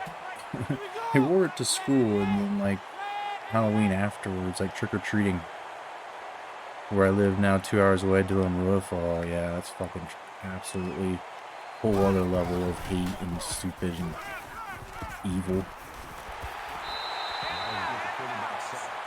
Misguided. Maybe understatement of a lifetime. Also had a friend who was Mr. T for Halloween. And like, I feel like celebrities and stuff, like back a little bit different time when people weren't like intending anything, right? You were just, you know, just like if people try to be Macho Man, they wear a beard or something, like you're just trying to be as much in character or looking the part, and just now you understand that this fucking big no-no. People don't take that nicely, and it's like one of those things in life where it's so easy to not push the boundary. Like if somebody wants respect there, it's like that's so easy to do that, like out of respect and being a, you know, just considerate human being. Like I just don't go there, right? Don't need to cause any kind of, you know, emotions. Simplify things. I don't know if we're going to convert this one. 3rd and 20. Beautiful.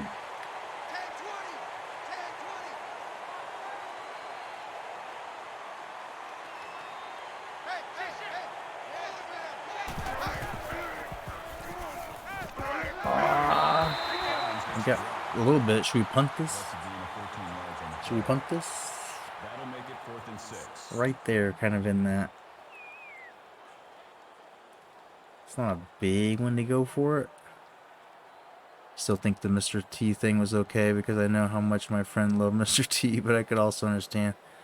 Yeah, and that's where my conversation was just like going, is like, if a person did it back then with no ill will or, you know, intentions, like I don't see people drumming it up as a thing, but doing it now, knowing that people may not like it and still doing it, I feel that as like, even if you don't mean to, you're going to be seen as an instigator, because it's just like, it's just,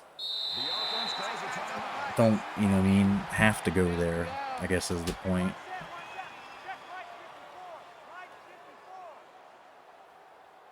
I'm always like, if that's all I have to do is just stay away from that to make people not upset, that's a fair trade-off. Like, I am considerate enough to say that's a very easy sacrifice for your good. It's not really a sacrifice. And knowing, like, now, like, that people do find that offensive, like, back then I would have never thought. Just naive. Never would have thought.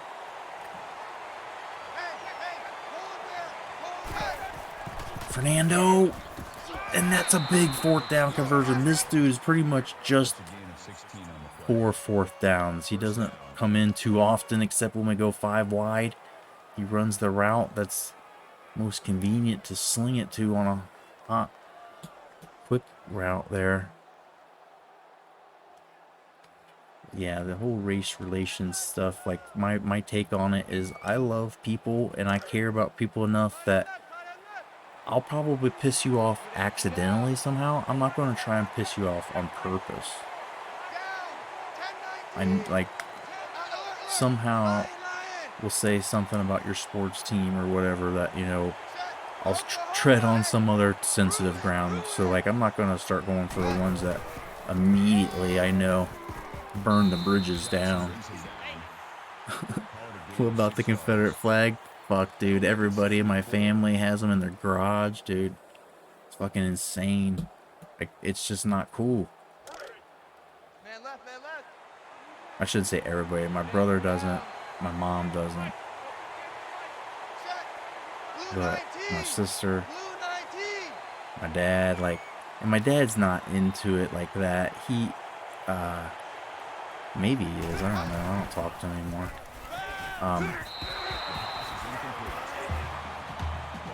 But it's just like contrarian, right? Just contrarianism, it seems like. Like why some people in my neighborhood cheered for Michigan. Like, you didn't go to Michigan. You're not from Michigan. You have no reason. It's just because everybody else is Ohio State fans and you don't like, join in the bandwagon. That's fine. McGee with the big catch. Trey McGee. That's a pretty nice pitch and catch there, but he does put it a little high and open them ribs up for a kill shot. Wait. Oh boy. I'm so high. I'm drunk. I'm from the South. I'm horny. I was horny earlier. Has your family ever lived in the South? So like my sister married a guy who's from Alabama, and my family from my dad's side, a lot of them came from North Carolina. My mom's side of the family is West Virginia, so just there on the side that turned Yankee.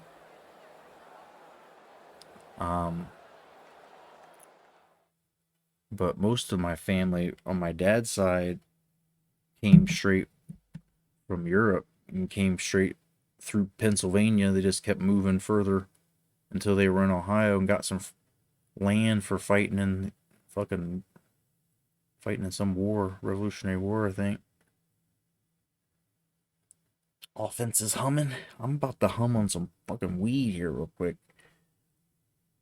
Reading this chat. Get me all horny, hungry, penguined up. Wait, no. No, Ohio State has a cakewalk schedule. Steelers suck. Penguins are washed up. Guardians, Miami Heat, I kind of got to root for the Guardians. I mean, they're just not expected to be in the freaking playoffs, and here they are. And they do it every year. It's just like Terry Francona, man. And that front office is finding gems and scouting and developing talent. They've always really been doing it for the last fucking 10 years, it seems like. Every time they get to the playoffs, it's not usually big free agents they've signed. But, okay, so they probably lived in the South before and after the Civil War. Definitely the one family was from, like, North Carolina. I can tell y'all who I'm related to. Yeah, dude, let's do big reveals. Everybody tell us their biggest secrets. We got secrets about blackface. We got secrets about relatives. I told you that I've got people that fucking think Confederate flag's cool. I mean, they fucking vote Trump too, so I mean, what's the difference? You're basically pro-Civil War, right? Have you ever watched Hell on Wheels? It's a TV show, right?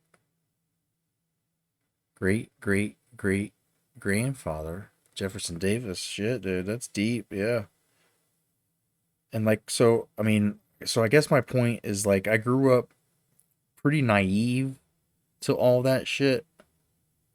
I got a good education living in the middle of downtown Columbus and living in Parsons Avenue, Columbus, living on campus, living around people's, like, diverse as I could get. And the thing with all of that is knowing how people perceive some of that stuff. Like, if those people really knew, most of them would stop, they don't believe in it that much, but like it's all really like um mm, mm, I don't know. I'm trying to pick words carefully, and I don't know what I even want to say other than it's like um living like I grew up, and then being exposed and having some hindsight and some ability to think differently. I understand, I think, both sides. And so, like, I've never made it a big point. I never made it a big point to be like, hey, when I'm back home, these people are doing that shit. You know that? Like, I never made it a point because it's not my life. Like, and I always kept thinking, like how close people really are to getting along. Like, if I had a party and the same people were all there, they probably would stand on different sides. They probably would be sitting and eating at different tables. But at the same time, I feel like there's so many similarities. Like, everybody has things in common. Everybody has common goals, common needs in our like society. Like, we can sit and think about all the things that make us different, which is why I don't think white supremacy is good. Is like fucking trying to like judge people by differences. Like, no, that's not. It's not open minded. It's just a basic, simple answer to it. But it's like how, I mean, all the differences get focused on. All the focus is on differences and how like you're LGBT or gender non-binary and this and that. It's like, why we gotta focus on that when we can talk about how we're both people and how I won't judge you or try to make value based on what label of person that you have. Like, there's all these ways to just bypass the tough conversations instead of making that immediately what we're going to talk about. And you may not be comfortable, and you may just want to argue now because someone's forcing you into a corner. And it's just like all the time. Like, it never was I just never, I don't know, I never got so invested in any of it either way. I always knew that there's somewhere in the middle, right? We all bleed the same. Yeah, I mean, all the same. Why can't we live in harmony? We need to understand that, like, yeah, your future and your tomorrow is mine. And like, if I don't have one, sometimes people think, well, I still could. We're getting to a point now where it's like, you know, we are really not any more advanced than we were with the Russian fucking Red Scare, when it was all like push of a button and the world could fucking go up. Like, we literally have Putin fucking talking about it. We literally have the disgrace of a nation like finally coming to reality. Like, yeah, dude, you have for the last like 70 years lived this myth that you fucking ended World War II. Like, you have this patriotic war myth.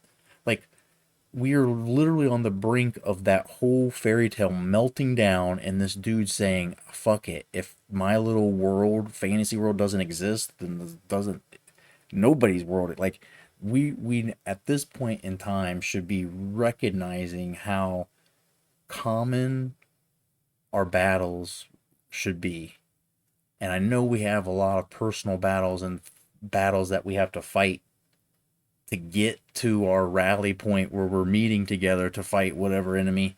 But it's like, I just never in my life ever really saw, like, just like that kid that wore that stupid costume that day, you know, and it was just because he was poor. It was just because he had a sheet that he could put a fucking, like, he took a piece of poster board, wrapped it in a cone, put the sheet over it, cut out the eyes, and it was really just because it was the cheapest costume he could get. You know what I'm saying? It wasn't about anything, and it was just a kid who lived in a town where we never had people fight or argue about race. Sadly, it was all the same race. We had a couple people who were Pacific Islanders, some people I really got along with, people that, you know, I think World War II and like people while they were out like on missions met people and they ended up migrating back with them. Whatever. There was like 99.1% white Christian. Like there wasn't any even like Jewish, you know what I mean? Like there wasn't even diversity like inside of the whiteness. It was like you had the Catholics that were German and the Catholics that were, most of the Irish were Protestant. You had German Catholics and Irish Protestant and Mennonites, a bunch of Mennonites around where I grew up. So white, and white. You have some of the white that like to drink, some of the white that like to fight, and some of the white who didn't like to own electric stuff. But they did party too. Some of those people, when they started to party, they partied. Yeah. Pills. You want to see people get fucking deep into pills. Go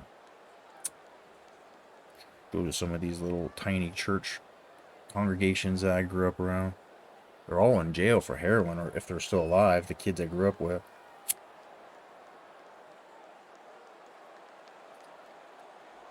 I stuck to the hard shit.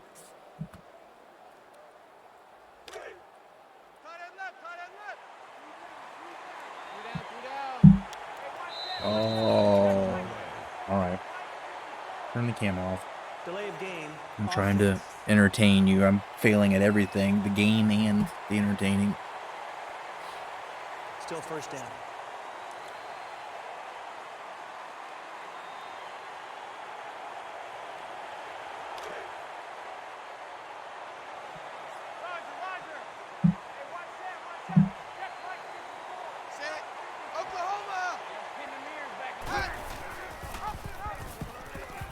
We're gonna run a little bit.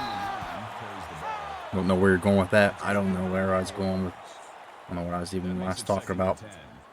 No, I was saying inside of the whiteness in that town, people just never had perspective of a person who would say, "Hey, you know that might offend somebody." They were so naive to it, and it wasn't out of hate. It wasn't anything. It was just never having to encounter it. Like it was a naivety. Like they just, you know what I mean? Like we're so oblivious.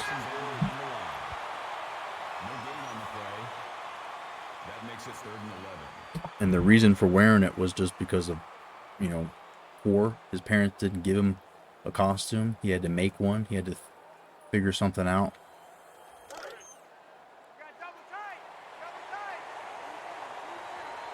And sometimes it's just, you know, people do that shit just because they've never had another person's eyes or, you know, experience to see through to it.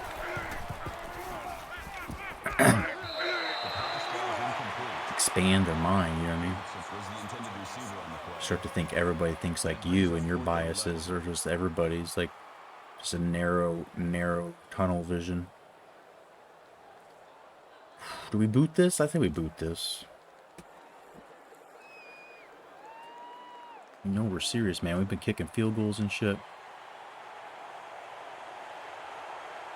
Stevens is one of the best, though. Even with me being a little shaky. That one's solid. Have you ever watched any Ralphie May? Yeah. I used to watch, I know, like, he ended up getting in some, like, shows or movies and stuff, but, like, his early, like, comedy, stand-up, pretty much all I really watched of him. And, he's in Seinfeld, right? The last episode, isn't he? Isn't that Ralphie May? The guy that they... It's not the last episode, but when they watch him and then they get put on trial for not helping.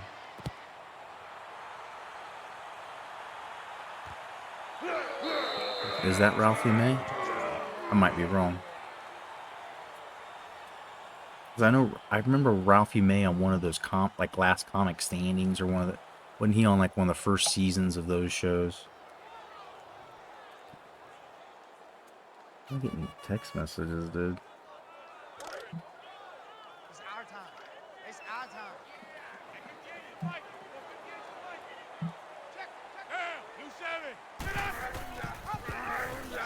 Alright. We've been pretty good stopping the option run, but Mike Perry takes 8 that time. That makes it 2nd and 2.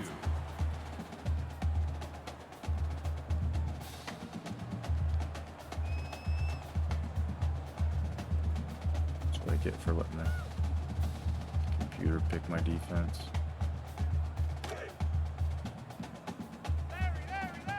You have to fact check me on if Ralphie May is in that last he is in that last episode, but he's in that episode where he gets robbed. With 5 to 10 minute monologue on the word retarded. And see, like, the word retarded is a hard one too, because it's a changing, like, vernacular with that used to be acceptable. You know, some of the things you used to say are just habits that are hard to break, and people don't mean to be insensitive. Like, I'll say that sometimes, and I'm like, dude, I know, like, I'm super ableist, and I don't mean to be, and it's just because I've always just lived like as an ableist, and that one's like really one that I gotta check myself. But like, yeah, just, I mean, the word used to be kind of like the scientific, like, that's kind of, you know, like, mentally retarded. Like, there was the school, like, for the kids. It was like the school for the mentally retarded. That's what it was called in my town. And then, you know, it's like, just like when you read the things that they used to have, like, you know, the poorhouses and stuff, you know, where they sent people, and the names for those, the poor farms, the home for the lazy and the abandoned, the whatever, like, all sorts of crazy words and adjectives. Dude, this defense is playing like never before. These backers,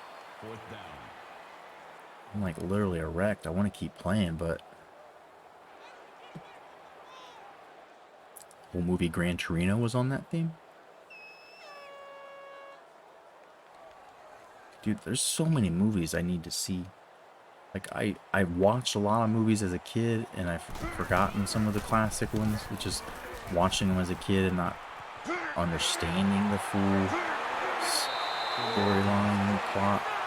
But, like, I haven't really watched any movies since, like, 2008 or 9.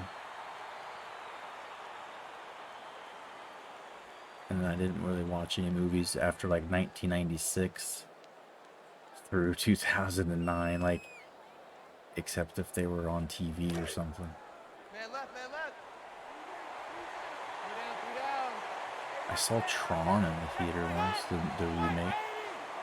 I remember going there with my buddies, and, like, that was the first time I, like, drank before a movie. Well, I drank, but not, like, drank to get drunk. And then I went to the movie, and I'm like, dude, I'm sleepy. Turns out going to a movie while I'm kind of drunk and I just ate like I'm gonna fall asleep. And so yeah, I just fall asleep. If you put a movie on and I'm like, I got hour and a half, I'm an hour and a half stuck right here, I'm gonna sleep every time. It's just something about knowing that I have this time and I'm not doing anything. Just my brain's like sleeping it. Bill Maher did a brilliant segment on presentism. Google it. Gran Torino is awesome. I've heard a lot. I remember hearing about it when it, I think, like, won awards and stuff came out. Exactly like your sentiments on the kids, KKK. Set. Blue 19. Blue 19. Check, check. Lion. Sodzinski's just so good. Davis brings him down at the 47-yard line. Makes the catch, he goes to the ground, he lives to tell about it. Albert gets a first down. Context is important. Yeah, definitely. And I mean, I think in all of these conversations just being super broad and overly general, it's about, I think, like, knowing, right, that a person might be doing this stuff completely oblivious, with no hate in their heart. And the way that you talk and approach them can be a very good learning experience. And if that doesn't happen the right way, it can be like my first experience. I was getting, you know, basically threatened by this person, and their whole perception and what they tell their little friend and little brother that never had interactions with other people, they end up creating a crazy stereotype, and it just ends up like perpetuating all the awful, stupid shit again. And so it's like having just like somebody like have instill in your kids a heart that's like just knowing that people make mistakes, they learn. If the person doesn't learn, and then fuck that person. But at first glance, let everybody be like open to be good intended. I feel like everybody is quick to look at something and say they were, you know, they're looking for bad things where there may not really be. And everybody has a right to feel, though. So, I mean, if somebody says it, you know, you're not going to please everybody. There's just like this, always this line. And if you're doing comedy and shit like that, you just know, like, yeah, fuck it all. You just go into like Tosh.0 mode where you just like start making jokes about cancer patients and shit. And you just go for shock value, I guess, at that point. Finally learn to accept people as they are.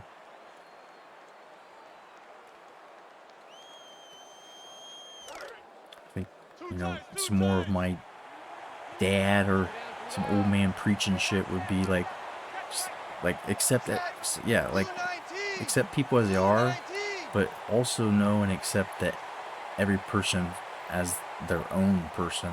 I definitely like get into a trap of being like, I've met somebody like you before, and I'm just similar to you, and so I'll make assumptions that like, well, because that person was like this, or, you know, I dated this person who was like this, then you're probably like that. Like, I've met people that just kind of looked like somebody I knew, and I remember being like, you went to school there, didn't you? And they're like, no. I'm like, why did I think that? I'm like, oh, because you look like that person. And like, I just remember they went to school there.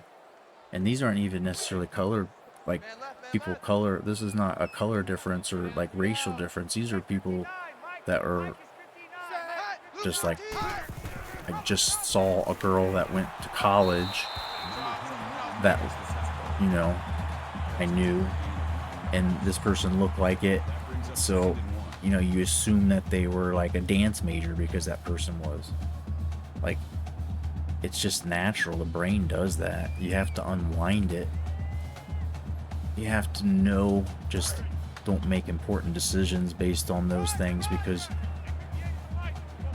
it's like when you try to teach yourself, you use little tricks, mnemonic devices and shit to make things stick. Like, try to do flashcards and stuff to study for tests, and you do all these things. Try to just wire your brain. It's doing that, trying to make shortcuts to remember people, remember stuff, things and moments in time. A student, a teacher every moment of my life. Sometimes I'm right, sometimes I'm wrong. Once you think you know everything, you're in for a lot of pain. That's right. Absolutely right. And there's still knowledge that has not been, you know, gained, right?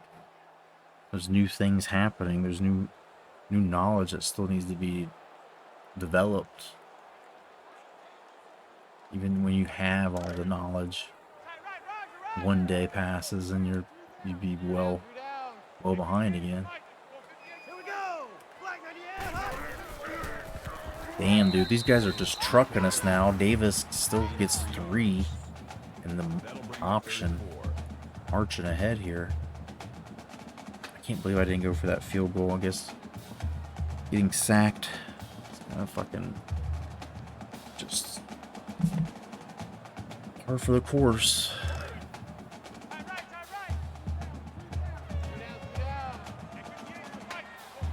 Also growing my social media accounts for my new business.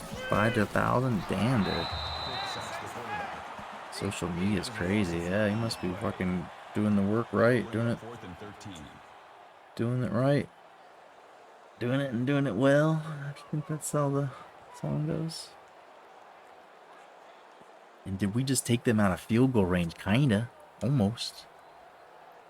This game with Army just keeps kind of trudging along here. They're not done. They're not giving up. But they are going for a very long field goal from the fucking Black Knight in the middle. This is a boot. This is a boot. I'm not talking in a Canadian voice. From the 47 is where this ball will be set as he tees it up.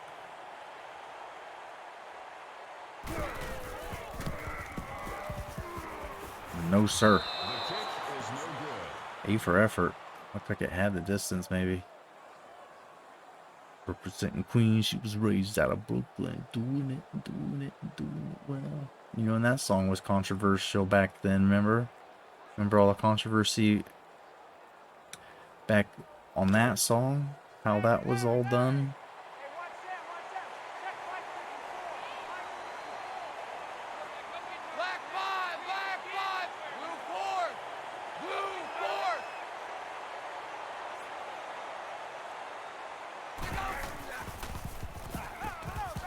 Trey McGee with the quick catch. The real singer left off tour. The real singer of the vocals was plus size, big, beautiful, thick lady, and they, I think, in the video or in some live performance for like a halftime show or some public performance, they had a more attractive lady, I guess, based on the public opinion, singing or lip syncing.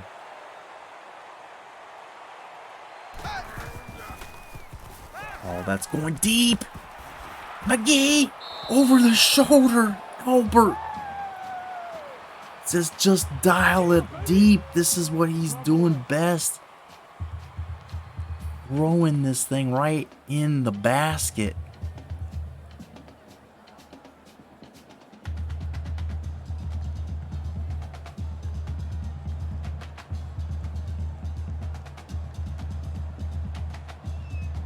That's a throw for the ages. Albert lets McGee just run it out, and it falls in his hands. and the Heisman hopeful.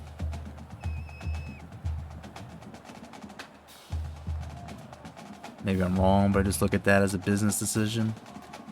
It's a public relations decision, right? Like it's a marketing spin.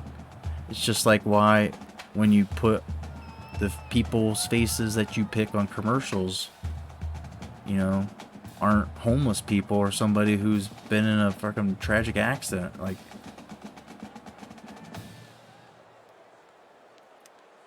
yeah, I mean, but there's insensitivity there too, definitely.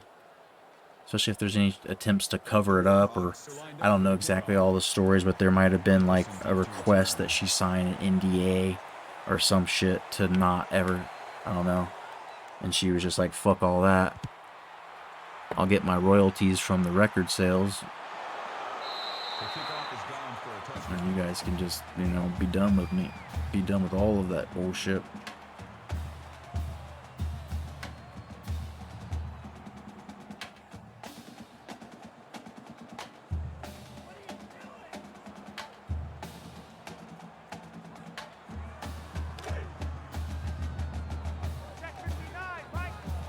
Because there's like, I mean, there's like an extended part of like a female rapper in there. I mean, it's not just singing that chorus, that hook over and over.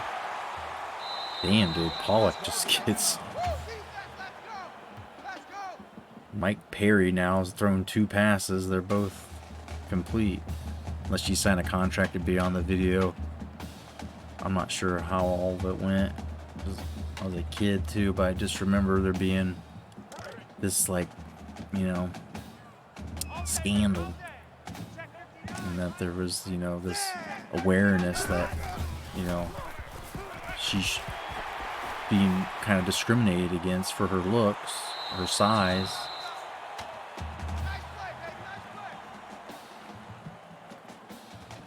About the same time, you know, a little bit later, there was, I feel like, a guy who's tried to sue Hooters because they wouldn't hire him to be a waitress. Might have played the victim. Yeah, I don't remember. Too young and too long ago to make a good legal. Yeah, boy, you want to sit close to the line, Mike Perry? Look at this, Tommy Young. Easy. Lucky 95. Lucky 95.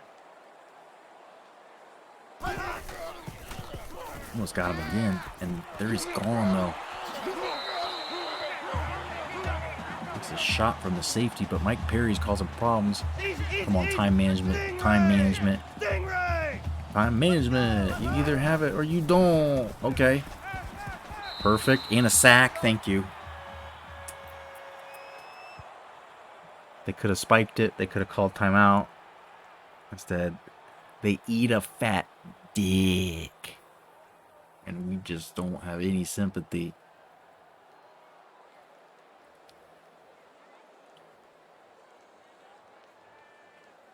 This is a mission from the football gods. Coach Dickey must lead these men to 5 in a row, as it was prophesied. He must. Is Elbert going to get us 3 of them before he goes?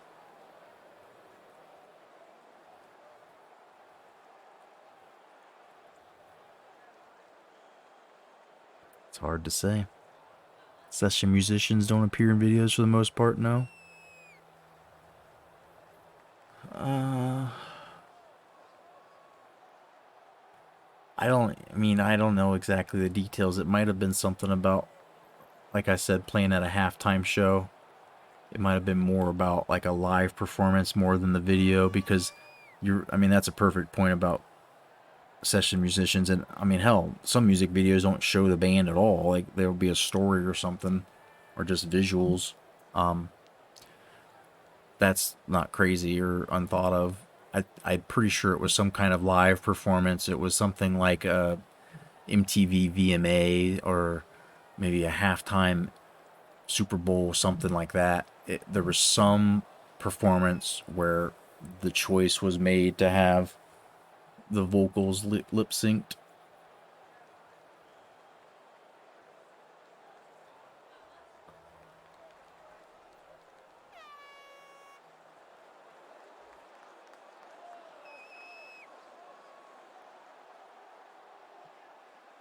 Oh my goodness, I'm getting cold. Shit. Chilly Willy here. We're up 17. We're feeling good. It's halftime. Are you feeling good? Are you feeling mostly good? As good as I can make you feel from here? Let's just take a look at the stats. Our boy Cam Elbert's had a good game. He's getting sacked a little bit too much, but some of that's me. A couple of those, I think 2 of those might have been me scrambling and just not getting past the first, getting positive yardage, so they were counting as sacks. 3 of them. No interceptions.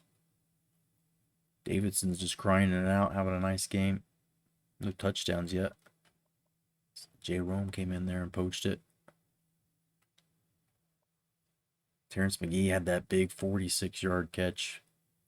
Touchdown there. Biggest play of the game. Barnes, 3 catches of his own. Sodzinski got 28 yards. Always chipping in. True freshman Chad Powell there got a catch. No yards. Actually, a negative yard after catch.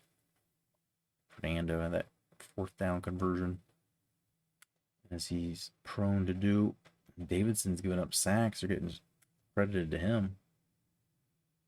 Chris Curtis just doing what he does. He tackles people. He hurts them. He hunts and tracks them down for sport. It's his life. Nick Perry, Ryan Hale, Tommy Young, and the safety, Rick Cook, all with tackles for loss. 3 of those are sacks. I think we only had 1 sack all last game. Perry's continuing his hot start. He's actually had a couple sacks so far last couple games. And this kid, dude, has no business playing like this. He's a 79. He's a 79. He has no business playing like this. Tommy Young. His time is now. He's starting to come into his own. Stevenson has the 1 field goal, 43 yards. McGee, just a 16-yard return. A couple of punt returns, nothing too exciting. And that is the first half and the numbers. We're going to do just a halftime real quick. Proper halftime. Turn the tunes on. Go to our happy place. I just think about this, like, sometimes when I'm not streaming.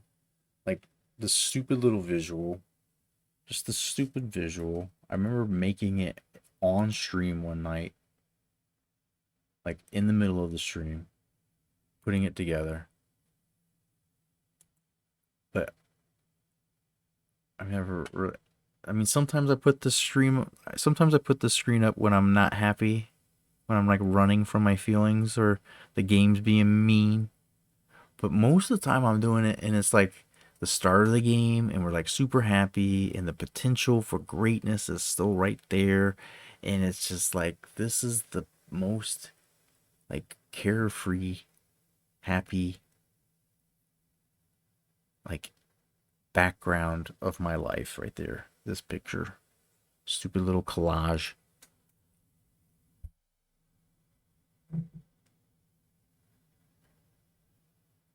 You guys did that. You helped me do that.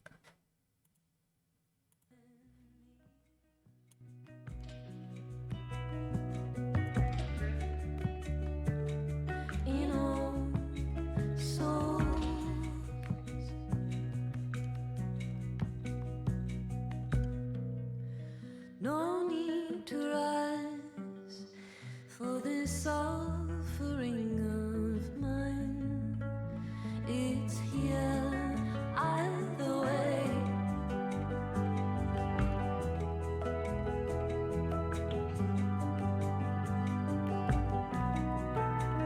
I'm remembering it costs me nothing to give it all away.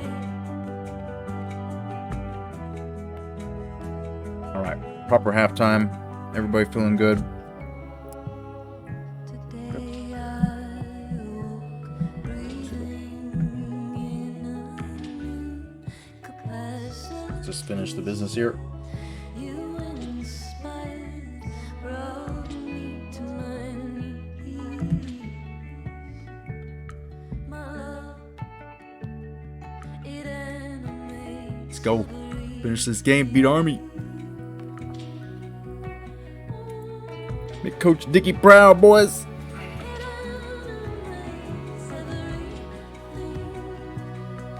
Maybe get a chance to see some of the next guys. We put a couple more touchdowns on the board. All right. Cue the music.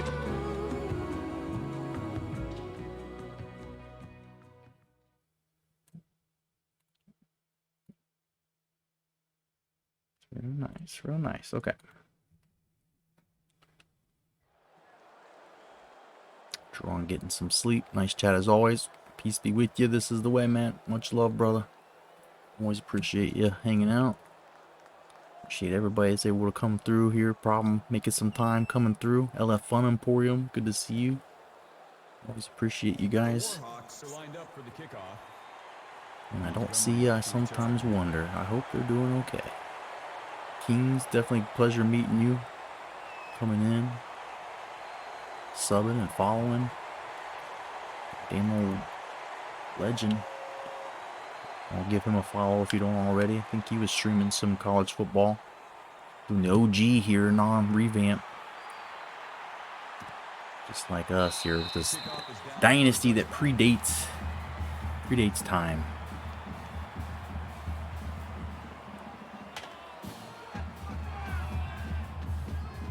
Beautiful day here in New York. Army campus. The day's been spoiled here so far by this defense. Is not giving any points up. That's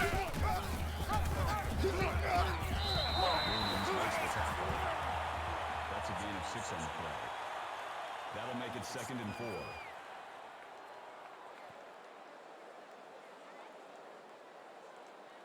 Sometimes just run the fucking goal line because you know what they're doing.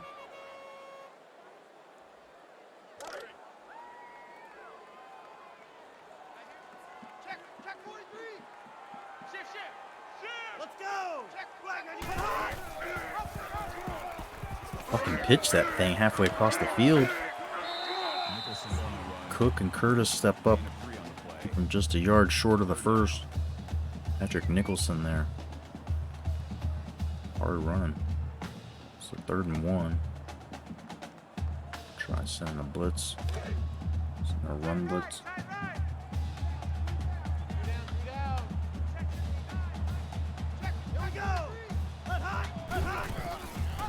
And they're stopping him behind the line. That's a huge play. Is that Pollock? No, that's the safety freshman. True freshman Gillette with a tackle for loss. And that's going to stop them and create 4th down.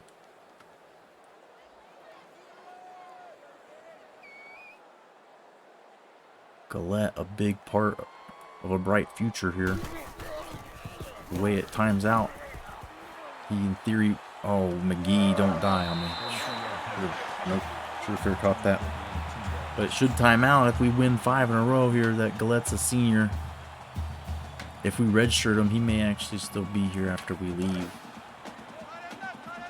If we go that far. We're that close. All these years at ULM.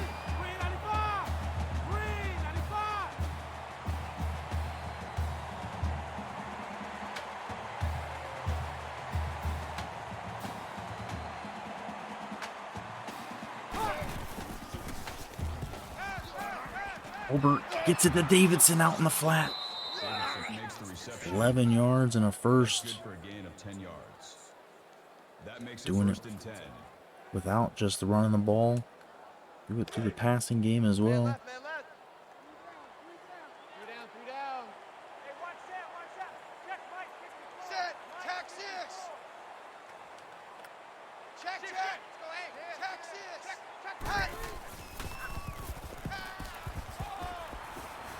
Oh, he sends that way upfield. That's dangerous.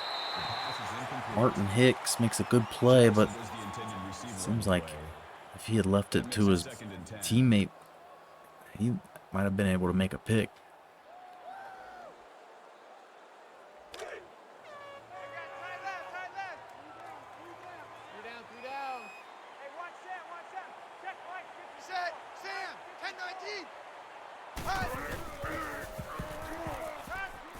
Oh, Sadzinski can't hold on. That's a big shot. Number 85 was the intended receiver on the play. Albert just not putting that one quite where it needed to be. Let's make these babies cry all the way back home, yo. Let's make these babies cry all the way back home. All right, alert, alert! Bruin, Bruin! Good old Fernando. You got it in you.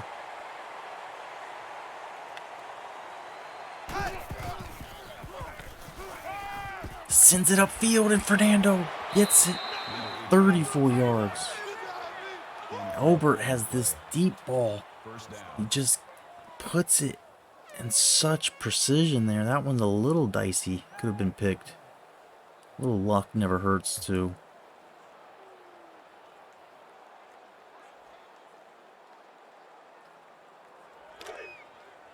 Double tight! Double tight! Three down. Hey, watch set! Oklahoma! Mike 54.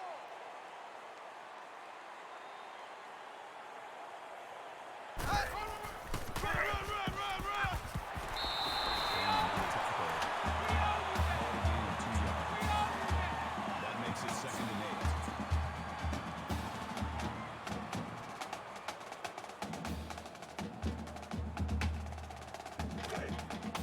Double tight!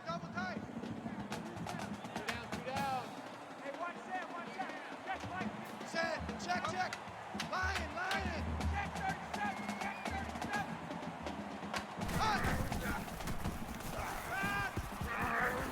Sadzinski catches it. It throws him out of bounds trying to catch that fastball. Just a 4-yard catch, but makes it manageable third here. Three down. Hey, watch set! Check, Mike. Down! 10-19!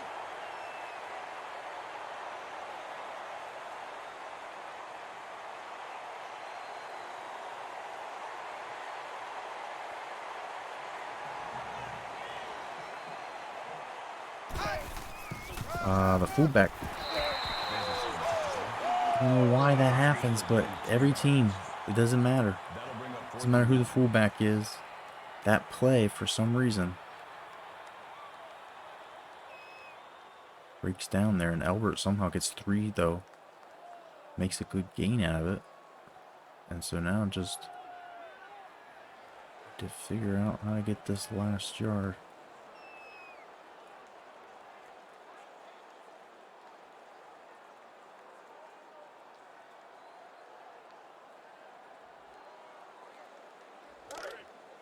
Double tight! Three down. Hey, watch set! Down! Check, Mike. Oklahoma! Davidson just rides it for 5. First down.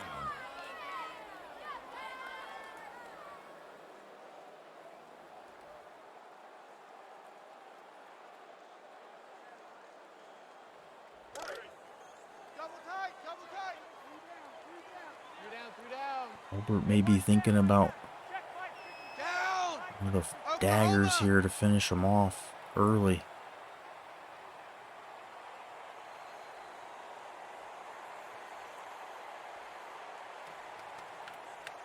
Alert! Bruin! Set hot!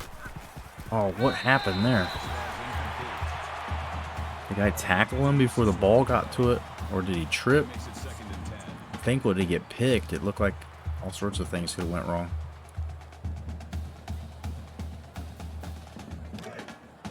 Two times! Three down. Hey, watch that! Set! 10-19! In a big hole. Room to run for Davidson. He's down to the 3. That's good for a gain of 13 yards. That makes it 1st and goal.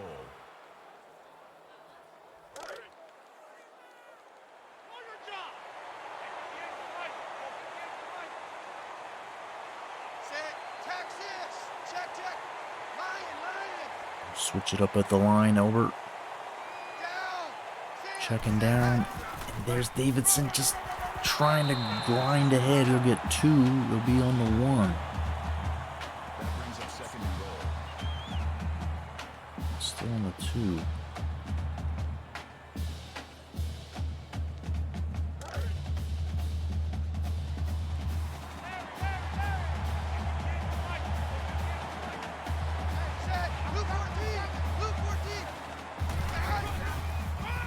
Good blocking, Davidson.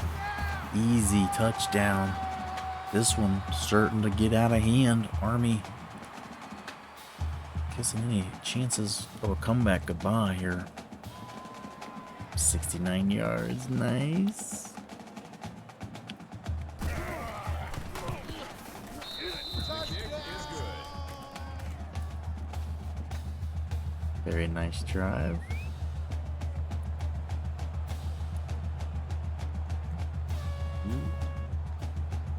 Coming to the backside of the third quarter.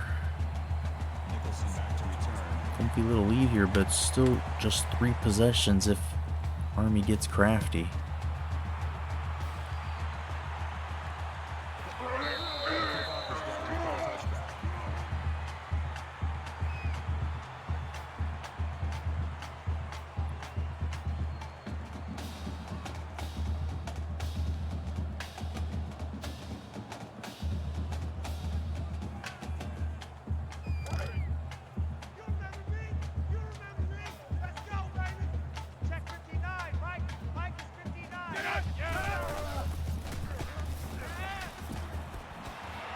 And it's a fumble.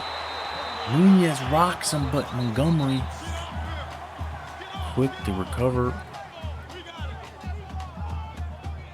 A little chill here in the air in West Point. Army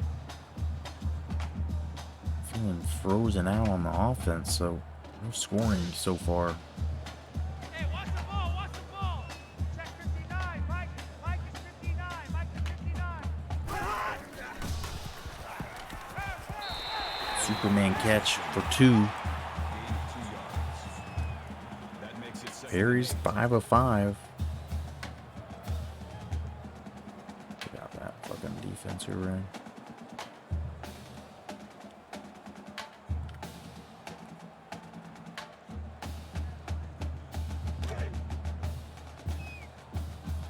Larry.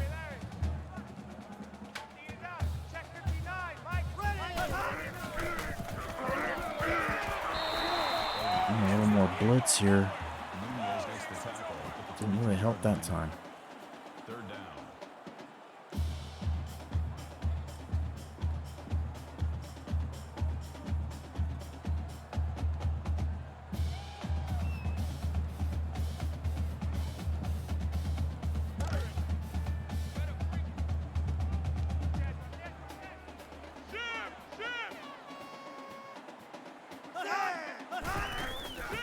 And that one goes nowhere. Davis hit immediately. That'll bring up 4th and 5. I never thought with all the option and stuff that when you play Army or Navy, might be good games for your tackles for loss. The D line, at least today, feeding on it. Got a few would have actually met our recruit goals, which I'd say like tackles for loss and stuff like that. Probably 50% of the time we don't.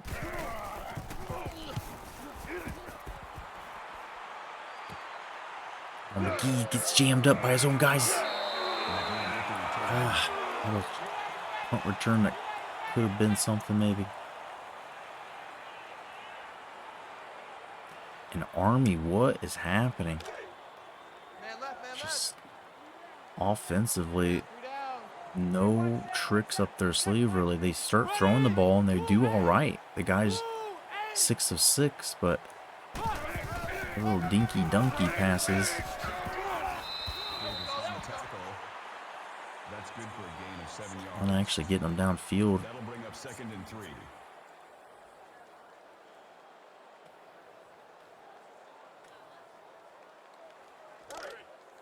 Double tight, guys, double tight. 3 down. Hey, watch that. Check Mike. Down! Oklahoma! Alert! Lion! Zadzinski holds on the That's a gain of crossing route. That makes it 1st and 10. Double tight. Three down. Hey, watch Sam. Check Mike. Down! Blue 14! Blue 14!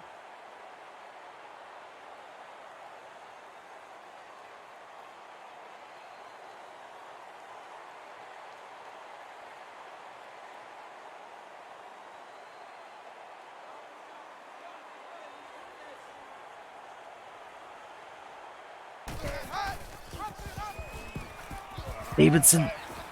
Damn, he's still up. He's still up. He's 8. That makes it 2nd and 2. Just feel like he's on the verge of breaking one there. Couple of just keeps breaking tackles. Seems so close.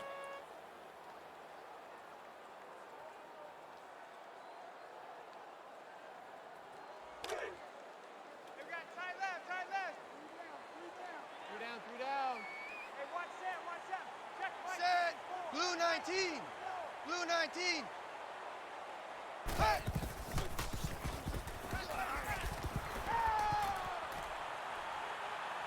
Albert will check out of bounds after 10 yards.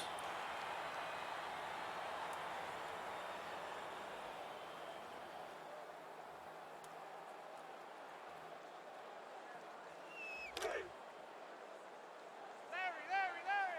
Check! Right lion! Watch the run. They're running it. Set! Oklahoma!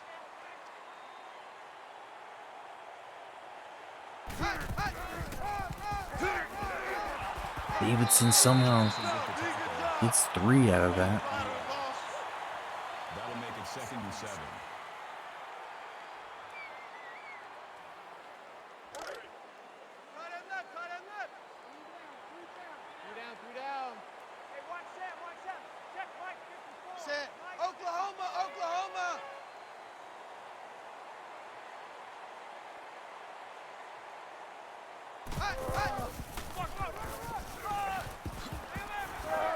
Davidson, another big, devastating run here as this clock continues to run.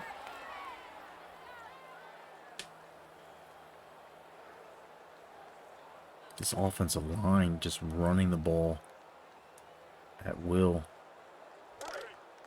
Man left! Three down. Hey, 58 is the Mike. Go 58 is the Mike. Down! Blue 14! Blue 14! Whoa. Just 3 there. That'll make it 2nd and 7.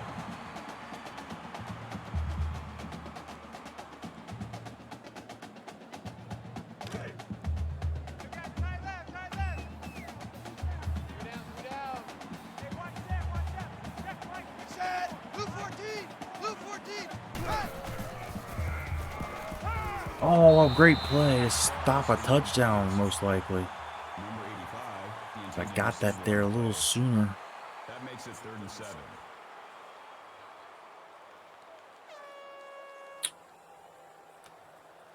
Missed a chance, possibly.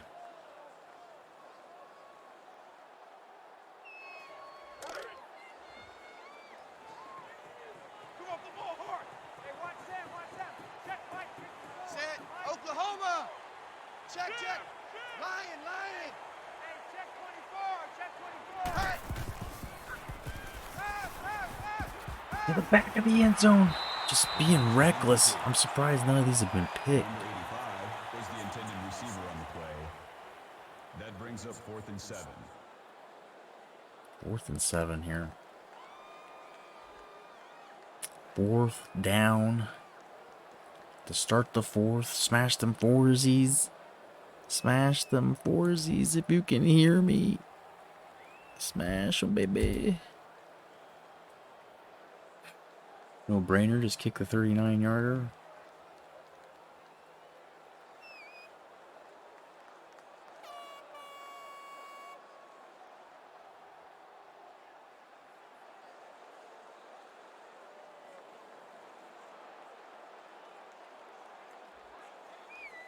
I'm just like all the ones that are like 7 yards, like 6 and under, maybe I'll do most of the time.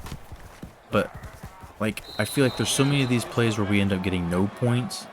If I just take the field goal, we're gonna win more likely every game. Like the percentage of chances of winning are going to go up across the board. But the thing that I want to see is just how many field goals and how good I can get my guy to actually kind of go up, because we never really give them a chance, and I don't think I've ever won a kicker or punter. I think I had a finalist once finally, but I don't think I've had one win. So maybe this is the year, because this kicker's really good. He'll be back next year too. This is a guy that was a punter, I believe, that we converted. We like to make all of our freshmen and sophomores play punter usually first, if possible, and then move them to kicker as they kind of graduate into it. That's how we like to do it.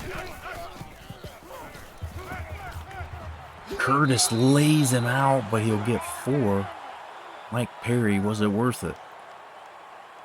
This dude, Chris Curtis.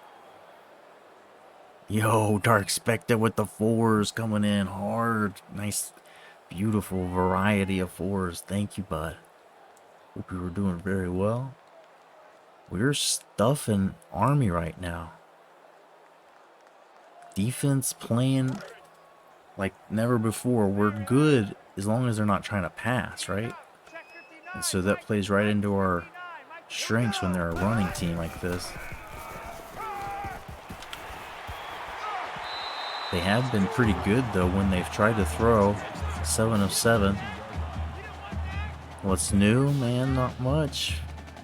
Just playing a little bit of this, getting back into our Coach Dickey Dynasty. We're running out of time before the new game comes out, so just got 40 seasons to get through. No big deal. And, missed y'all. Hadn't streamed a couple of days, so I was hoping to get on here and see some good people. This running the shit. Perry, strip that thing. They're trying. They're trying. But yeah, got some work stuff I'm trying to get caught up with and just keep putting off. But fall's here, doing all that fall shit, trying to keep the leaves from starting to pile up. It's super exciting, huh? Now we're winning football games here. Coach Dickey Dynasty pulling off against Stanford. This one could get interesting, but I think for the most part, 4 possessions. They're not going to get the ball 4 times in the rest of this half, rest of this game.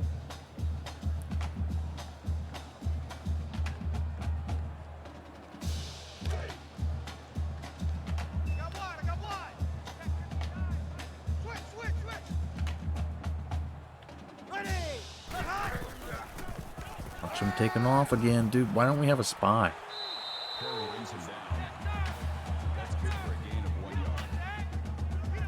No credit for sack or tackle for loss, though. Yeah, we gotta start running some kind of spy.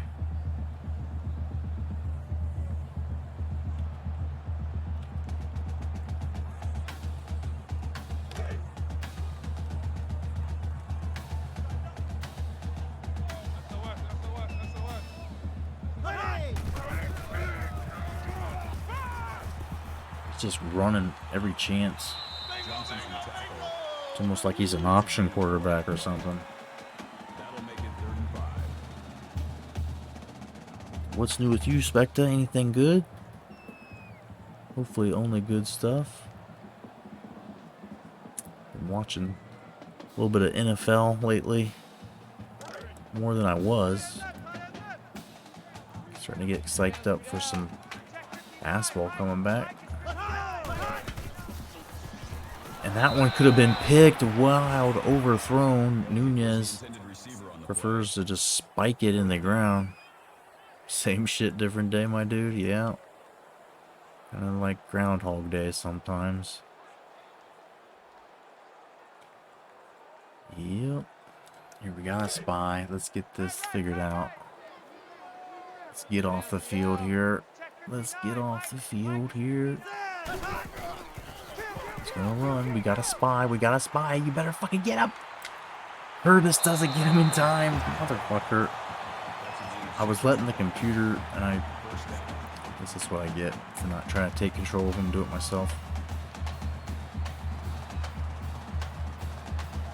Get a fourth man out there in the front. Seems like when we have 4-man front, we're getting pressure pretty consistently.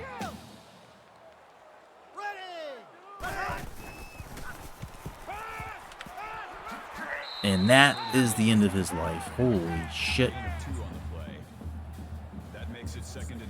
Curtis, you can't do that in most states. Pre-targeting era. You gotta love it. Watching my Bears sim franchise on Madden 23. Nice. How's that going? Watch 32, watch 32. Dude, yeah, that fucking animated emote, pretty accurate. That was just a kill shot. We've seen some good ones here. And that's a strip ball. Olympian falls on it. That's gonna pretty much end all hope. Whatever hope was there shouldn't have been there. Is he down? Nope. He's spinning, and then the next time you see him, the ball's not in his hand. There you go. 27-0. Is it time for the backups? Defending Super Bowl champions with a rookie QB to replace Fields. Hell yeah. Smart coaching there. Drop that bum. Davidson. 3 yards with the clock keeps running here. He's had a full day's work. Should I bring in the backups?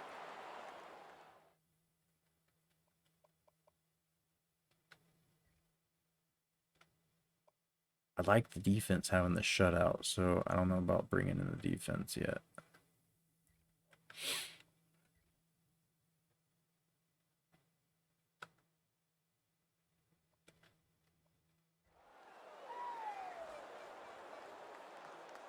This Downing dude's pretty legit quarterback.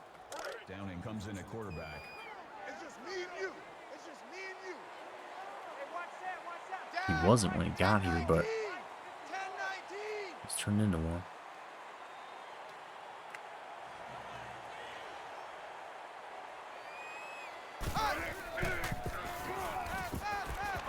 Jerome catch it for 8. With the reception.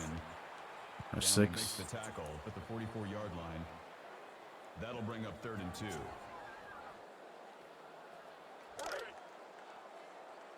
Question is just how much can you run with this offensive line. I'm not sure how good the second string unit is.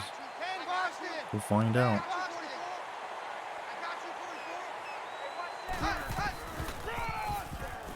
Enough for first. I was a little more patient. I might have been able to break that out.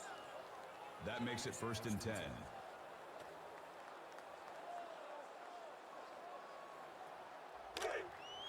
Two times, two times. 3 down, 3 down. Hey, watch that, watch that. Check right. Set.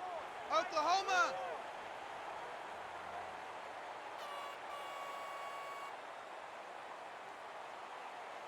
What is Hale doing in there? Is that my defensive end or linebacker? Oh wow, what is that? It's obviously off balance throwing that. I thought he could turn around and pitch it to the fucking halfback who was just like a yard past the line of scrimmage. Tight left. Watch the curl, watch the curl. Watch number 12, watch number 12. Down. Oklahoma, Oklahoma. Hey, polar bear. Hey, polar bear. Set. Check.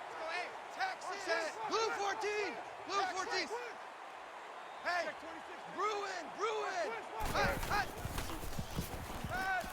And look at Powell, the freshman, breaking open. Makes the reception.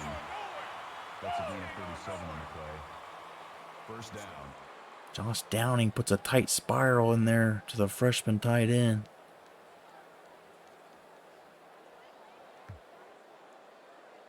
He is a beef castle. Hell yeah. Starting to bring in some fucking freaks.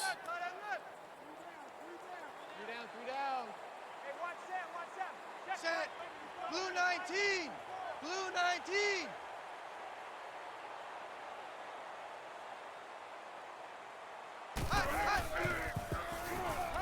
Jerome will take 5 more. Call it a gain of 6 yards. That brings up 2nd and 5.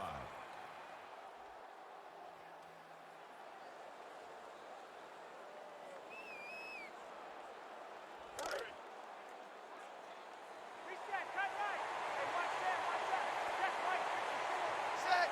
Man Boston. Man Boston.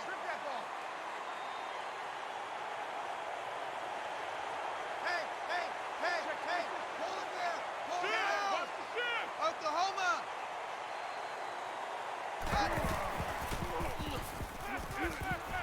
McGee somehow. Does he get him in?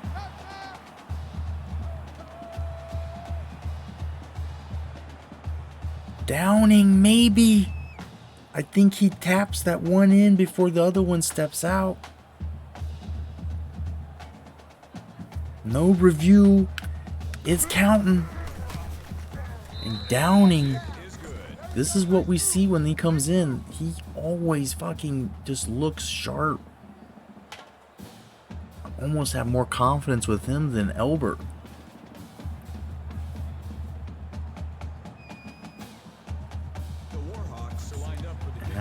I want to sim it, but at the same time, I'm like, no, dude, we've been throwing a fucking shutout. We do not do that. Our defense usually is always our just most frustrating, nagging, terrible thing. Nicholson runs it back. Kickoff returns 26 yards.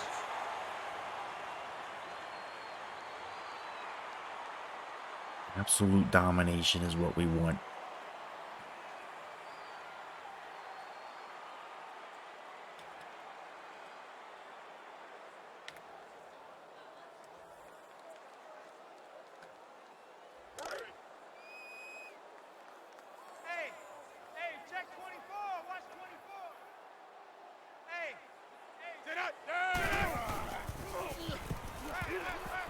He's going nowhere. Perry gets sacked Loss of 6 yards by Nick Perry, his 3rd. That'll make it 2nd and long.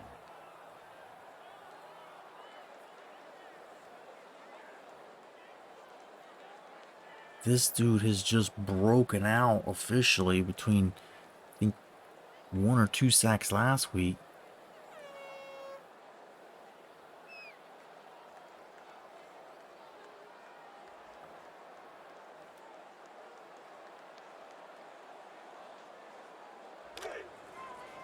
"29 rushes to 9 passes."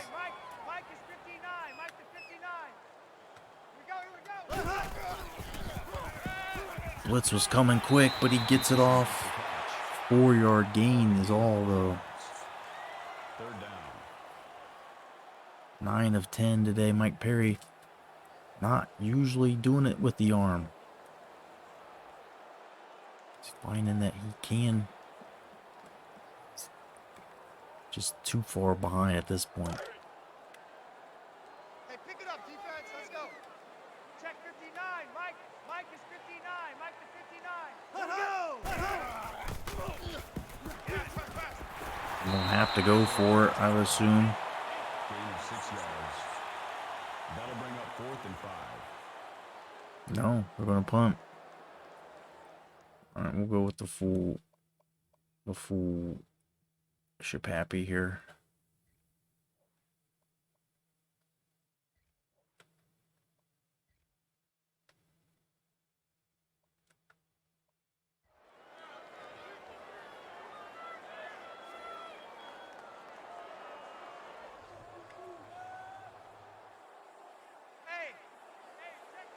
He's checking. Crash. Let's wave the white flag, why don't you guys? Army cooked. Second string in. We got Downing in. Let's see who else we got we can throw in here. Let's see who else is hanging out here. Stud of the future, Leon Barber. I don't know if we've seen him play. Downing's a 93 and he's a sophomore, dude. Elbert's a 99, he's a junior. Like, this is just unfair. And this guy's an 86 speed.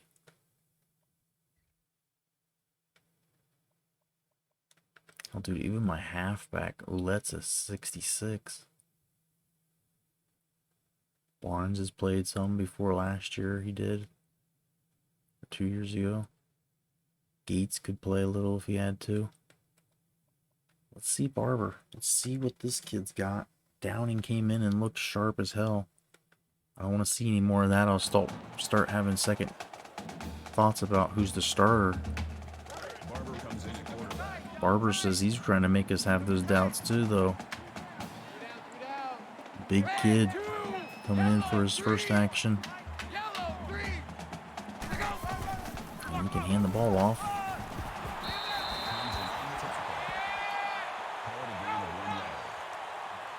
He wants to see what he can do when the defense is on their heels. Let's not do anything in that. Not do anything in that formation. Are you kidding me? Oklahoma! Stupid.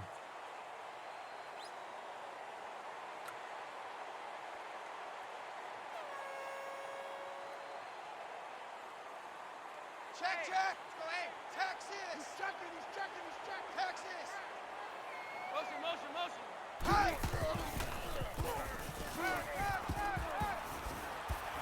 McGee! Oh, Daddy, what a bomb!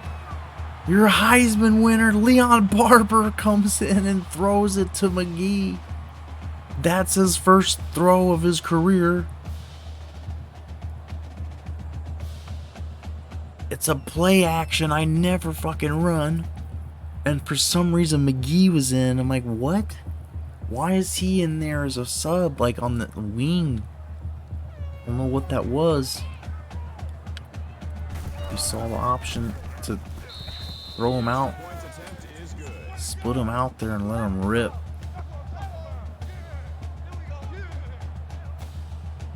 Wow. Wow. And that's how legends start. Leon Barber now saying, well, did you say QB controversy? Does Downing get to come back in now? Do we let Oulette play?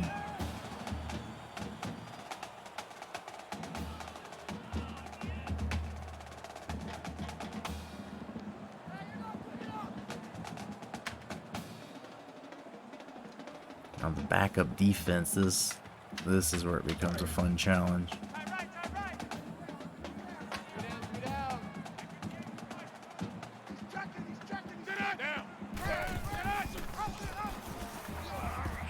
Corbett there. He was hit early, but Corbett keeps him from getting any more than a yard.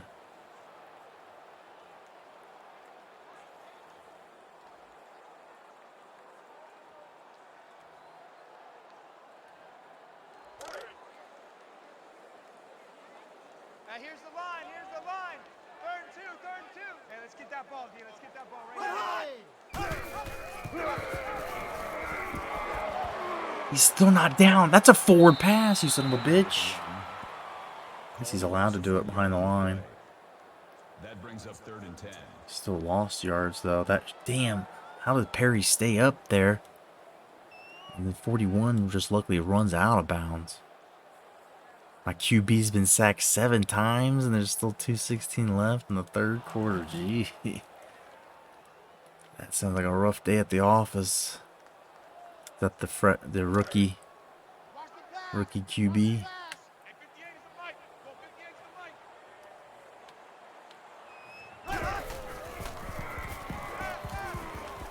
And they'll throw it for 4. Sam Elliott. How does it say user catch? User catch, dude. Who's the user?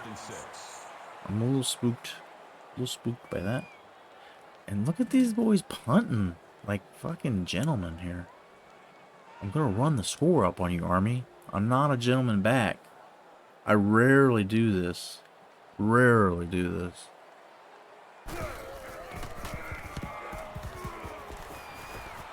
Let's go, McGee. This guy needs to win the Heisman. If I took that back for a punt return, I think it was pretty much already guaranteed.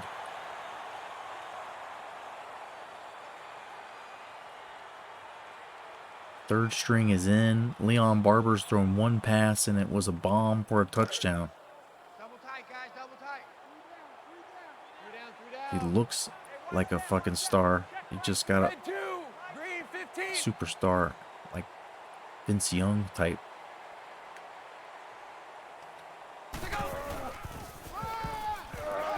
A block from my lineman will get me a little room. That's good for a gain of 2 yards. That'll make it 2nd and 7.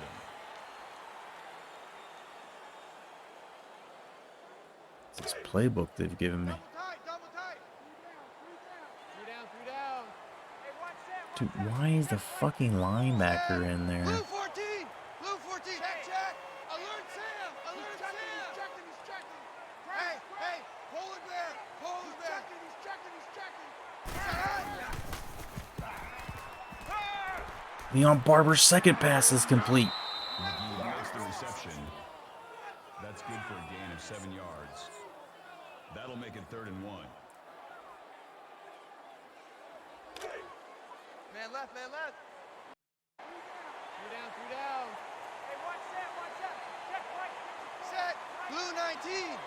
Blue 19. Hot. Off to the races, you'll get 8. 4 with the run. Gain of 8 on the play. First down. See if we can take one more shot.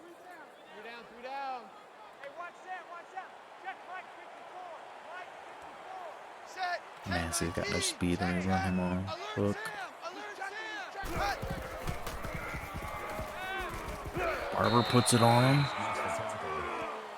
Gain of 11 yards. Let's see what we can do. We got 2 timeouts. Can we get a field goal at least?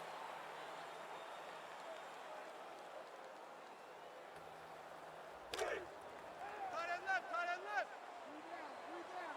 Three down. Hey, 58's the mic. Go 58's the mic. Set. 10-19. 10-19. Hot.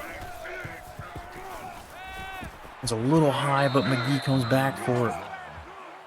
Gain of 16 on the play. First down. Man left. Three down. Alright, just can't take too long here. Can't take too long here. Can't take too long here. Can't take too long here. Oklahoma. Come on, Leon. Come on, Leon. Uh-oh. Uh-oh.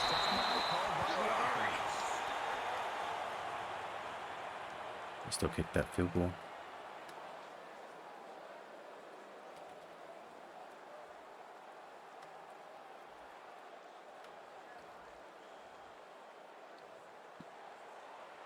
The big one.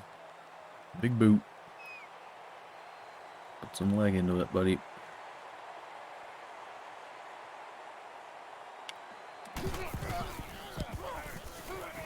And he's perfect on the day. This guy, he might break the chain of no kickers winning awards for Coach Dickey ever in the history of ever. As the game ends 44-0. That ass kicking was therapeutic. We don't do that very often. Final score is the Warhawks This team 44. just took over and put it on them there. Thank you for attending today's It was ball game. 27-0. It was pretty much over, but then the second string comes in and puts on another 17 points. Bears are up in Lambeau 38-0. Damn. Not much different than this one here. Blowout City. It's a nice thing to have. Get a little bored with your team just blowing them up. But these bombs to McGee, these just absolute rainmakers. And then that one to McGee, he'd get his feet down. This is why he's your Heisman winner this year, I believe. Trey McGee playing like no one has ever played from Urbana, Ohio. I promise that.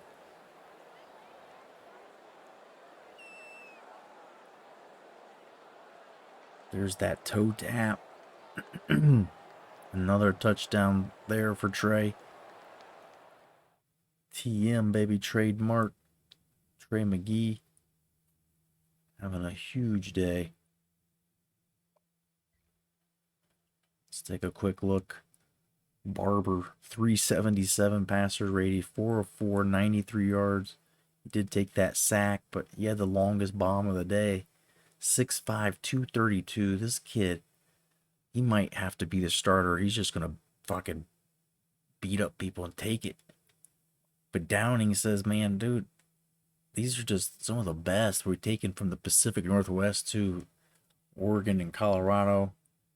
Taking them from all over the country. But none have been better than Elbert. Never taken a loss in his career so far. Davidson, another day at the office. Ouellette finds a way to get another touchdown. But this man, Trey McGee, give me that Heisman. James Walton, the right tackle, just a sophomore, having his way. Senior Weber, who's been around, he's going out in style. Hopefully this year, #1 draft pick. John Williams, how do we... Oh, because we brought in the subs and stuff. I'm like, how do we have fucking 3 right tackles getting minutes?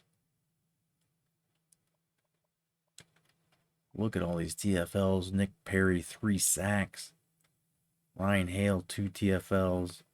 Tommy Young, a sack. Gillette, the safety, gets a tackle for loss. Cook, the safety, gets a sack. 5 total. No picks. Deflection. Couple forced fumbles. Nunez and Perry. And the recovery where Olympian fell on it.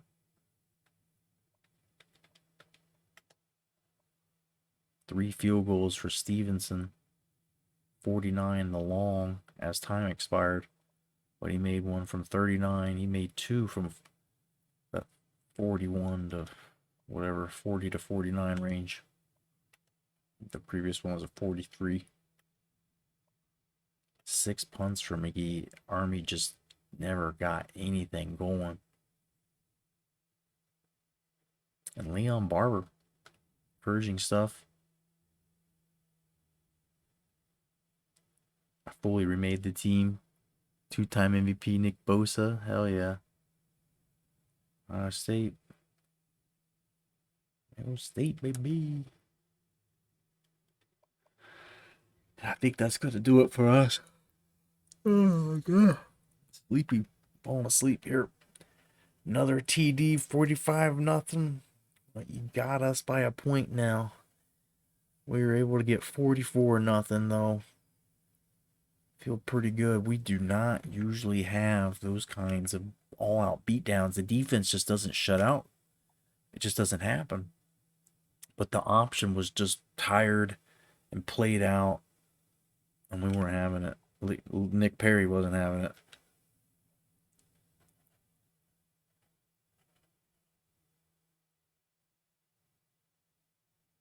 And they move on to 6-0, the defending champs. Claim another victim here, 44-0 this time. Let's go ahead and advance. We got LSU, baby. State rivals coming up. Always fun. Some of that Conference USA Super 3 rivalry continues here now. Great game to close out the evening. Sounds like we're both going out on super high notes here. No better way. That was just one of the highest of highs, man. I mean, I guess that's what happened. We tried to get higher, as high as we could. I think it's all correlated. all correlated. It helped us go out on the highest of highs. Never. I don't think I've ever on Heisman, definitely not in this dynasty, have I beaten somebody 44-0.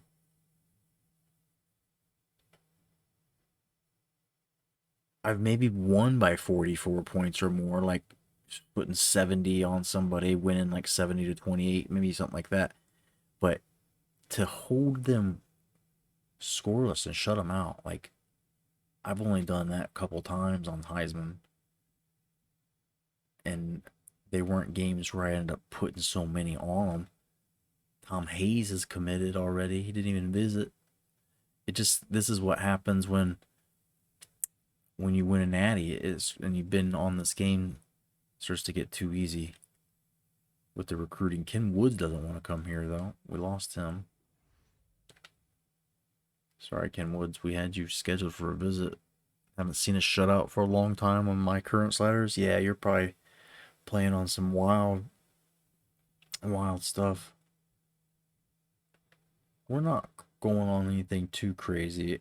I think we had a couple of sliders set changed like speed. I don't even remember what I had them set. We changed like the speed threshold, and just other than that, pretty much vanilla. There might have been one or other two things minor. Probably something to stop the fucking clipping calls. I had to turn my sliders back up to 80.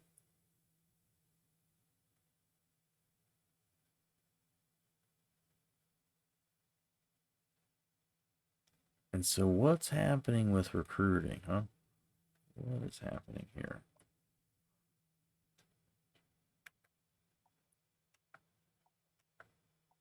Let's see what's happening here. Kopczynski's still going up fast, but it's going to take a shit ton to get him to lock. So there was somebody we meant to offer this week. We thought they'd be in the lead now. So we could offer Corey Taylor. He might instant commit, maybe. Clayton McDaniel, we're just riding out. I don't know how Boise State just jumped all the way up there. But they probably won't get a visit, so they'll end up being screwed.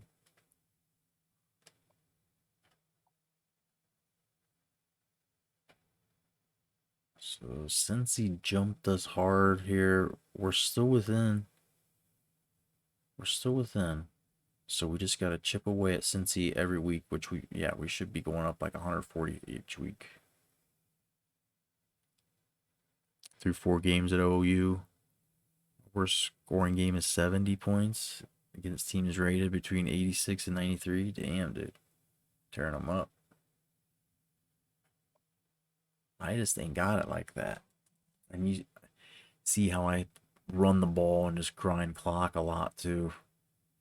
Just ends up keeping the score a little bit down. This one, I don't know how. I mean, we started running up on them at the end, but shit. It looks like Deron Brown is going to be a problem if we don't get some points somewhere for him. Find some points for you, Deron. How? Where?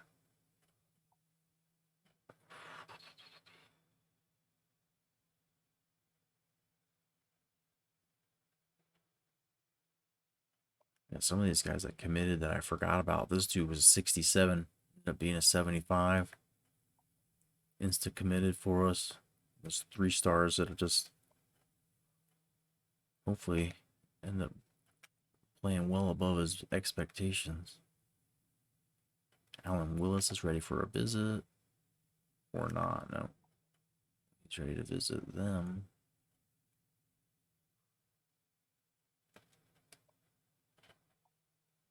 Dorsey's still going up slowly.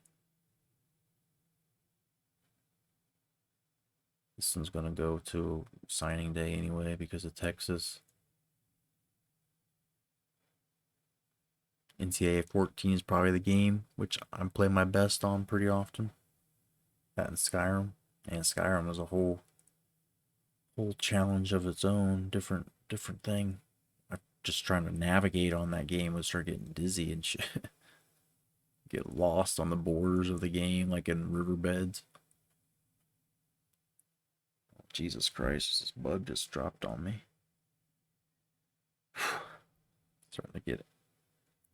Starting to go mental here. All right.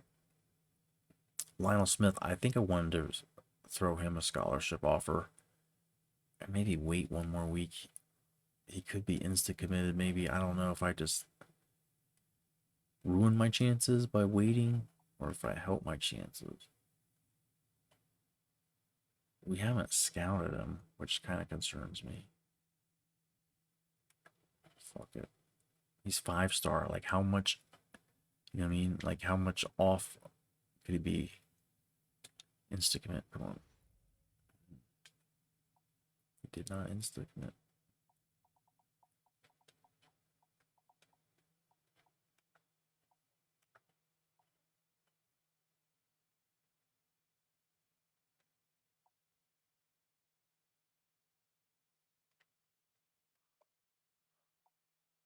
What else is going on here? So Kim Woods is gone. We're wasting points on him. And we thought we could get him to lock and then unlock, but evidently not. That's not how it worked.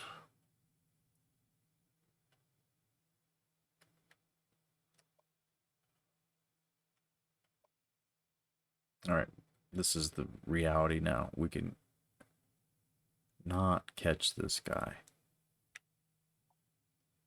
Cannot catch him. Take him off.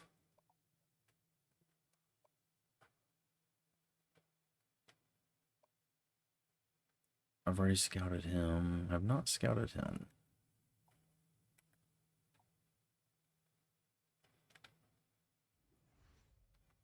Yo, you're a D speed, bro. Yikes, it's one of the slowest backers I've ever seen. Sure you don't want to play D end? And be a slow D end? Oh my lord, dude.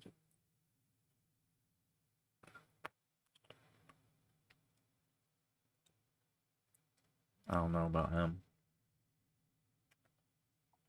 He's hard up and hot. He's got a hard on for coming here, so visit at least, right? Simmons is a complimentary visit, dude. He's not good. He's slow as shit too. Always scout. We're taking the ride with him, man. It's all good. It's all good. It's just a game. If it doesn't work out, we've got some other guys we need to scout. Lawrence Roberts is just here for complimentary visits. We're not actually investing anything in him. That's how that goes. Mark Hill, we could put some points on, I guess, to try and actually land with this guy who we haven't scouted. And then there's this. What is happening with Michael Dodd? Every week it says he's going up 30, but there's no gain. We're not gaining any ground. Baylor's about to get booted from contention. That one's probably going to signing day. Donnell Miller's still going up. Crazy.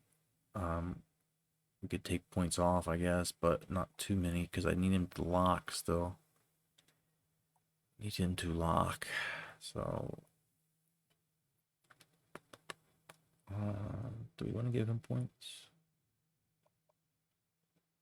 What are we doing with this guy? Giving up on him, or were we trying to get him to visit? I think we were still trying to get him to visit. I don't know what we were doing with Johnson, if we were planning on giving him points. This guy was the weird one where I just don't know what he plays. His catching is not great. So if he's a tight end, he's shit. His tackle, hit power, he's an okay D tackle. strength and all that, but look at his pursuit and play recognition. And his block shedding. And his finesse moves. Like, I mean, he's so garbage. I just don't know what the fuck he is. I could turn off Madden for the night after smashing the Go Pack Go. I feel like he might be a small offensive lineman, like a center or something.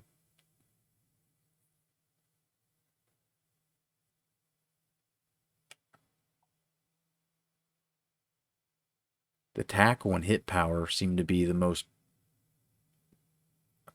but I'm thinking he might like be an offensive lineman, O-line. He's a 75, so not a terrible one, but he's a JUCO. Not sure what you could really develop in. He's only 252 pounds.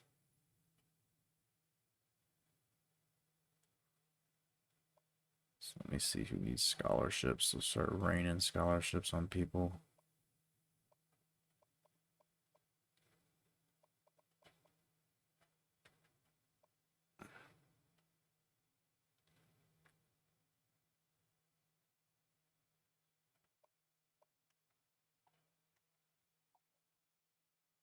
I feel like we need to make a decision on this guy because we could start throwing and probably get him. He's not special. But this is why I think that based on these numbers, that athlete guy could be a tight end.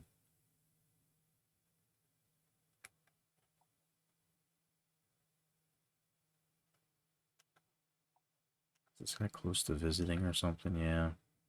Kinda. Can I just throw him off the list?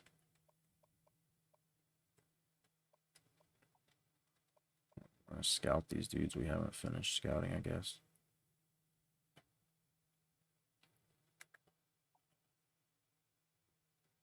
Just give him a few more so we can lock. Get him a visit.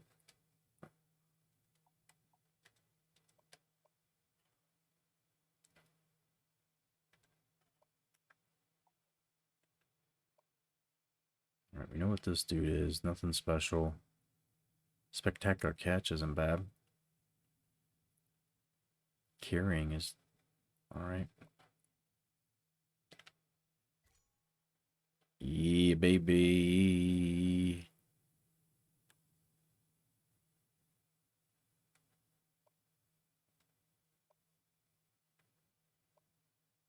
Not strong.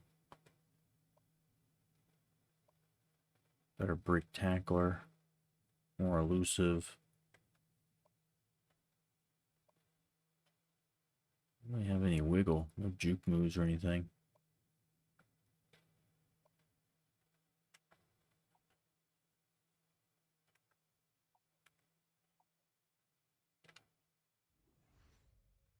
Get an insta commit.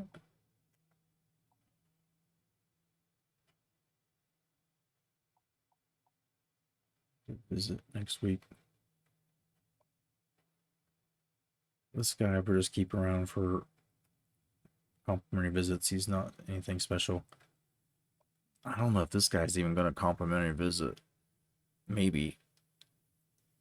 Maybe at some point.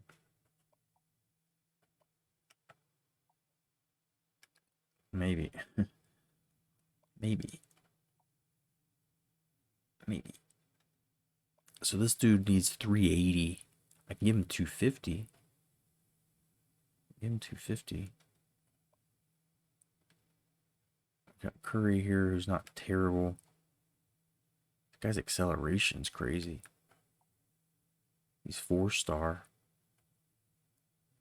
Better than I think. We got Irby, who's a 4-star guy too already. Jesus Christ, how many 4-star and 5-star tackles are we going to sign? We already got a guard who's that 3-star who's above and beyond. Crumb. At this point, it's like maybe we just don't even try to sign him because shit. What we're going to do? I don't even dare like recruit this guy. What if he ends up being a fucking secret star?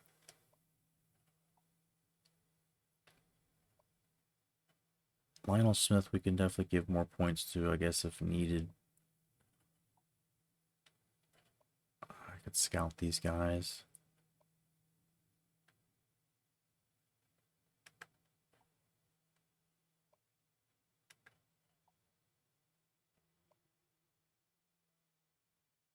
I'd rather do it once somebody else locks and I just come into a windfall of points all of a sudden, you know.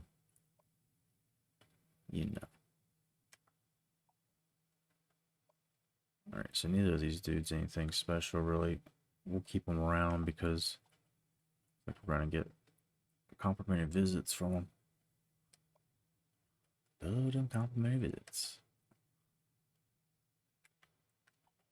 This guy looks like he's a homer. He's just going to come no matter what, so let him string along. Marcus Arnold, same thing. Excel is terrible on that first wide receiver. Scout everybody. Yeah, that's a good idea. We just kind of like have gotten complacent with whatever we can get, and then we take it, and then we just don't start them if they suck, you know. This guy's acceleration at 75. Yeah, we're not going to try to go after this Taylor dude. He's a 5-star, though. You know what I mean? How crazy is that? How many times have you seen a 5-star who's a 69 and he just, everything sucks? His spectacular catch and catching traffic, like, you can see he's going to grade up. He's going to end up being, like, super good catching. Maybe. But, like, his trucking, elusiveness, all that. We've got a guy kind of like that now on our team. He's just no fun to use. He's Mr. Possession receiver. I like to get him like 2 catches for 20 a game. First down catches usually. But this guy I think might be worth putting points on, but I mean not too many, right?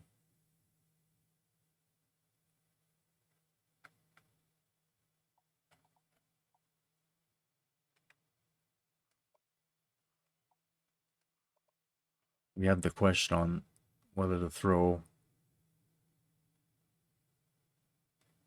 380 more points at Brown here.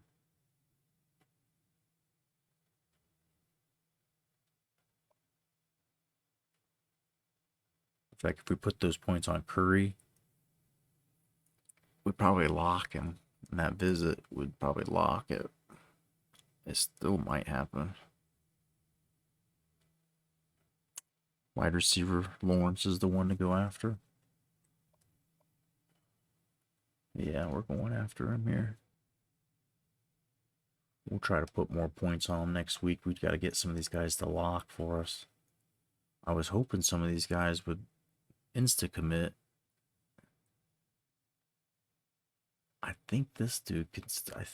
I need to find the way to get him those points. Need to find a way to get him those points.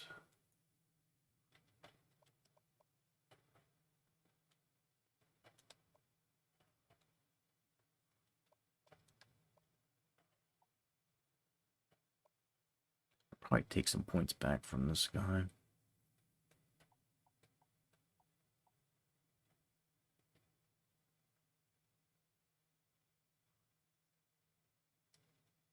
I think we'll get some points freed up before his visit, so we can, if we just have 1 week where we max him out and he has that visit, we should lock. That visit should lock him, or he should maybe lock the next week. But I know how this game is, and if one of these teams all of a sudden throws him on their board, they'll jump up like 1,200 or something.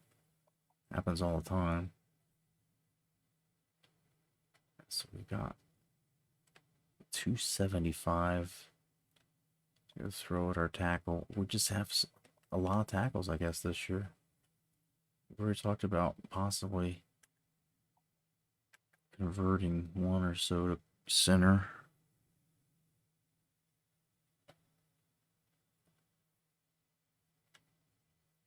And so I guess this is the path we've chosen. We're getting a whole bunch of offensive linemen in this recruiting class. Williams looks close to lost. I had him visit really early. And so now, since he just had their visit, the rest of the season, we're going to keep chipping away at that, like, 135 a week. We're going to chip away into that at 135 a week.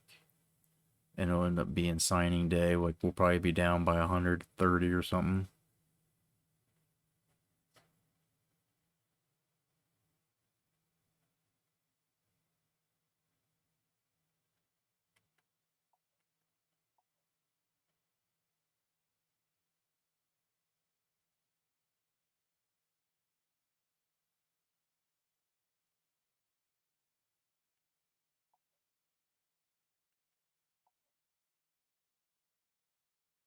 That visit from Cincy, dude, they got 1,600 too.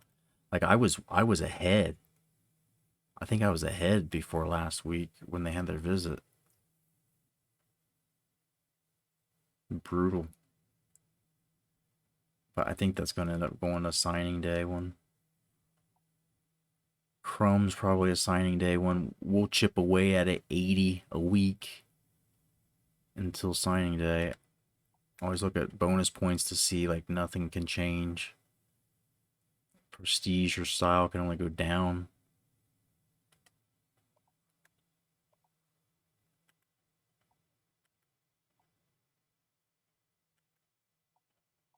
Pretty good with this guy.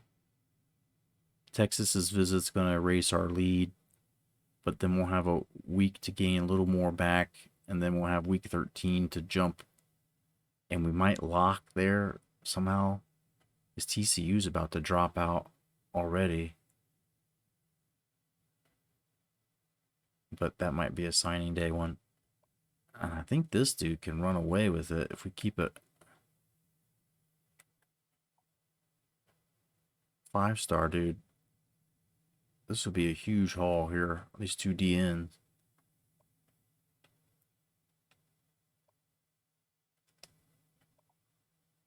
D tackle. I don't feel real great about this, but Navy's visit is so chintzy. Just a 250 visit. I think that they're not gonna. I don't know. After our visit, I think they may just close the deal.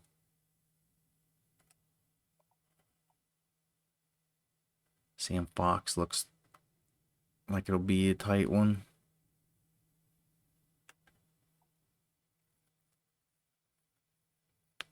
Yep. Come down to how good this visit is.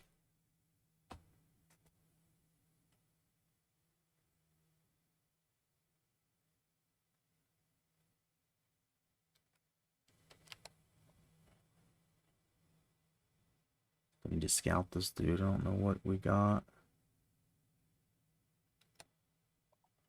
Marcus Arnold, complimentary visit guy, maybe secret gem.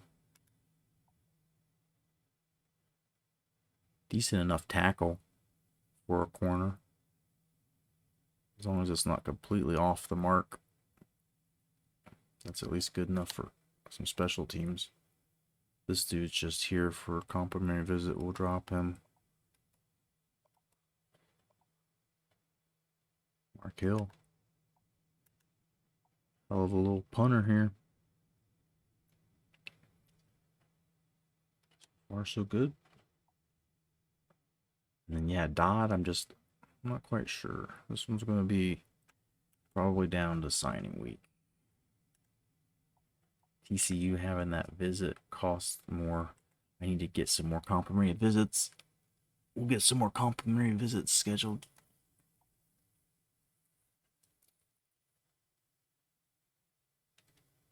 Try to boost his visit up another 100 or 2. Never make too many assumptions. Yeah, definitely don't rely on it. Like these guys that we're not scouting, I don't plan on relying on them to be starters next year as what their numbers look like. A lot of these dudes are just guys who are nice to haves that we're not used to having the luxury of choice here. Get a chance to pick and choose. And so we just need to throw a couple more scholarships around. 16 guys without scholarships. So that means there's 19 guys that do. We're probably not going to get all 19 of those guys. So I need to at least think of 6 more dudes to offer. Hill's going to get one. There's 5. Where the fuck this guy came from? Let's say one of these guys, one or him, or him, or him. We'll say 2. At least maybe 2 of those. So that Mark Hill plus 2, that's 3. Cooper or Turner, maybe. So that 4. Maybe one of these guys. Yeah, it's 5. We'll be fine. I think we have no real need to go out looking for more guys to put on here. I do have 2 spots, though.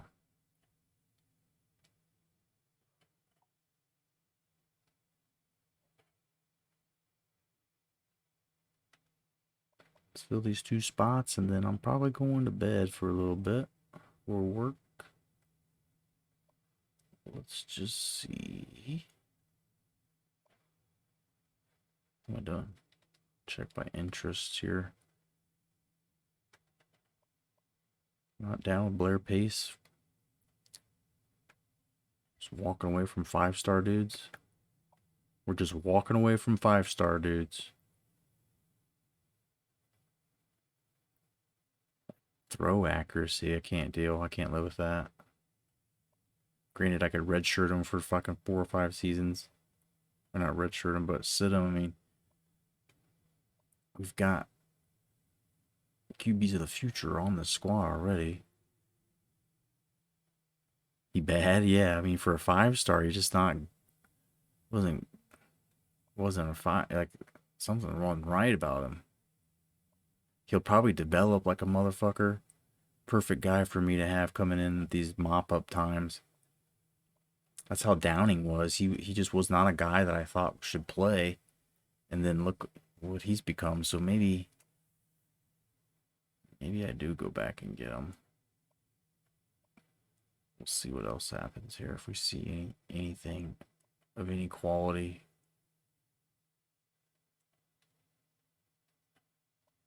That we haven't already tried to sign.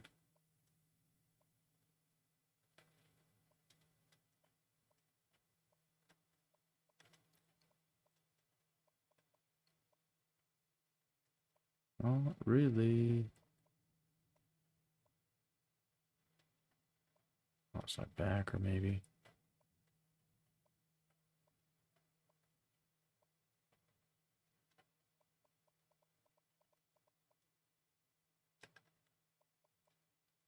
Wide receivers are always out there to find at the end. Seems like D ends, D tackles always kind of hide it. Like a guard or somebody who might not be terrible. You can move the guard to center. He instantly goes up 1 or 2.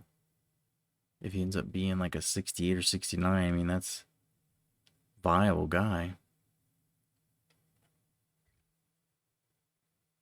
He's good at run blocking, though.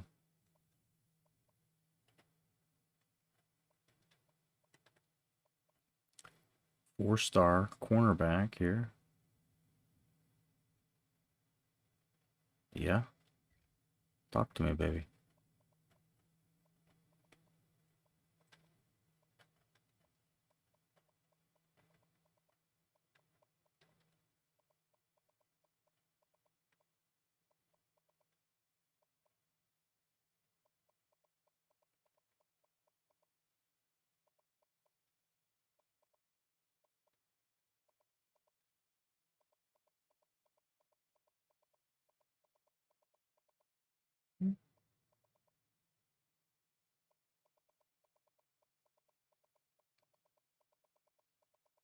We're gonna be that quarterback, I guess.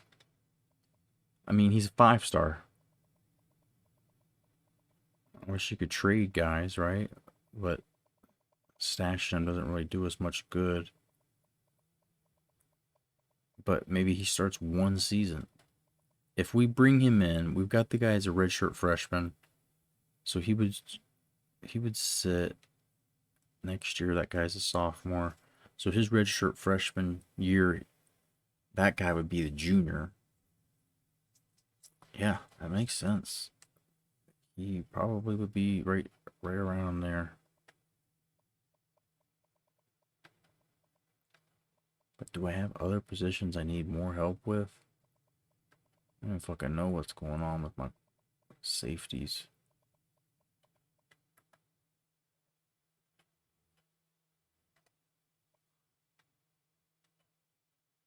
Safeties. We've got the one who's starting, who's a true freshman. We have the other one who's starting, who's a true sophomore. But then we have two strong safeties who... And that one free safety who's going to be taken off the list. So, yeah, why don't we try to find a safety? Find a safety, please.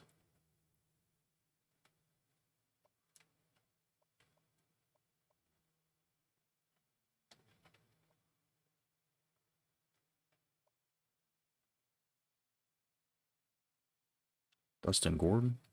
Couldn't look them. 87% lock. Never mind. Ricky Schmidt.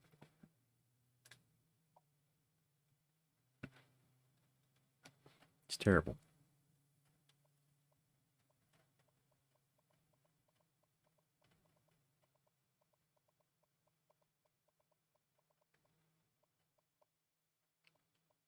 Let's sort it by lock. Let's see. If he had 90 throw power, yes. I think it was pretty crazy. His throw accuracy was a 73 though, but I know that will go up, especially if you play a couple of games.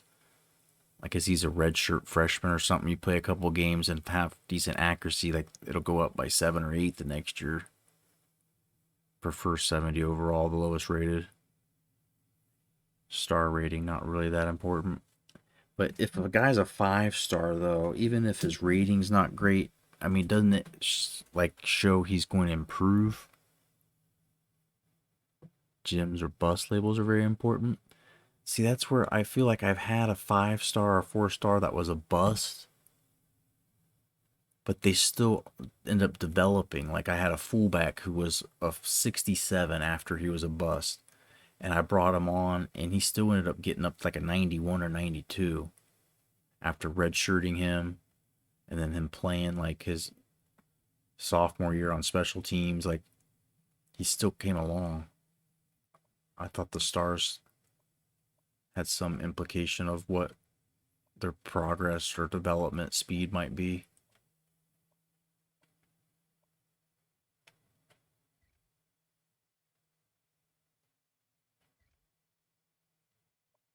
Fuck, some of these dudes we just have to be looking at as playing backer because they suck as safeties. Ricky Schmidt, you might be the guy, man. I might be with Ricky Schmidt. JUCO guy, you got any offers yet? Yeah. Okay, I don't want you. I don't want to mess with you.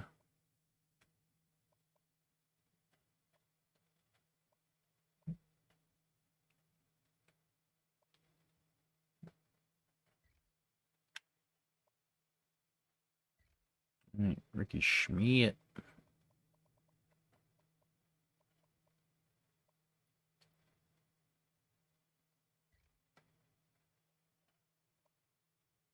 Cut most bust players. Yeah, I typically do. This was just one guy who he was hanging around. He wanted to come. We needed a fullback just because we had a walk-on on the year. Like, previous year we had a walk-on fill the spot. So it was like, just anybody will do, right?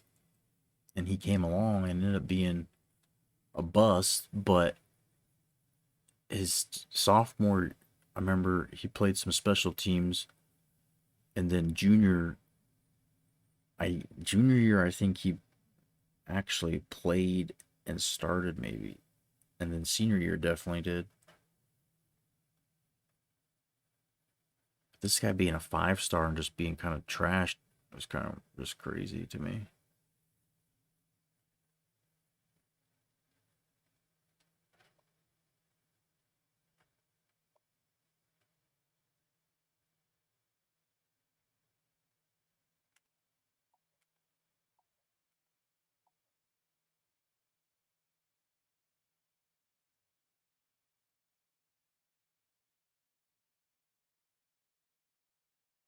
Nothing special about this guy either, that's for sure. There'll be some depth chart padding for us. Maybe it gets cut. Who knows? Hopefully, getting this guy. This would be one of the best fucking tight ends we've ever had. Maybe not the best blocking, but just coming in as a freshman to have that speed and the route running. That's what I don't think I've had one as an 81 right off the bat. The trucking and break tackle were pretty nasty. This dude's going to be a nasty boy. 6'8", too. I mean, just throw the ball up high for him. So that's that. Fullbacks and tight ends, yeah, exactly. Fullbacks and tight ends are so weird because there'll be like a fullback who's a 2-star, but he's an 80. And my understanding was always just that he'll be an 80, but he'll just never get much better. Got to run downstairs. I'm actually going to run and go to bed. And so it's going to be it for now. Leave this here with the time being 6-0. Who we got next? I don't even remember. Let me find out. We will say good night. Appreciate you being here. LSU, number 4 LSU, whose 3 losses. 3-loss LSU. Maybe we should look at the top 25 real quick because something crazy's happening. 3-loss LSU is number 4 in the country. After a bye week, they go up 4. Miami's got 2 losses. They beat Auburn, and they jump up 8. And you got Mississippi State here stealing more of our first place votes. They beat up North Carolina. But, dude, we shut up Army. We shut them out. We're about to play number 4 LSU. This is crazy. Stanford's back up to 5. South Carolina, like all of these schools from the college football playoff, Big 12. Pittsburgh as well. Illinois finally lost. They lose to Michigan State. Now Utah there's trying to break our system here. Non-Super 3, non-college football Big 12. Sniffing at it. And the 3-loss LSU has a better rating than 2 undefeated teams. I've never seen this on this level like that. I mean, this is new. Northern Illinois takes a tumble.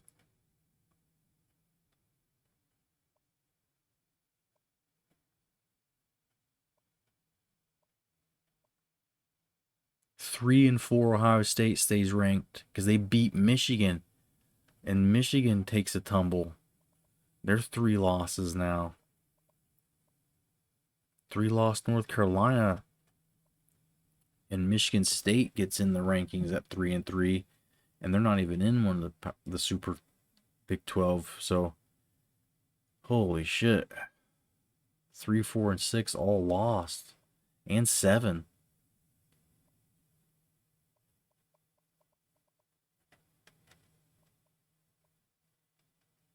last week's 3, 4, 6, 3, 4, 5 lost too. 3, 4, 5, 6,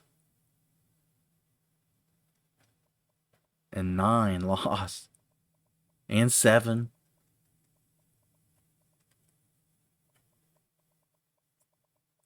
So repeat that again. 3, 4, 5, 6, 7, 9, 12 lost.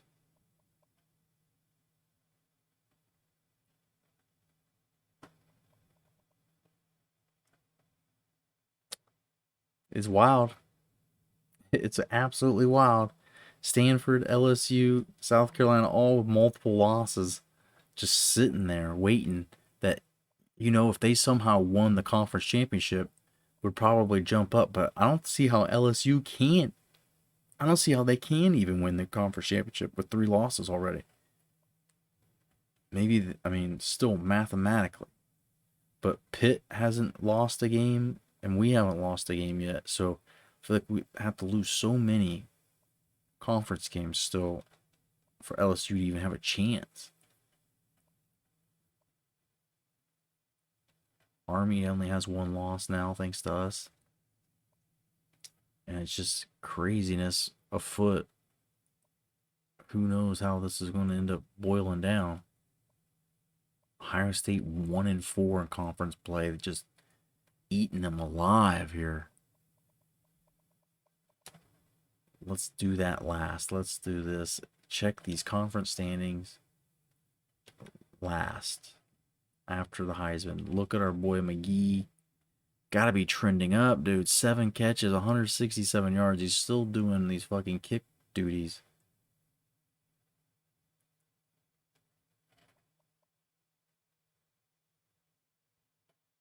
Stanford's boy beats Notre Dame. Stays front runner. He was good, dude. He's hard to say he's not the rightful contender for it. He was just impossible to stop. But here are the division standards.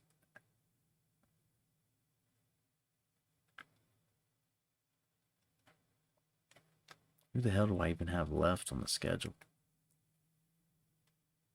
LSU, always a fun one with South Carolina. That one's really the next big one. And then conference play-wise, this is nothing. And then booked Florida on there just knowing that they were one of those schools that seemed to be... Florida seemed like one of those schools that was good enough that they might screw shit up because they're not in a... They're not even in a Super 3, so I thought they might easily run their conference here. And they've actually lost a conference game, so...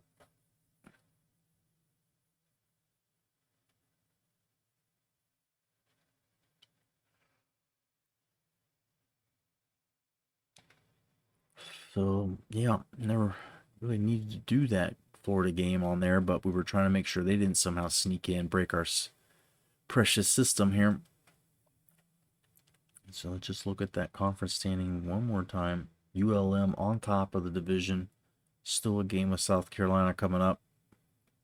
LSU game playing next. And then we do have Arizona and Nebraska still, but they could only be playing spoiler at this point. Big 12, other side of the conference.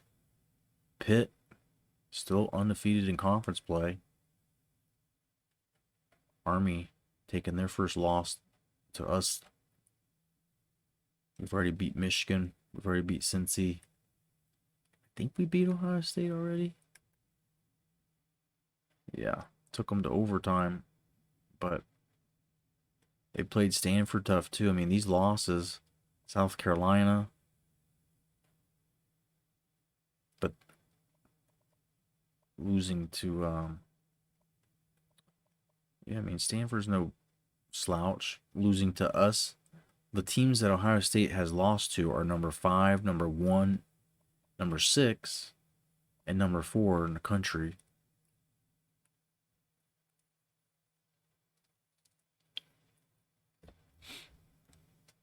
So I imagine they'll probably finish the year fairly strong. Maybe run the table against these schools.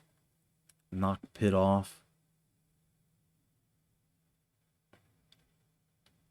You just don't know. You just don't know unless you come back and watch, and we'll figure it out. And we'll probably try to start doing more of this, less online Dynasty, and we'll be progressing a little faster, maybe a game or two every night if we can. Get through these seasons, see if we can run 5 in a row before we start doing our crazy coaches challenge, start running around everywhere, trying to win natties all across the globe. Just top players so far of the season. Albert throwing picks at a furious rate. How's our bowl record still under 500? Lost national championship game.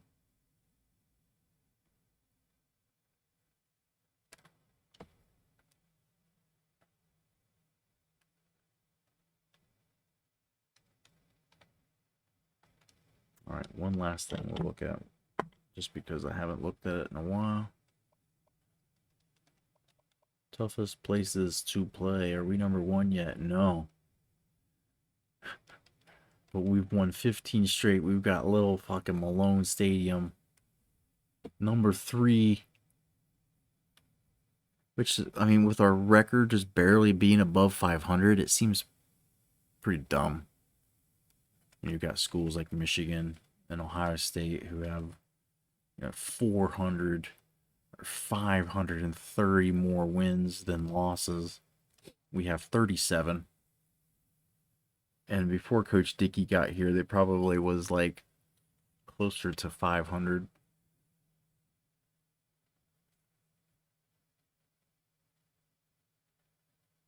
But Michigan, ULM, South Carolina, LSU, Nebraska, Ohio State, Stanford, all in our Big 12.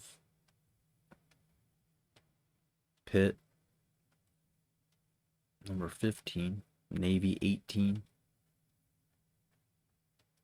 Arizona, 23rd. I wonder if I should have factored this in when we picked our schools. Like, Army's way down here. Maybe I wouldn't have put them in, but 97 offense. They're not terrible.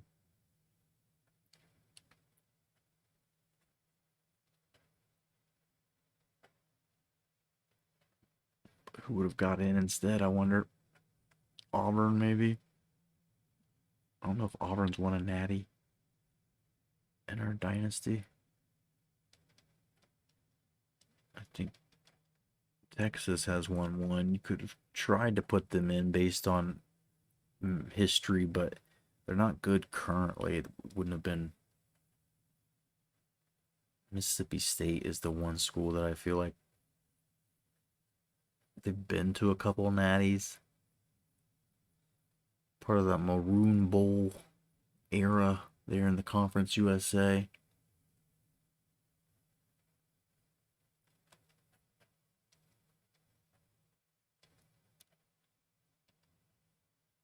Mississippi State's probably the answer.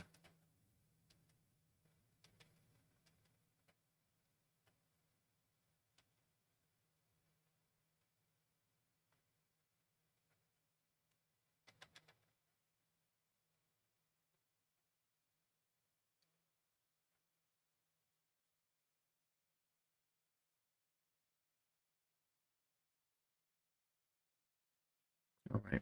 It's night-night from here. Until next time. You know I love you. Thanks so much.